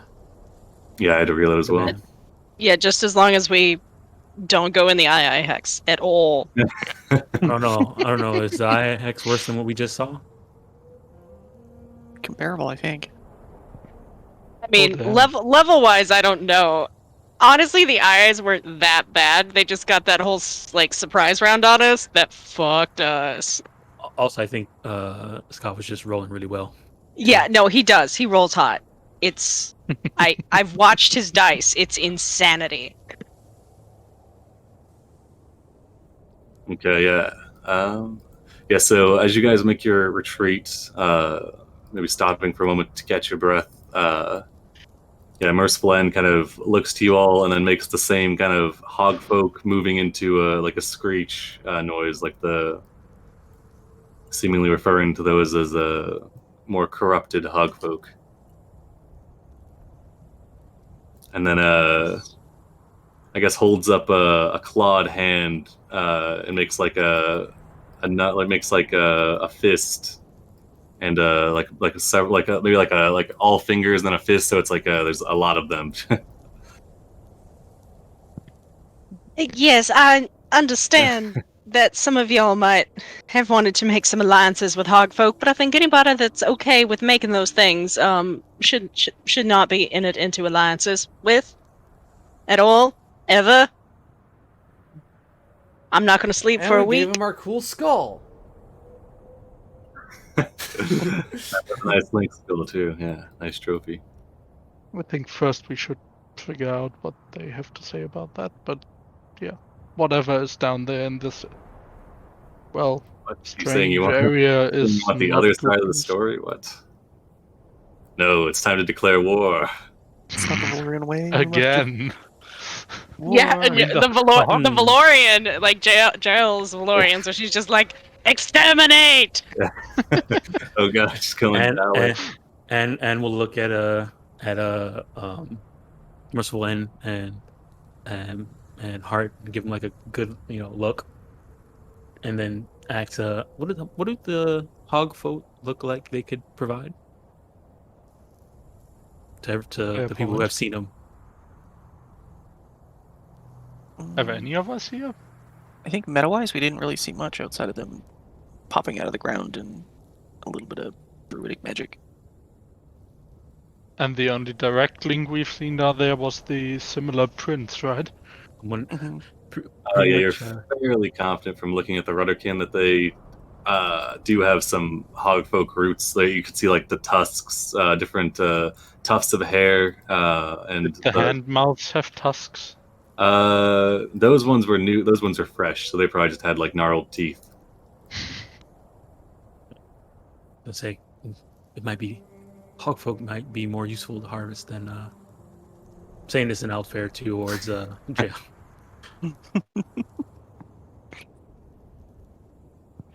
And in Old Fair. No, I agree. I understand that there are some people in our group that want to learn some of the druidic magics, but I think that we can either find some of their written records or give that a hard pass. I mean, considering their magics did this. Yes. Van and Wedding to the Yeah. Behind curtain Yeah. number 1, grotesque creatures that want to eat you. Yes, I certainly concur there. However, being able to harvest some of those, I guess we wouldn't know that they were called Rudderkin. No, you can make your own name for them. Yeah. Just a placeholder. There's flesh monsters. I like we that. we have bacon and pork kin. Maybe those are pork kin. Maybe Sagkin? Sagkin. Yeah. All right, yeah, I can Like update it. sagging, but Yeah. Flesh- Well, they're Flesh. regardless, looked whatever like they were are, melting. Yeah. whichever they were, those piles of flesh could have some interesting properties. We could study them. Sorry, I went British because got it distracted. I went back to Abigail. Well, I suppose that there could be some useful things there. We will just have to see. I mean, But your British accent is just speaking in Alfair. yeah, I was just Oh, speaking nice. all fair. I think that's actually been established by Crash. Oh, well, then in that case, JL will say, well, certainly I believe that harvesting those flesh monsters would be better than, say, harvesting our bird folk here. They're much more useful allies alive than dead. Seems like it. All right. I'm for and we'll turn and say in Valorian, I think these boar or people are much more of a threat, especially with this corruption. We should probably let the outpost know. All right. Okay, nice. I finally got to the map. Jeez. Okay. But yeah, first we should go back to the birds too. All right. So you guys made your way out. That whole excursion took a couple hours here. Let me bust out the calendar. I can finally load the map now.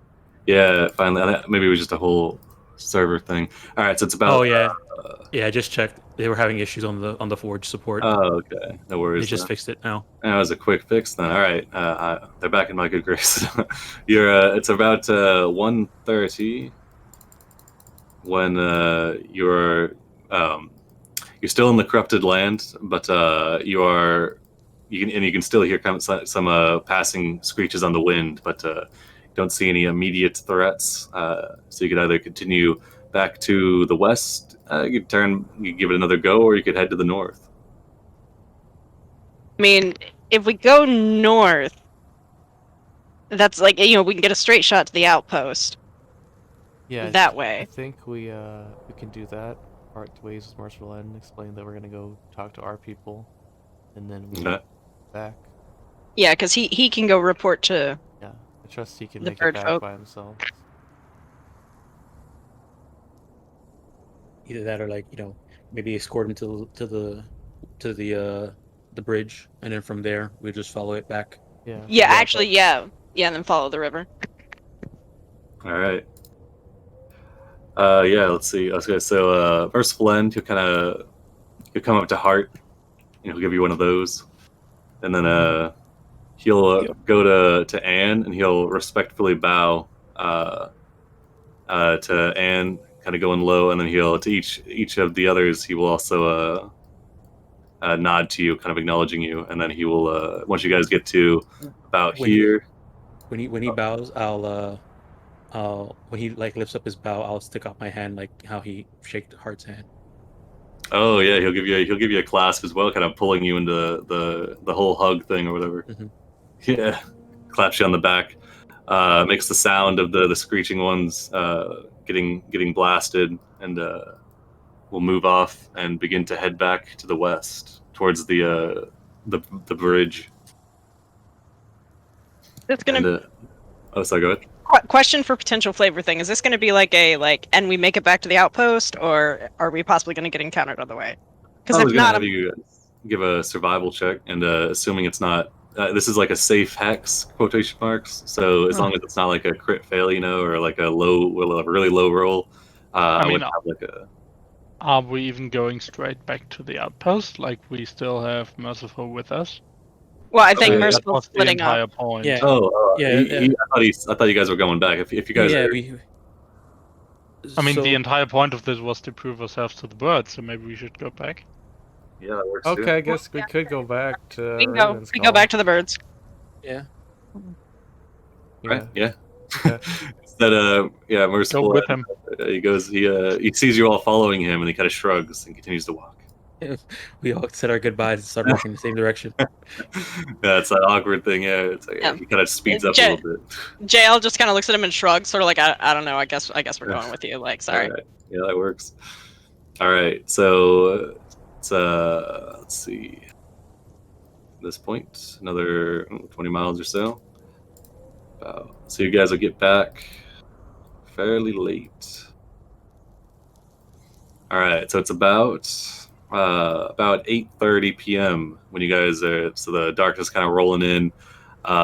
It's fairly uneventful. You I got. need to go get my gem too. So. Oh, true. Yeah. Vale cut.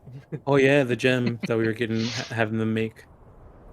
Yeah, you've got Merciful End leading you, and you've got several Blackbirds, and it's not too late into the night, so you're able to make it past without any issue.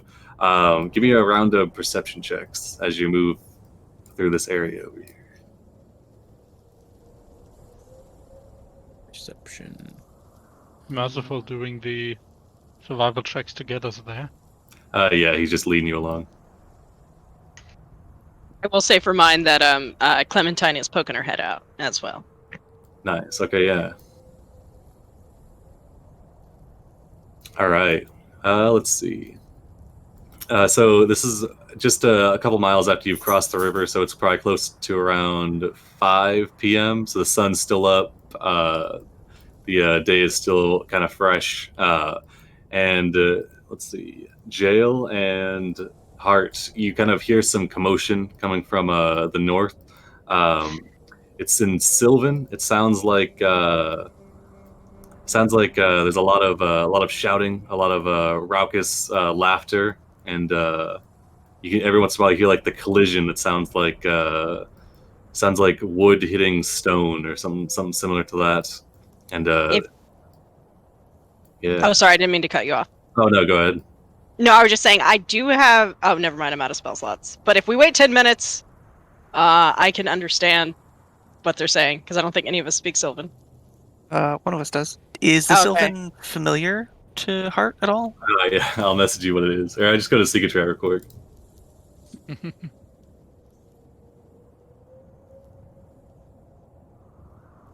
Probably what's his name?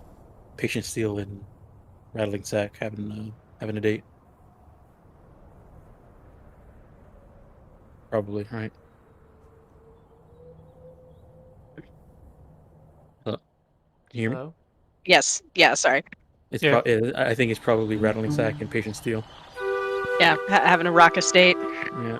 It's gonna make a I'm trying to think, like a sound of sparring from earlier with and the captain, like friendly sparring.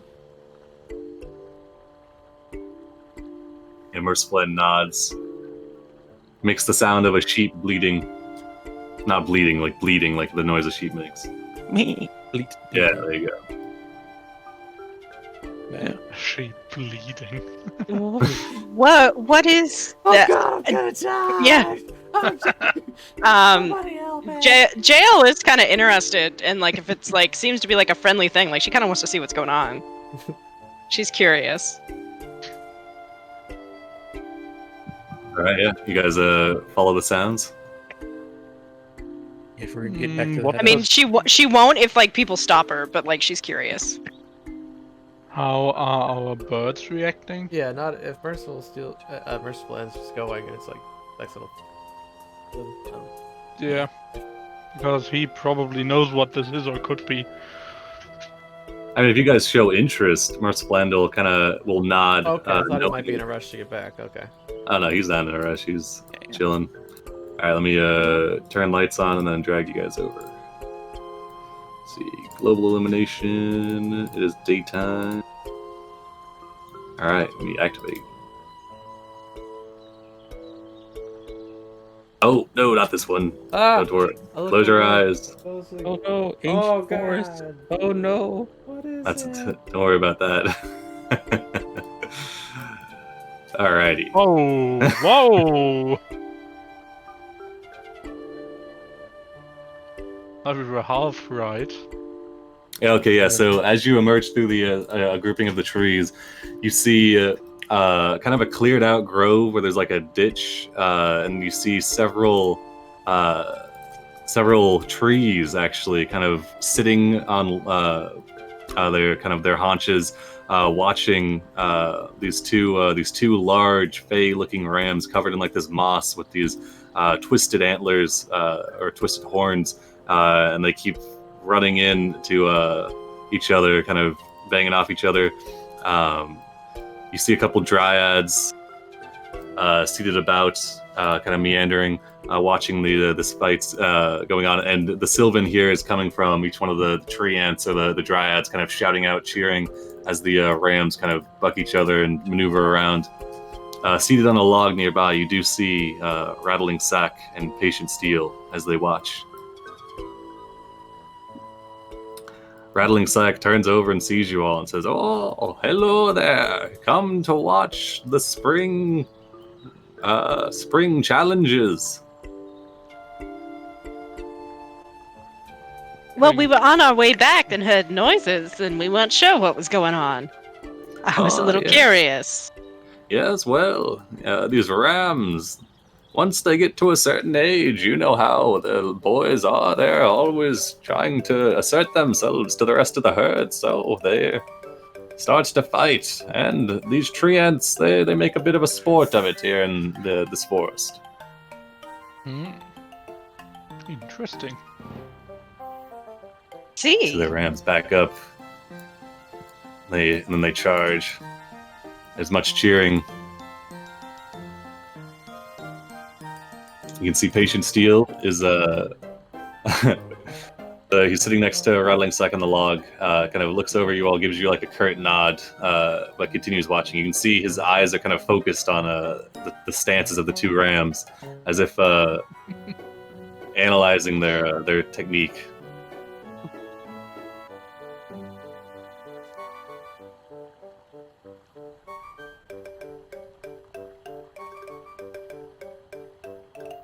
Jail's gonna share a look with Anne, and then she wants to look around either at the rams or potentially, probably the rams, and just figure out like if they'd be worth anything harvesting.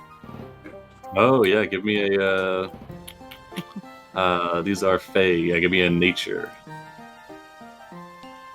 Vex is gonna go over to Singe, and Draconic he's gonna say, "You ever notice how they just like look at things, and it feels like they're like taking them apart piece by piece? Does that bother you at all?" You hear Jail say, "We do that from time to time." I say it in Draconic. You Jail know Draconic? speaks- I know. You do? Jail speaks Draconic. Oh my god! It's like when you try to talk about somebody and they know Spanish. Or Damn. Oops. Well, as long as they don't look at us that way, I think I'm good. they have already done. Have they done so, you think? Last season they did. Let's not think about that too hard, shall we? They judged you better as allies? Question mark. Anyway, you deconstruct these rams. You can see that their horns would definitely make excellent like bludgeoning instruments. Would likely be good for like a maul or some war hammers or things like that, or even made into shields if you had enough of them. Their fur, as they kind of move about, kind of shifts, and in some spots, even despite their bulk, you can see they kind of blend in fairly well to the surroundings. Yeah, you can tell that they kind of have like a natural camouflage that if they were to be shorn or perhaps skinned, I guess, you could make probably some clothing that would help you blend in with your with a forest environment, kind of like a ghillie suit. Beyond that, it looks like they're fairly mundane creatures. Need to take Spell Sniper and get myself a ghillie suit.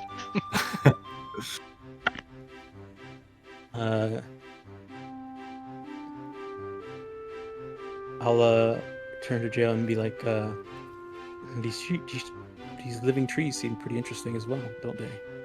He doesn't want to try to make it sound like we're like planning to kill them, but just like, oh, fascinating creatures. Mm-hmm. Oh yeah, give me these are tree ants. I guess I classified them as Fey too, yeah, so give me a nature check.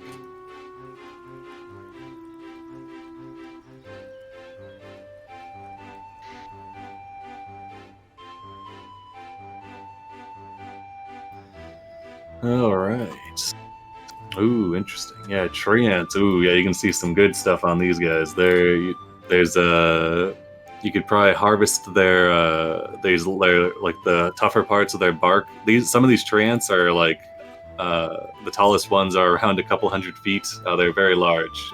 They're belied by their token size, but they're kind of staring down at the collisions. So yeah, you can make some of the harder parts of their bark into either plate or half plate armor. Their branches. If you were to gather up some of their branches, they have some innate magic that, when used to as a focus or as a material component for casting fire spells, you can make them burn extra hot, roughly an additional 1d6 fire. Their trunks can be like the heartwood, could be made into a maul or a great club, which has the siege weapon property. Deals double damage to objects and structures. And then you can see the spots where they have sap kind of oozing down them.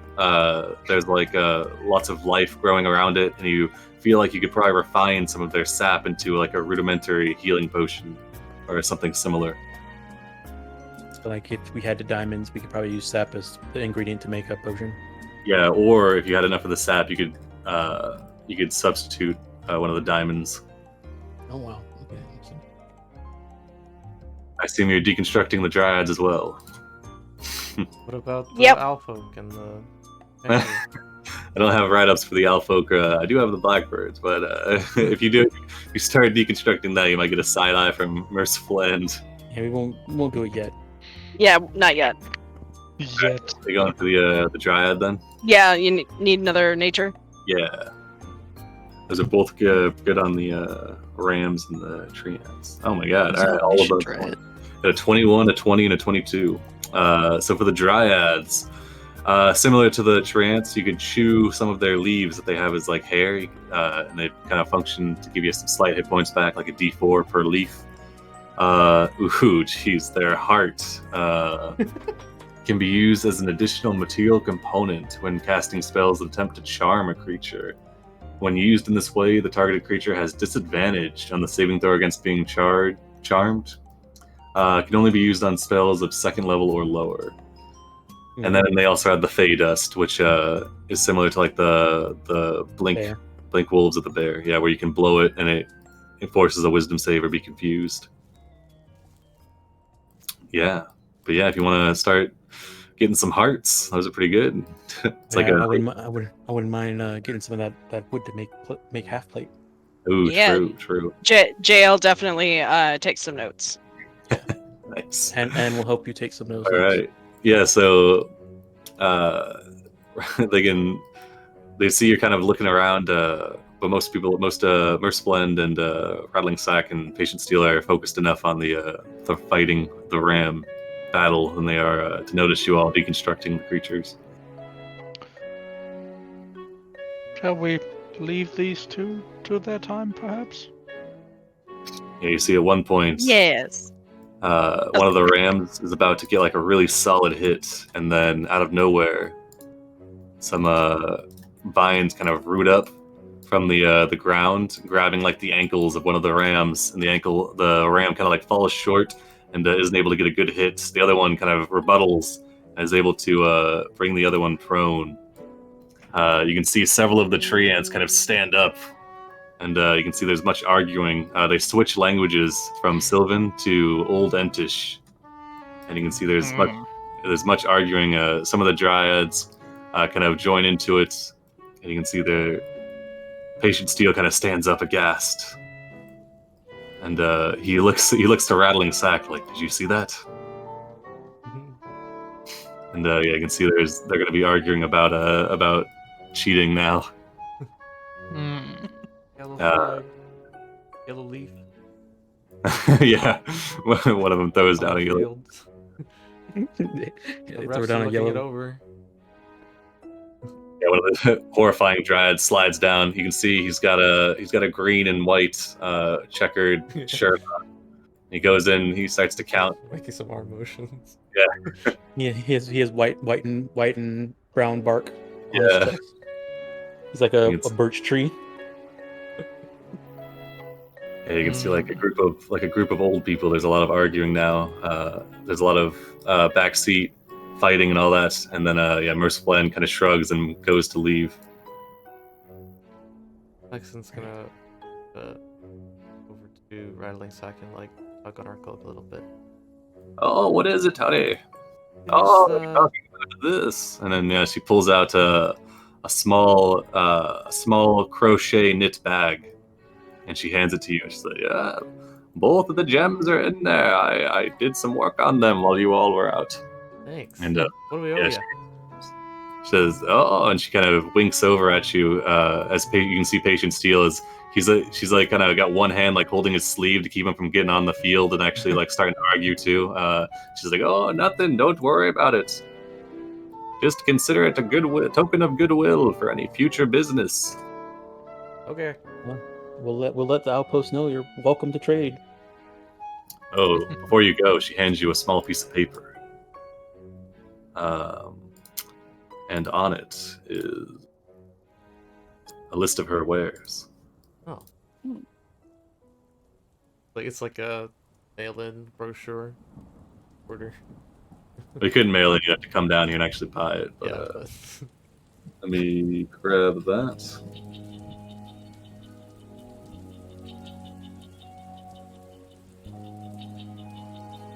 And she'll put that into Treasure Archive.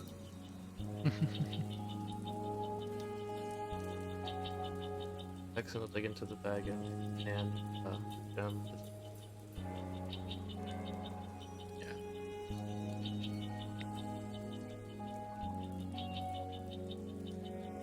Yeah. So in stock, she's got a couple class 1 items, mostly consumables. Then she's got class 2. She has one of those floating stones, which stays your hunger. Got a couple of class 3 items, and then she's got a couple gems in stock. And then I didn't want to have like a massive list of what spell scrolls, so just if she has it in, if you want a specific spell scroll, you can roll a d20, and then if it's like within a certain range, she'll have it in stock. Well, I'm flat broke, so not an option. Yeah, the only thing I wanted was the emerald. All right, yeah, I mean, she's got it, 100 Clockwork gold. amulet. I could cheat fate. Yeah, pretty good. I wonder if that would go over. JL will take a look at the instrument of scribing. Oh yeah, instrument of scribing. Let's see. Wait, where did you post it? In the Oh, archive, yeah. The archives are GM only, because my bad, guys. I just don't want to flood the general because then the people will comment on it and it'll get lost, and then I don't want to post it. The treasure. I'll drop a copy into the regular treasure. Yeah, and then we can just delete it. There you go. Alright, so she cut the emerald, and then is that part of the don't worry about it, or is she still want money for it? Oh, were you buying the emerald? Yeah, I had bought the emerald and wanted her to cut it. Oh, if you already paid the 100 gold, then no, yeah. But let me take that off. So it's been purchased.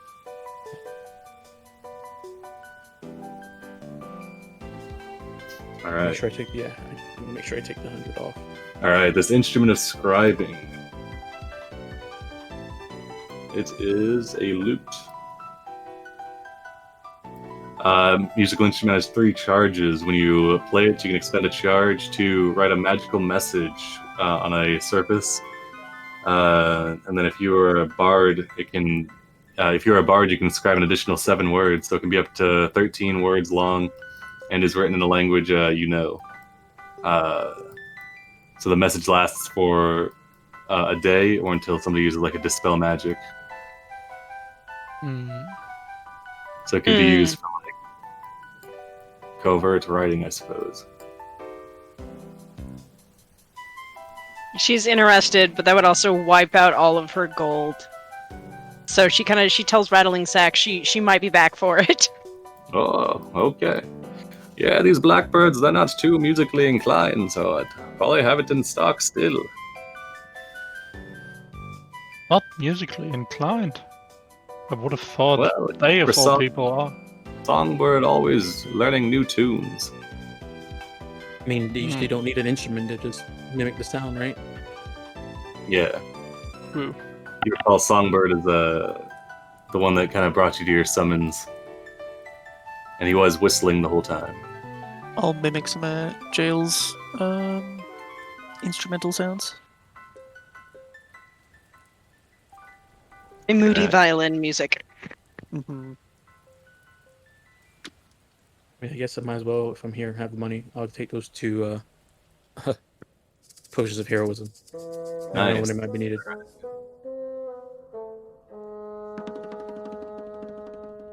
Nothing else to spend this gold on.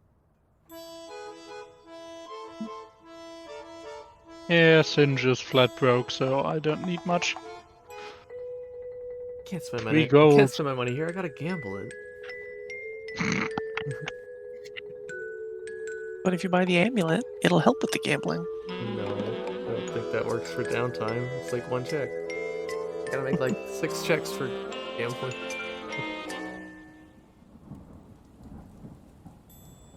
Okay. 11 only gives you a 10, I think. Yeah, it gives you a 10 on the d20. Oh, good. But you get to add your bonuses or whatever. Yeah. I don't want to be All accused right. of cheating, though. Are you following Merciful back to the... All skill. Yeah, let's go back, I'd say. Alrighty.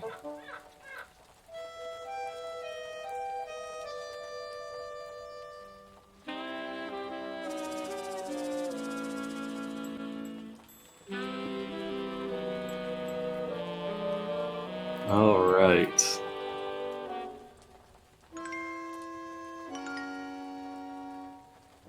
Okay, so yeah, you get back around 8:30, moving through the forest. Seems to be going to sleep. Here it's much more tranquil. The trees are all none. You don't see any sort of corruption or anything, or any of the spires from the eastern edges of the hex, and you fairly easily get to the lift. Merciful lets up the same flute note that you heard before, and the lift descends down to collect you all. All right. Okay.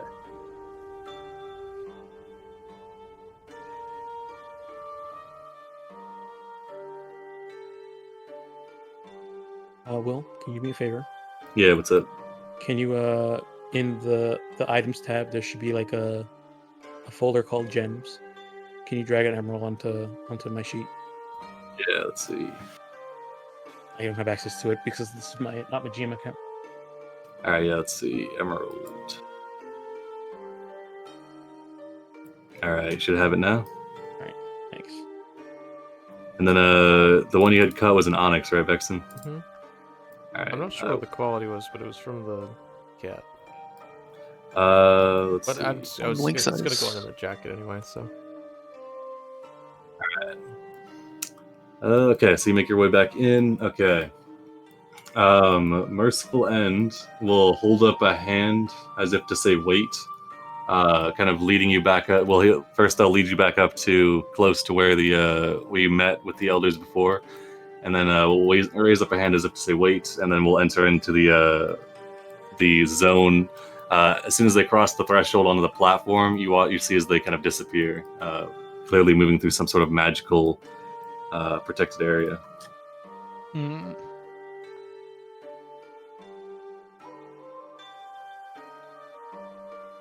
So is Merciful leading us back up to the platforms where the others were, or Yeah, he just left. He's gonna Yeah. talk to him. okay? He's gone for a few minutes and then reemerges. He has a tray along with him, or not a tray, I guess, but more of like a small kind of woven basket that he brings out with him as well. Hmm. He makes like a coughing noise, and then points back as if to indicate that they're indisposed. I guess the first is indisposed, can't meet with you at the moment. And then we'll open up the basket.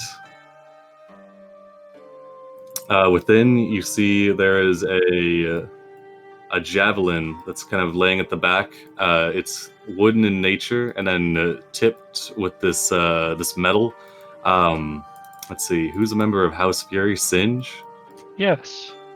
Singe, you recognize the metal topping this javelin of light, or javelin of something that it looks very reminiscent of the metal that Huntsman is crafted out of, and along it there are words in Alfair.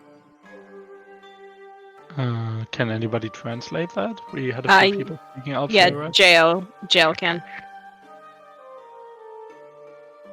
Okay. Can we make out what it says? Yeah, let's see. Yeah, so written, kind of inscribed, burnished into the side of the javelin is bolt. Mm. And anybody with Arcana training, I suppose, eventually you'll figure out this is a javelin of lightning. Huzzah. Next to the javelin of lightning is a couple of small bottles. You recognize two basic healing potions, and then one which is clearly larger, likely a greater.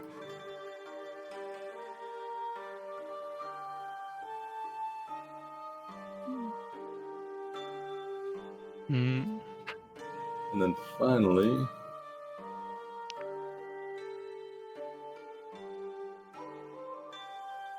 I'm gonna re-roll that. That sucks. I don't even know why is the staff of flowers is not worth 500 gold. All right, it is not. I refuse. Some of them in that list are a little weird. The staff of flowers.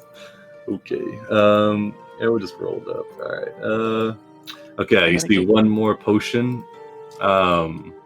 If you were to identify this, you would realize that this is a potion of flying.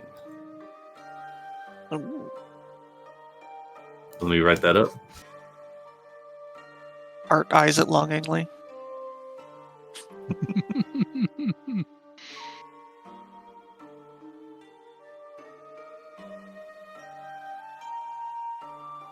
All right. So these are, well, from the way that Merciful End kind of presents them, these are kind of like treasures that they have either collected or kind of have come across, and that they believe that will prove useful to you all. And this is kind of their thanks for your help. Cool. Merciful End makes the sound of the lift moving up, as if to say like come back soon, and then then repeats all of the same goodbye gestures, sees if you need anything else, but seems intent on moving off. Give him another bow and then arm shake. Nice. They clasp. You can see for a moment his eyes flash that light blue color, and then he turns and disappears back through the veil. Yeah, those are the basic ones. Okay. All right. Oh. Yeah, I think, like, we've basically done what we wanted, right? Made some better relations with the birds. Yeah. They still have an issue with the corruption, but at least we're on better terms now. Yeah. Gotta get a little stronger to go back. We do not have enough badges. This might be more of a meta question, but inside this hex, would the alpha be the Blackbirds. the blackbirds? That's Perhaps. Okay. Because once we choose our side, The what hex I'm is saying, like, immediately Yeah, done. to be full Yeah. meta, yeah, this hex is controlled by the Blackbird, so the alpha would be likely the first. Okay. So clearing out the alpha would either involve, either killing Yeah. So or making friends. or making friends, and right now our way of making friends with them is to, at least from what we've interacted with them so far, is take care of the corruption or get rid of the hog folk. Something along those Okay. lines. Before Merciful End goes off, he'll. You see, he motions towards Vexen's flute and makes another song on it, and you can it's kind of like a soft, lulling, kind of like a relaxed note, and kind of gestures to himself, kind of like use this to contact me, kind of thing. nice.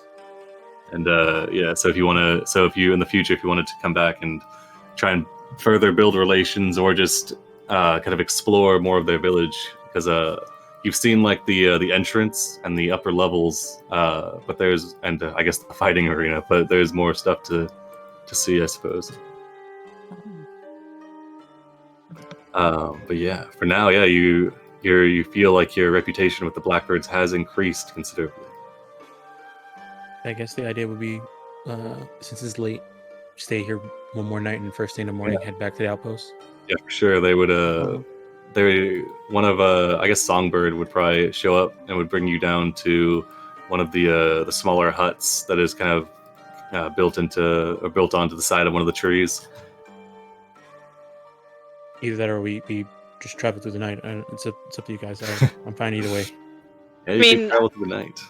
I don't know about that. Your heart hears that and shakes his head. Yeah, you guys are. Yeah, okay. So yeah, there is another patrol shift. I guess they probably would have gone out, but the last patrol shift you saw, whenever they move off, they stay in the trees for the patrols. So being on the ground in this forest at night probably isn't the best call. from what you gathered. Okay. Yeah, I like this art so much. Such nice places. Mhm. Yeah. But yeah, so you can get a night's rest. I guess it would be a non-dangerous camping, but you could still do like I'd still let you do camp activities or like a DC 5 or whatever, because you are still in like a it's a neutral zone or even a friendly zone, but there could be complications if you I don't know if you did something. I don't know if you start burning stuff down or something. I don't know. So yeah, if you guys want, I'll take you over to the camping map just for kicks, so you guys can see everything, and then we can do a quick camping. Is there anything in particular people want to do, or could we just speed run it? Speedrun. Yeah, we speak. Okay. Yeah, just speed. All right. I mean, and, I think JL would probably play some more music. yeah, That'd be it. Yeah, DC 5. So pretty much anything you guys want to do, you can get done. And we'll ask Vexen if he's interested in playing a game. What kind of game? You see, he has dice and cards. Mm. Is there something else? The cards vanish. The cards and dice vanish like a street magician. he said she says well how about you flip your coin and we'll have that decide. Okay. One for dice, two for Oh, I cards. see. Nice. All right, dice it is. All right, so how do we want to do this? We want to just roll to a d6 or do high or lower, or do you want to just actually do the intelligence check or whatever? Well, I just click on the gaming set of dice, right? Yeah, it'd be an intelligence check with proficiency if you're efficient in dice. All right, so for me, I'm not proficient, so it'll just be an intelligence check. Int. Oh my god. Nice. Because Vexen succeeded a cost. And then, because then Anne could succeed at the cost. I'll do the same No. result. Yeah, I know, but then you both have two consequences, you know? All right, 15% of your hell. yeah, Choke on the- that's my favorite one. Yeah, you fall out of the tree. Yeah. 10 feet into a disadvantageous position. No. All right, Singe or I guess you get the inspiration. Yeah. That's good because I didn't need it. I full. Sin would probably tell Hard another story, and it's basically sounds like a fairy tale about dragons from Kobold Vision, You only know stories about dragons. pretty much. That checks out. Nice. All right, do that. So performance as soon as it actually rolls. There. Yeah, fantastic. It's a great story. Season 8 is a little rough, but the first parts are good. Do the birds actually know what a dragon is? Yeah, I mean they've got somebody amongst them has books. I'm pretty sure rattling sack. Artistry, like Yeah, it's not like a common thing that they think of daily, but I'm sure they have knowledge of dragons. And if not, I'm pretty sure rattling sack has probably told them about dragons. Yeah. Okay. All right, what do you got, Heart? Heart's gonna go over to Vex and ask to borrow the flute. Ooh, nice. a flute. Mm-hmm. My flute. You can make any sound you want. Kind of. Godbolt gave this. He motions that he'll give it back.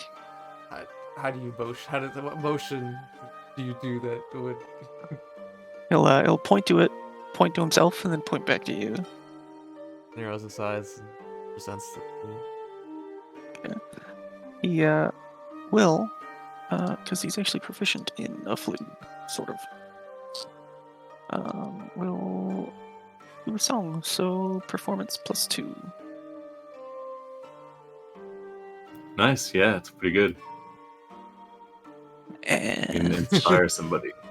oh, I mean, that's good. It's good for the camp. DC's only a 5. sweet. Who doesn't have an inspiration? Because Singe gave me one, right? Did I So- inspire anybody Mhm. with mine? Yeah. You had a 10, so that's, and you can choose somebody to inspire. Singe told the When it- story too hard, so I'm he's too got hot. one there. I'm 1 out of 3, so I'm Yeah, at I've zero. got one.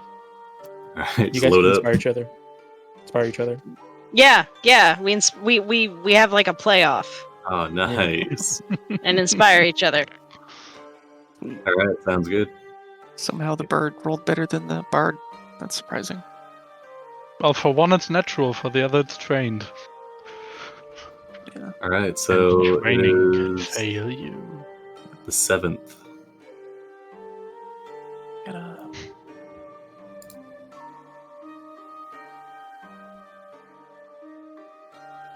All right, so around 7 a.m., sun starts to rise. You hear commotion kind of more towards 6:30 or 6 a.m. As there's kind of as the night patrol returns and the new fresh warriors head out to during the day. And then the village Raven Call seems to pick up a little bit more commerce kind of going on. You can see as you move down towards the lift, Rattling Sack kind of sitting on a rocking chair outside of their small building, rocking back and forth, kind of waves to you all, says, "Come again soon."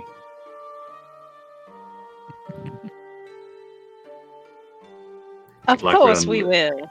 Yeah. The Blackbird on the lift kind of side eyes you all, but bows deferentially, and then will operate the lift for you, bringing you down. Mhm. All right. So now we just have a simple, what is this, like 45 miles? Let's see. Oh, whoops. Not the city. I don't even know how I moved it. I was just using the ruler. What the heck? Okay. All right. We got 22 and 18. Yeah, it's about 40 miles. Nice. Okay. All right. Who is our survivalist? Hart. Until you get out of here, you'll have advantage. So you That would could. be me. All right, go Probably for it. both Uh, times. Singe can assist anyway, so afterwards too, I guess. Yeah, no problem. You make good time. You can make it up here. At some point, you see where the river kind of connects, and you can ensure that. Well, you already know, but everybody else can know that the river definitely does connect to the lake that leads up to the Griffins, and you can continue. So from this point, need another survival check to get through the Blink Wolf Hex, so the Lynx Hex, formerly. This would be the same thing. Nice, even better. All right, yeah, good time. So 40 miles in a day. It's gonna be. Oof. I mean, yeah, two above 20 survival checks, so you can make good time. So we'll say you can do a 3 mile per hour pace. So it's just gonna take you about 13 hours. So you'll leave around 7, get in around 8 p.m. That's at a normal pace, not a double speed. Oh, were you guys double speeding it? Oh, okay, yeah, if that's the case, then yeah, so about a 10-hour. Considering they're fairly safe, I figure double speed would be a good idea. Yeah, go for it. It expands the range of danger, but the danger range is only like a 4 and below. So, all right, yeah, you make it back. Moving through the forest around you, somewhere around the transition between ancient forest to the Lynx Hex, the trees start to get back down to more manageable, reasonable sizes, and you see more pines and firs, and the wildlife returns back to more mundane creatures. And you see here and there in this Lynx Hex, you do see like the hint of a fey creature, but not nearly as dense as the Blackbird Hex. But yeah, eventually you can return to the outpost, and it takes about 10 hours. So Is Clementine cool with coming back to the outpost? yeah, All right, she's awesome. already kind of made herself at home in your hat or in your hair. All right. right, so 10 hours. All Oh, these days we've been traveling. What is she? Did we have to feed Clementine? she either eats off whatever you're eating if you offer it, or will go and kind of find fruits or berries and Okay. things to subsist on. Just making sure she's not like a Monty Python bunny. Oh, jeez, yeah. You feel kind of lightheaded as feel your blood being siphoned. No, that's I'll leave that to Scottrick, to his hexes, his bloodsuckers. Bannock. Beast. So you all make it back to the outpost. Huzzah! I drag you guys in. Oh, you guys are already here. Never mind. Nice. All right. Here we go. Where's Flanders? Not here. All right.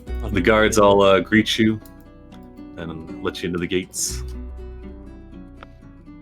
The outpost is alive with hustle and bustle. You can see many new buildings now open for business, tannery, library, things like that. You can see several more under construction. Compared to last month, the outpost is much more lively. Now that independence has kind of been gained, less reliant on the Mages Guild with shipments coming through the portal, there's a more optimistic air in all of the citizens of the outpost. I assume you make your way to Amias's to report. Mm-hmm. Yep. Either that or what's his name? Eli. Eli. To tell him scouting stuff. All right, yeah. Who do you go to first, or? And would probably first go to Eli before Amias, but if the group is going to Amias, then she'll follow them. Finch doesn't really have a preference, so if you want to go there. Yeah, let's go to see But- Eli. All right. Mhm. You find Eli in his spot in the Shadow Skull. Oh, okay, there's an Eli already over there. Right. Let's make that Eli. Yeah, He's he's hanging out in the Shadow Skull. All right, yeah, Eli Cooper. He's seated at his spot at the bar. He's got several papers that he's poring over.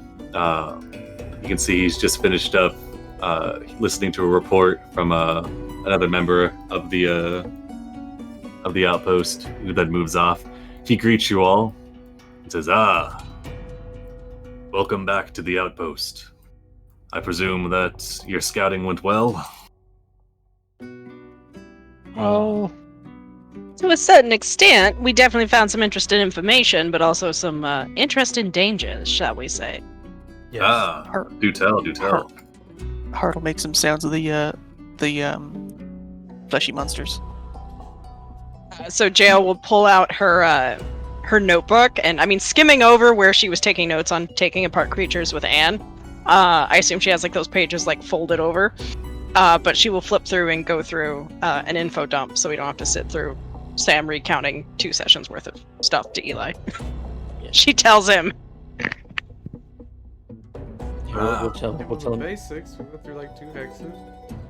Yeah, There's a heavily tall and thick Fey forest. That hex that is ruled, it's controlled by Blackbirds that we've seen before. They have a village up in the trees, and we did discussions with them.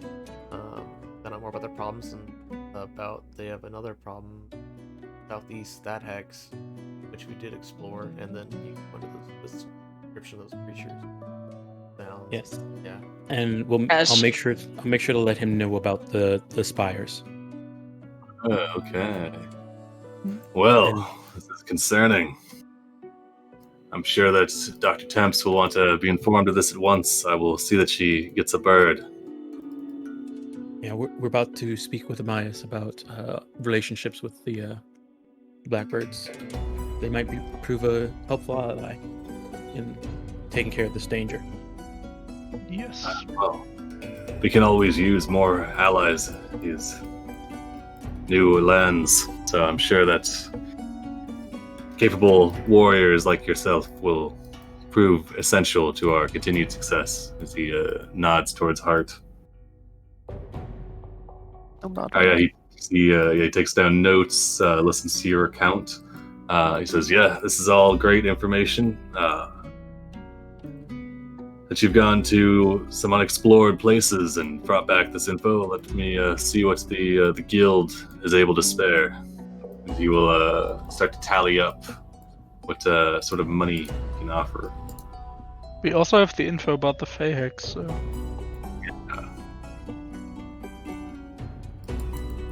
Let's see. Okay. Yeah, that was the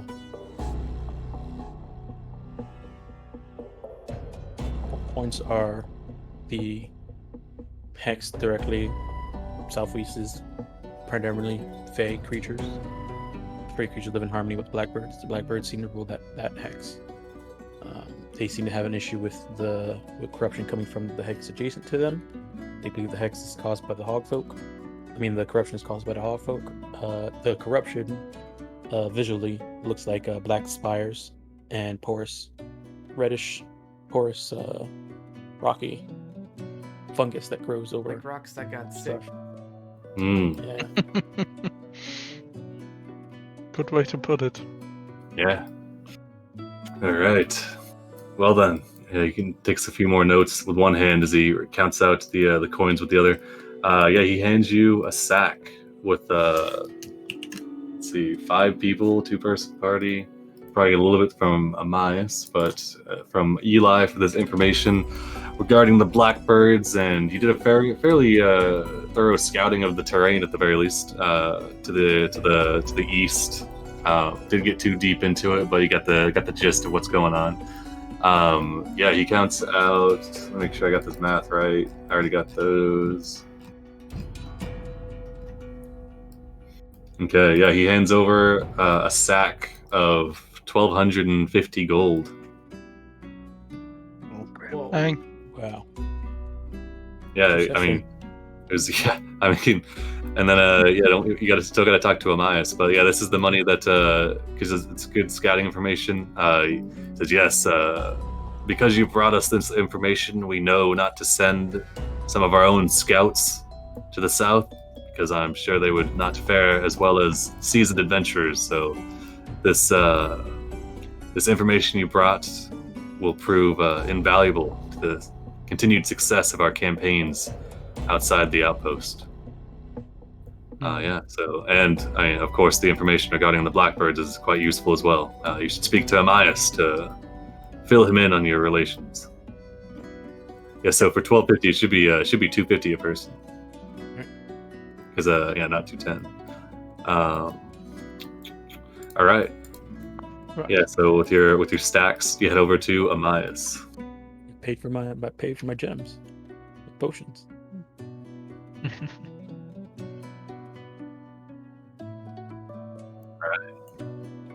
Eli goes back to his work, and you all head to Amias' office up in the tower. Let's see.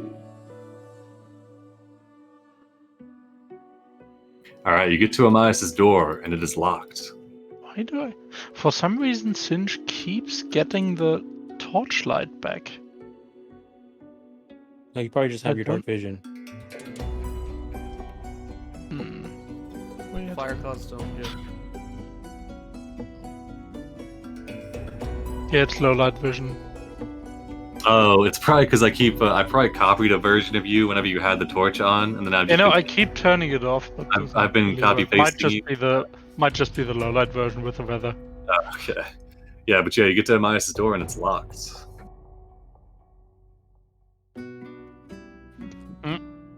Myers, you alright? How late is it? Oh.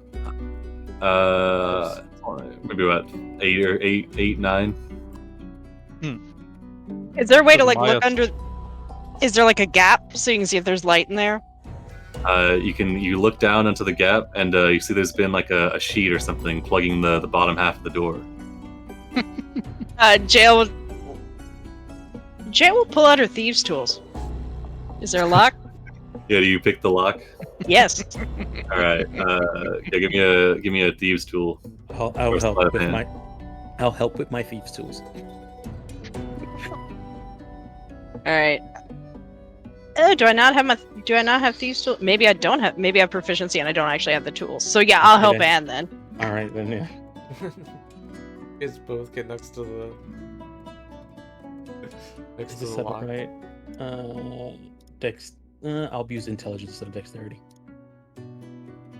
All right, thieves tools. Oh.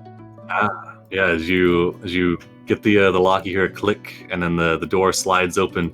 It's a little hard to push it open because you got the sheet riding up, pushing it out of the way. Before you open it, I store my thieves tools. Okay, yeah. As you do, like a burst of smoke kind of hits you from inside the room. Do you inhale? I don't think my it's an option if you're surprised by something. Oh yeah, everybody give me a Constitution saving throw. They're the one picking the lock. Okay. I would have definitely Oh, been the duality Oh, of the dice. Oh god. Oh, nice. Oh, my God. Oh shit. Write out some boons here. All right, for Singe and for Jail. I'm getting punished for the actions of my party. I guess I'll roll the con. All right, I guess Amias is impressed at me as I come through the door. Yeah, you can see. So as this smoke hits you, you kind of cut through it. Heart, you feel kind of a fluttering in your chest, and your eyes go a little bloodshot. You can see sitting behind a desk with his feet kicked up on it. As you all burst in, you startle Amias. He kind of topples over for a bit, scooting back in his chair. You can see he quickly begins to wave his hands, and you start to cough. He says, I could have sworn I locked that door. No, Members. It was open. Oh. Well then. You see he kind of stands up, straightening himself. He coughs once more and then says, well. My esteemed members of COERC, it's good to see you all. I was just attending to some paperwork, of course. You know how it is. Anyway, what do you have to report?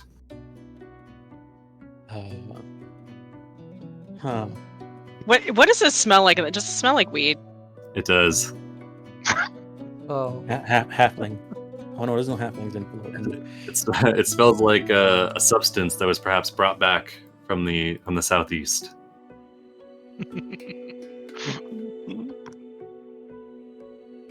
Somehow Amias got his hands on it.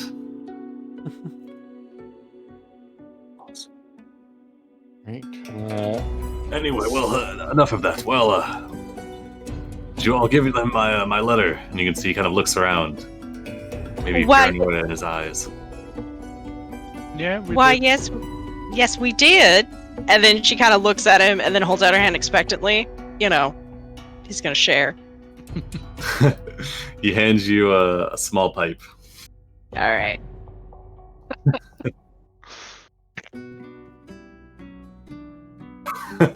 See Kit, the Discord. Oh my god. All right. Yeah. So Amias kind of composes himself, and then I suppose you recount your encounters with the Blackbirds, and you actually did hand over the letter. You can see his eyes go bright, and he looks very happy at this. Did they like it? Did they seem receptive? I tried very hard with that one. It seems so. They didn't seem unreceptive. However, they are having some difficulties that they would need us to take care of. Is it dankweed? Like, is it good? Or am I like hacking? I'd say it's like it's medium grade. Okay, she's not like, not all too right, smart off, but it's not McDonald's. all right. She will off. You know, she's not gonna hog it. So if anyone else would like the pipe, she will pass. All right, yeah. Amias listens to your account, nods, of course. Says, of course. New allies to the outpost. We can always see fit to provide aid, and then in return they can help us. You know, give and take relationship. He kind of nods towards Hart. Heart nods, kind of swaying back and forth just a little bit. You can see Amias looks slightly guilty at this, but he continues on. He says, anyway. now that we've established fantastic diplomatic relationships with me at the helm, I'm sure that we can continue to work on a more fruitful relationship.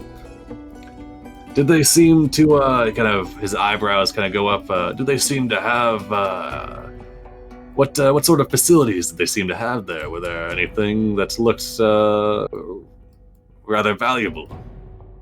Or high... trade and stuff. Yeah, they do have a Bunch form of of shops. currency. Yeah.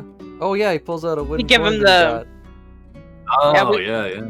We hand him the list of items from Rattling Sack. Yeah, okay. With their own coinage and this list. Just they have a fully fledged out economy there. Fantastic. This will make integrating them with ourselves much more smooth. Their village is in the branches of these giant trees, and they did not seem to have much metal. So once that mine gets taken into operation, we might be able to leverage that for They are trade. constantly bending out trolls. They seem very militaristic in the sense of constantly training their warriors for something.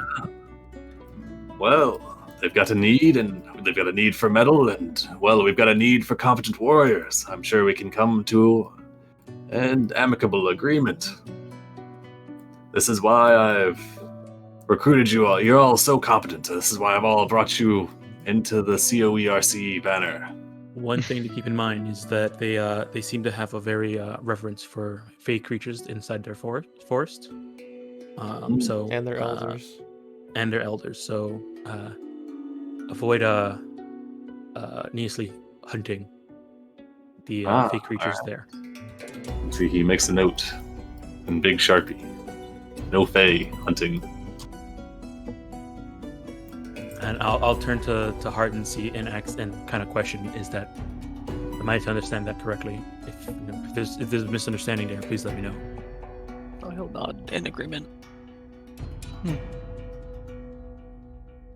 Okay. That's not all, Myas.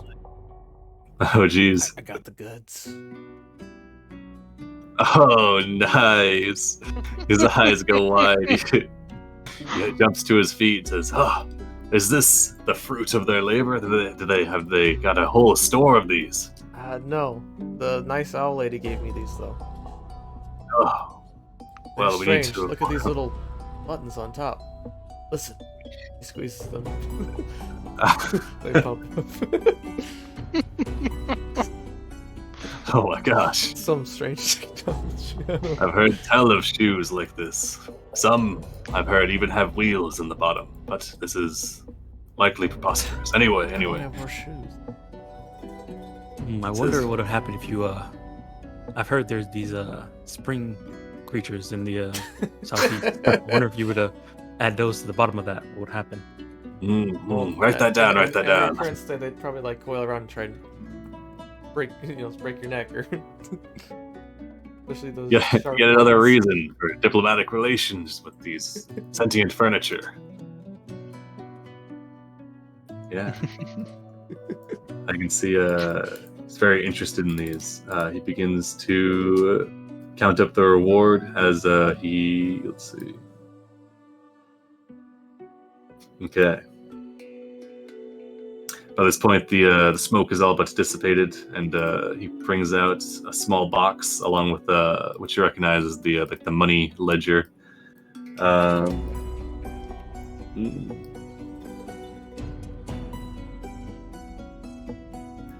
He says, "Well, I can offer you," and he, in meta terms, he offers you 2 class 3 potions. You can choose. There's a couple of them. Let's see. There's an elixir of health, potion of climbing, potion of growth, diminution, fire breath, greater healing, invisibility, mind reading, vitality. Any of these leaping out? He offers 2 of these. Lynch wants the fire breathing. Jael will look at the greater healing. Yeah, the greater healing would be 4d hit dice plus 4, I believe. Yep. Wow.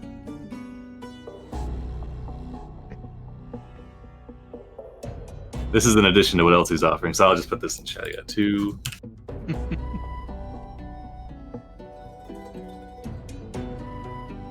He offers 2 class 3 potions, and then I think he has 1 class 4 that he can offer. And it's two class 3 potions for the group.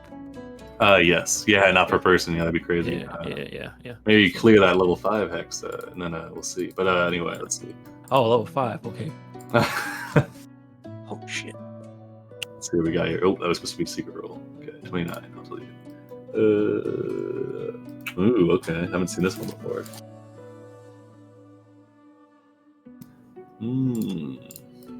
Oh, this is kind of thematic, actually. Oh, it kind of sucks, actually. Oh, actually, it's not too bad. Oh, okay, yeah. Who was it that told him that, Oh, man. It was Jail that told him to rethink the COERC thing, wasn't it? Yes. Ah, dang it. Okay, well, this isn't really, he's not really going in the right direction with this, I guess.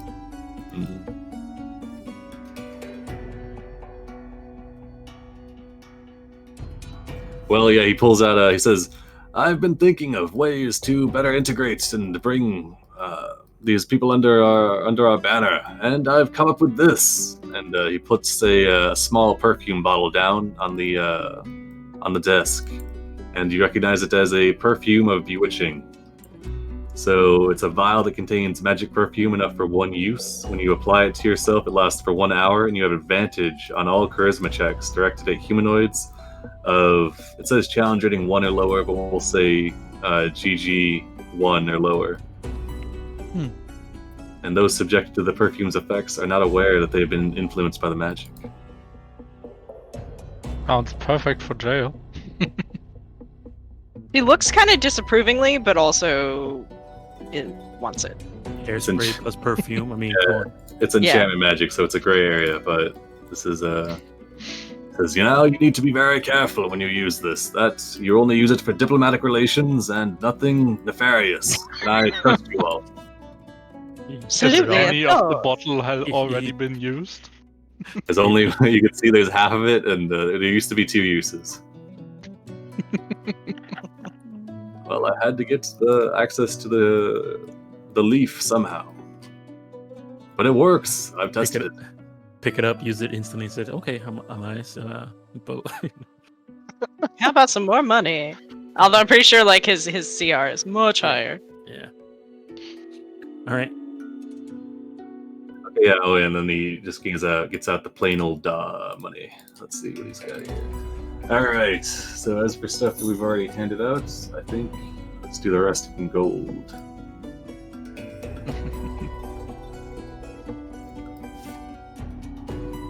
All right. So we got a class 3 left.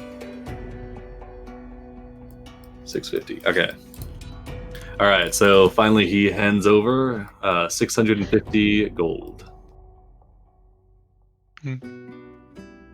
650 GP. 130 each. Damn, we rich.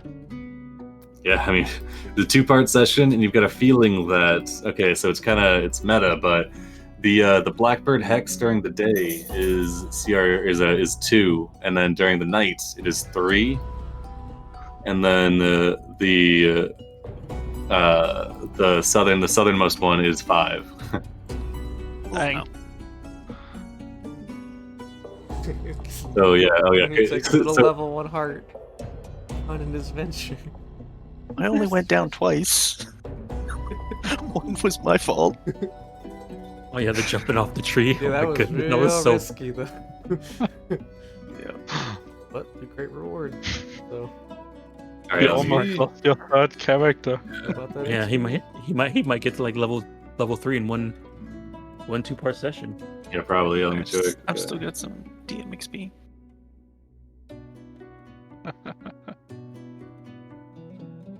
Hoping maybe I can get the 4 from this. Oh, Jeez. And it was a level 5 hex. It wasn't. You didn't win the fight, but you did escape with your lives. So we will not penalize it or anything. We did take out some minions. Sure.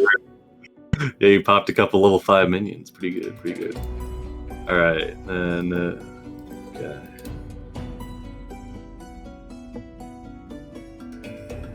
Oh yeah.